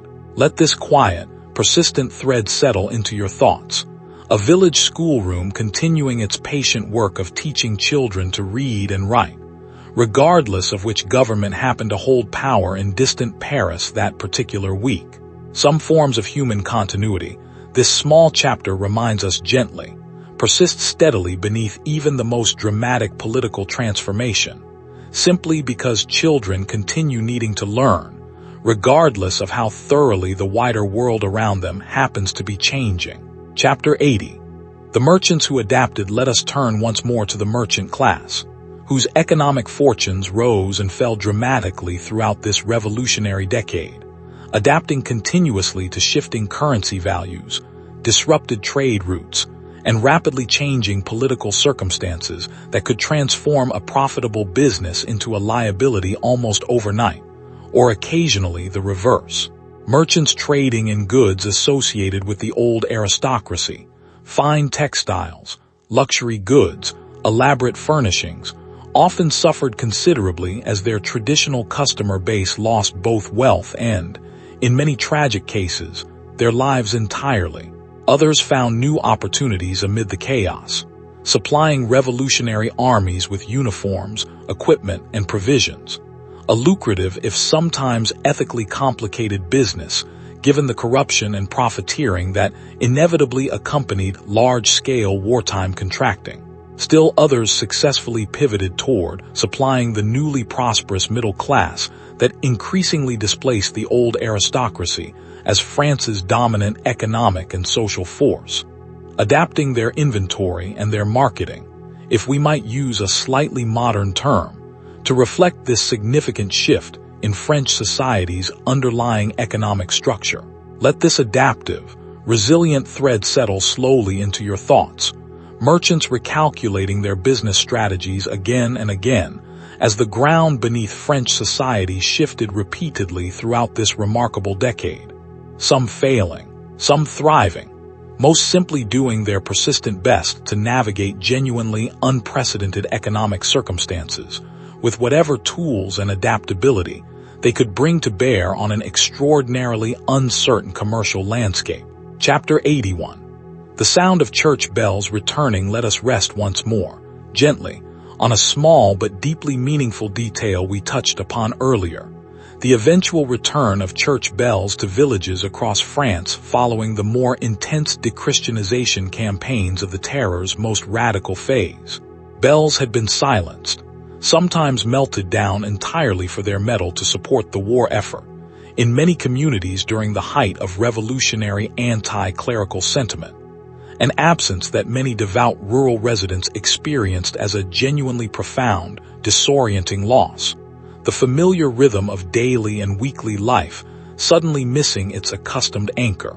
With the Concordat of 1801, we discussed earlier restoring a more stable relationship between the French state and the Catholic Church. Bells gradually returned to steeples across the countryside, their renewed ringing marking, for countless rural communities, a genuine, deeply felt sense that some measure of normal life was finally returning after more than a decade of profound disruption and uncertainty. Let this small, quiet sound settle gently into your thoughts now as we drift ever closer towards sleep. Bells ringing once more across a French countryside that had endured so very much throughout this long revolutionary decade. Farmers pausing in their fields at the familiar sound. Children hearing bells their own parents remembered from childhood, but had themselves never actually experienced. An entire community's sense of continuity and normalcy slowly, gently restored through nothing more than the return of a sound that had briefly, painfully, gone silent. Chapter 82. The diplomat's daughters. Let us rest a while on a quieter, often overlooked group of witnesses to this era. The wives and daughters of diplomats, ministers, and prominent officials, who observed the revolution's unfolding drama from a particular vantage point, close enough to power to understand its stakes intimately, yet excluded, by the rigid gender norms of the time, from formal political participation themselves.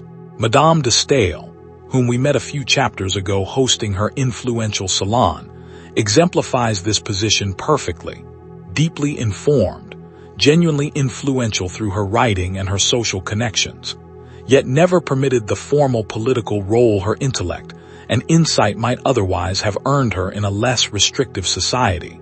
Many such women maintained detailed diaries and extensive correspondence throughout this period, producing some of the richest, most emotionally textured first-hand accounts historians have available today for understanding how the revolution's dramatic public events intersected with private, domestic anxiety and calculation. A minister's wife might record, in the same diary entry, both careful political analysis of the day's convention debates and mundane details about managing household affairs amid shortages and uncertainty. A blending of public and private concern that offers historians valuable insight into how thoroughly this revolutionary decade penetrated even the most intimate domestic spaces of those closest to power. Let these quieter voices settle into your thoughts alongside the more famous names we have spent so much time with throughout this documentary. Women observing, recording, and occasionally quietly influencing events from just outside the formal boundaries of political power. Their careful diaries and letters providing historians centuries later with some of the era's most valuable and most human documentary evidence. Chapter 83. The watchmakers of time itself let us return once more to Louis XVI's own beloved hobby, which we mentioned in our very first chapter, his fascination with clocks, locks, and mechanical devices.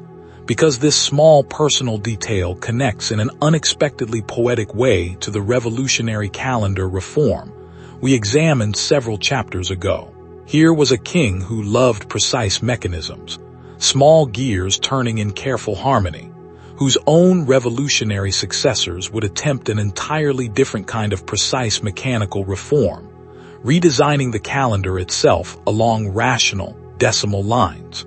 French watchmakers and instrument makers during this period found themselves navigating their own particular adaptation to revolutionary change.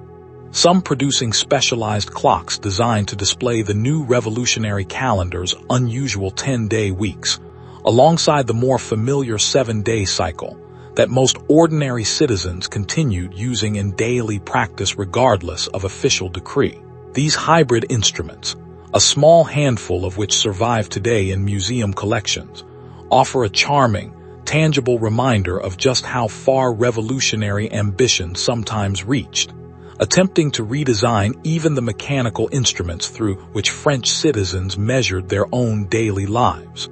Let this small, mechanical detail settle gently into your thoughts.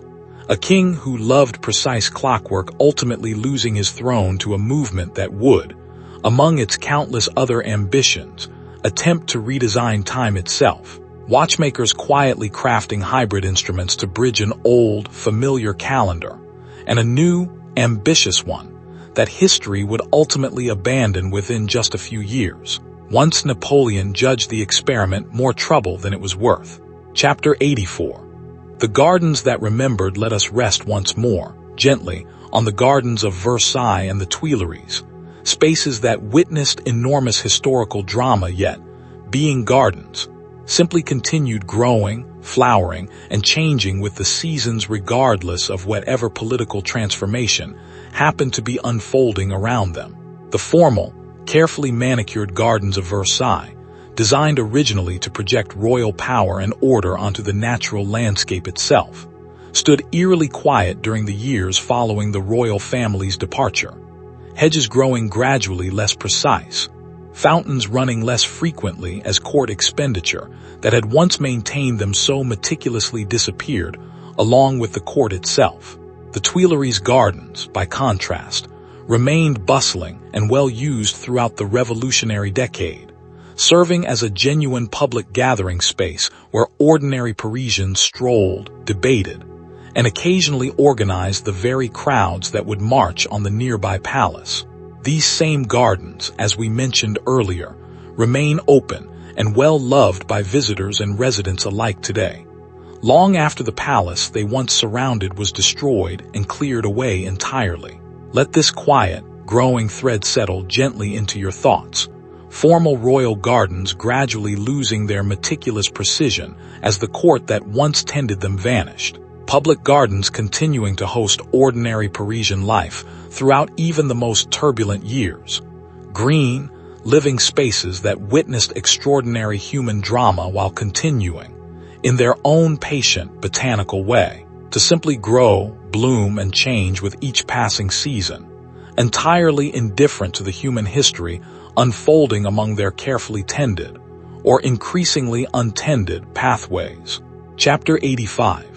The quiet return to Versailles. Let us close this particular thread of our long journey by returning, one final time, to the palace where our story first began so many chapters ago. Versailles, empty and neglected through much of the Revolutionary and Napoleonic period, would eventually be restored and transformed in the following century into a museum dedicated to French history more broadly.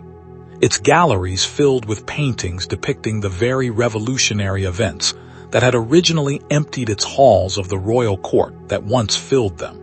Today, visitors walking through Versailles' restored galleries can view grand historical paintings depicting the storming of the Bastille, the tennis court oath, and countless other moments we have traced throughout this long documentary, displayed within the very walls that once housed the monarchy whose fall these paintings commemorate.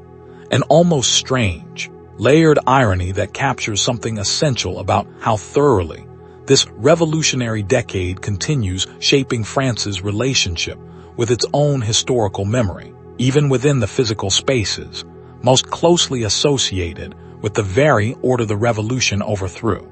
Let this quiet, layered image settle deeply into your thoughts as we continue drifting towards sleep. A palace built to project the absolute power of divine right monarchy, now housing paintings that celebrate the very revolution that ended that monarchy forever, past and present folded together within the same gilded halls where our long story first began on a quiet evening so many chapters ago. Chapter 86. The Dauphin's uncertain fate. Let us rest a while on a quieter, sadder thread we have not yet fully explored. The fate of Louis XVI and Marie Antoinette's young son, briefly regarded by royalists as Louis XVII following his father's execution, though he never actually reigned in any practical sense. The boy remained imprisoned in Paris under increasingly harsh conditions, separated eventually from his surviving family members, his health declining steadily amid the neglect and isolation of his confinement. He died in 1795, still only 10 years old, his death surrounded by enough uncertainty and rumor that conspiracy theories claiming his survival and secret escape persisted for decades afterward, with numerous individuals across Europe later claiming, without credible evidence, to be the lost Dauphin grown to adulthood.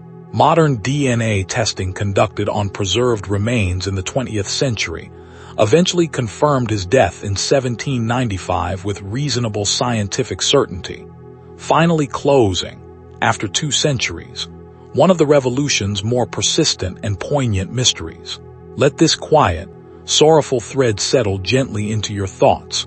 A young child, entirely innocent of the political forces that had consumed his parents, left to suffer the revolution's harsh aftermath in isolated confinement, his uncertain fate lingering as an unresolved question for generations of historians and hopeful claimants long after the more famous events of his parents' story had been thoroughly documented and understood. Chapter 87. The survivor's long afternoon. Let us rest now on those who survived this entire tumultuous decade, carrying its memory forward into old age across the calmer decades of the 19th century that followed.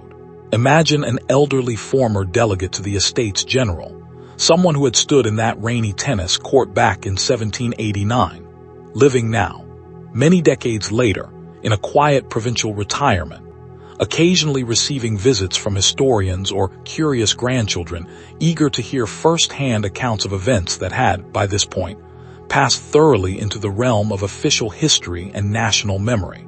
Such survivors carried a particular kind of authority within their own families and communities, living witnesses to events that increasingly felt, to younger generations, like distant history rather than lived memory. Their accounts, sometimes recorded by early historians eager to preserve first-hand testimony before it was lost entirely, provided invaluable documentary evidence even as the survivors themselves, understandably, sometimes shaded their own personal recollection toward whatever version of events reflected most favorably on their own choices and actions during those difficult, dangerous years.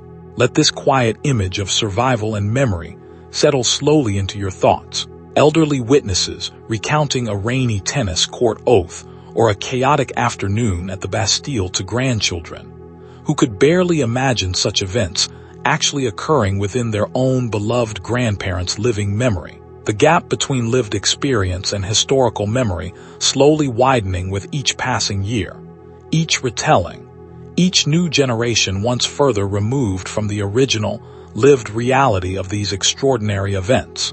Chapter 88. One long night's reflection. Let us begin, gently, to draw the many threads of this extraordinarily long documentary together, resting a while on everything we have traced through this single, sprawling night's journey.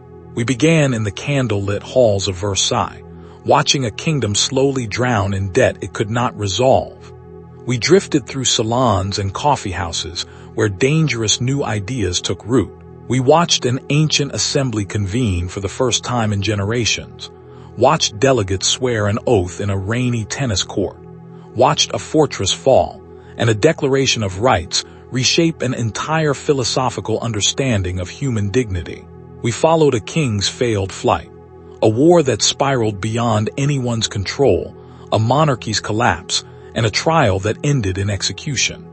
We sat, uncomfortably, through the terror's escalating machinery, watched its architects consumed by their own creation, and followed the exhausted nation that emerged afterward toward a young general's dazzling rise.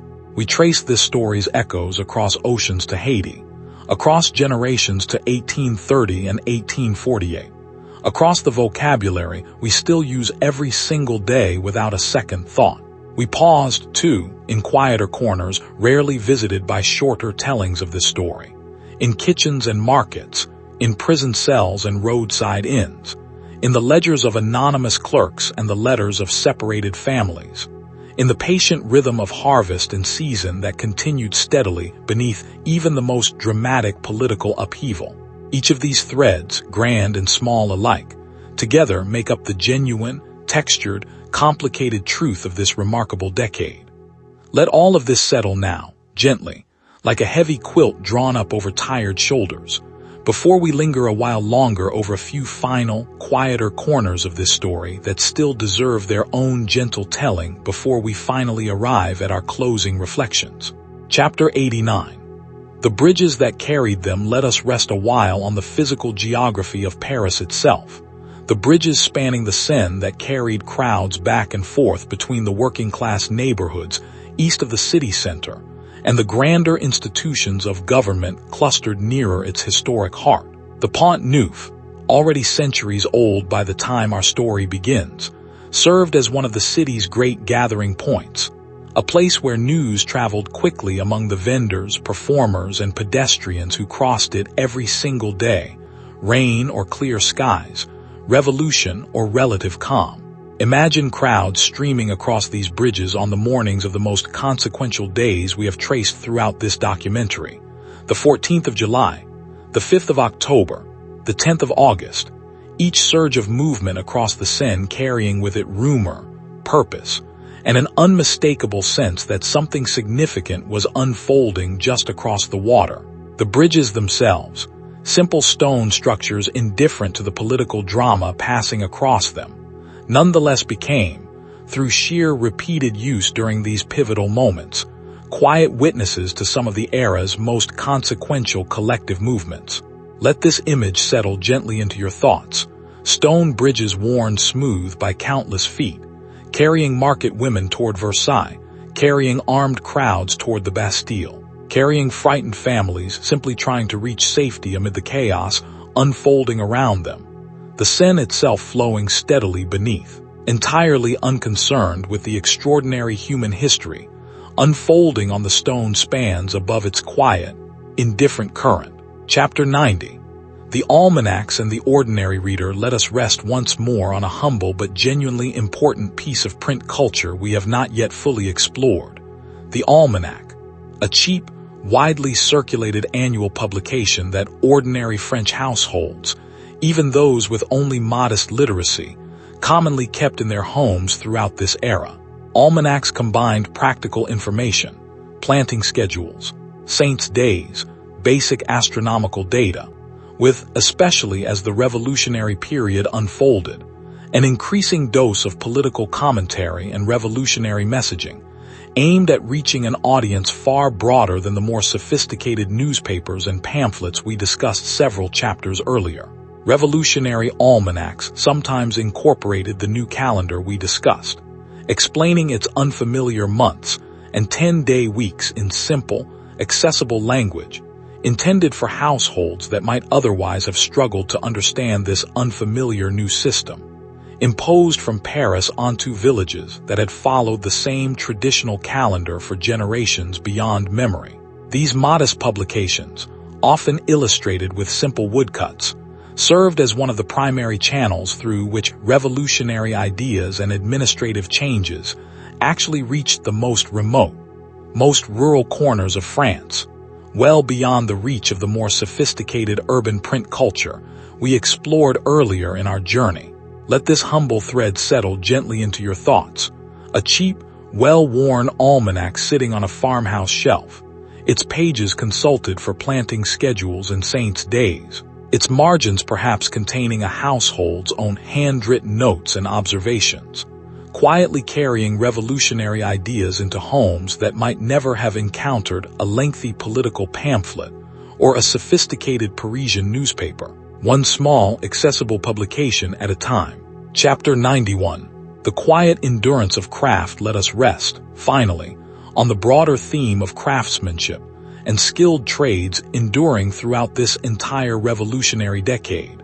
Because whatever else changed dramatically across these turbulent years, skilled artisans, carpenters, blacksmiths, bakers, and countless other tradespeople continued practicing their crafts, adapting where necessary to new circumstances, new customers, and new regulations, but fundamentally continuing the patient, practical work of making and building that no revolution, however dramatic, could ever fully replace with mere political declaration alone. A blacksmith in a small provincial town might find his usual work shifting somewhat, perhaps producing more pikes and simple weapons during the more urgent early years of revolutionary mobilization, perhaps returning to more ordinary agricultural tools and household hardware as circumstances gradually stabilized.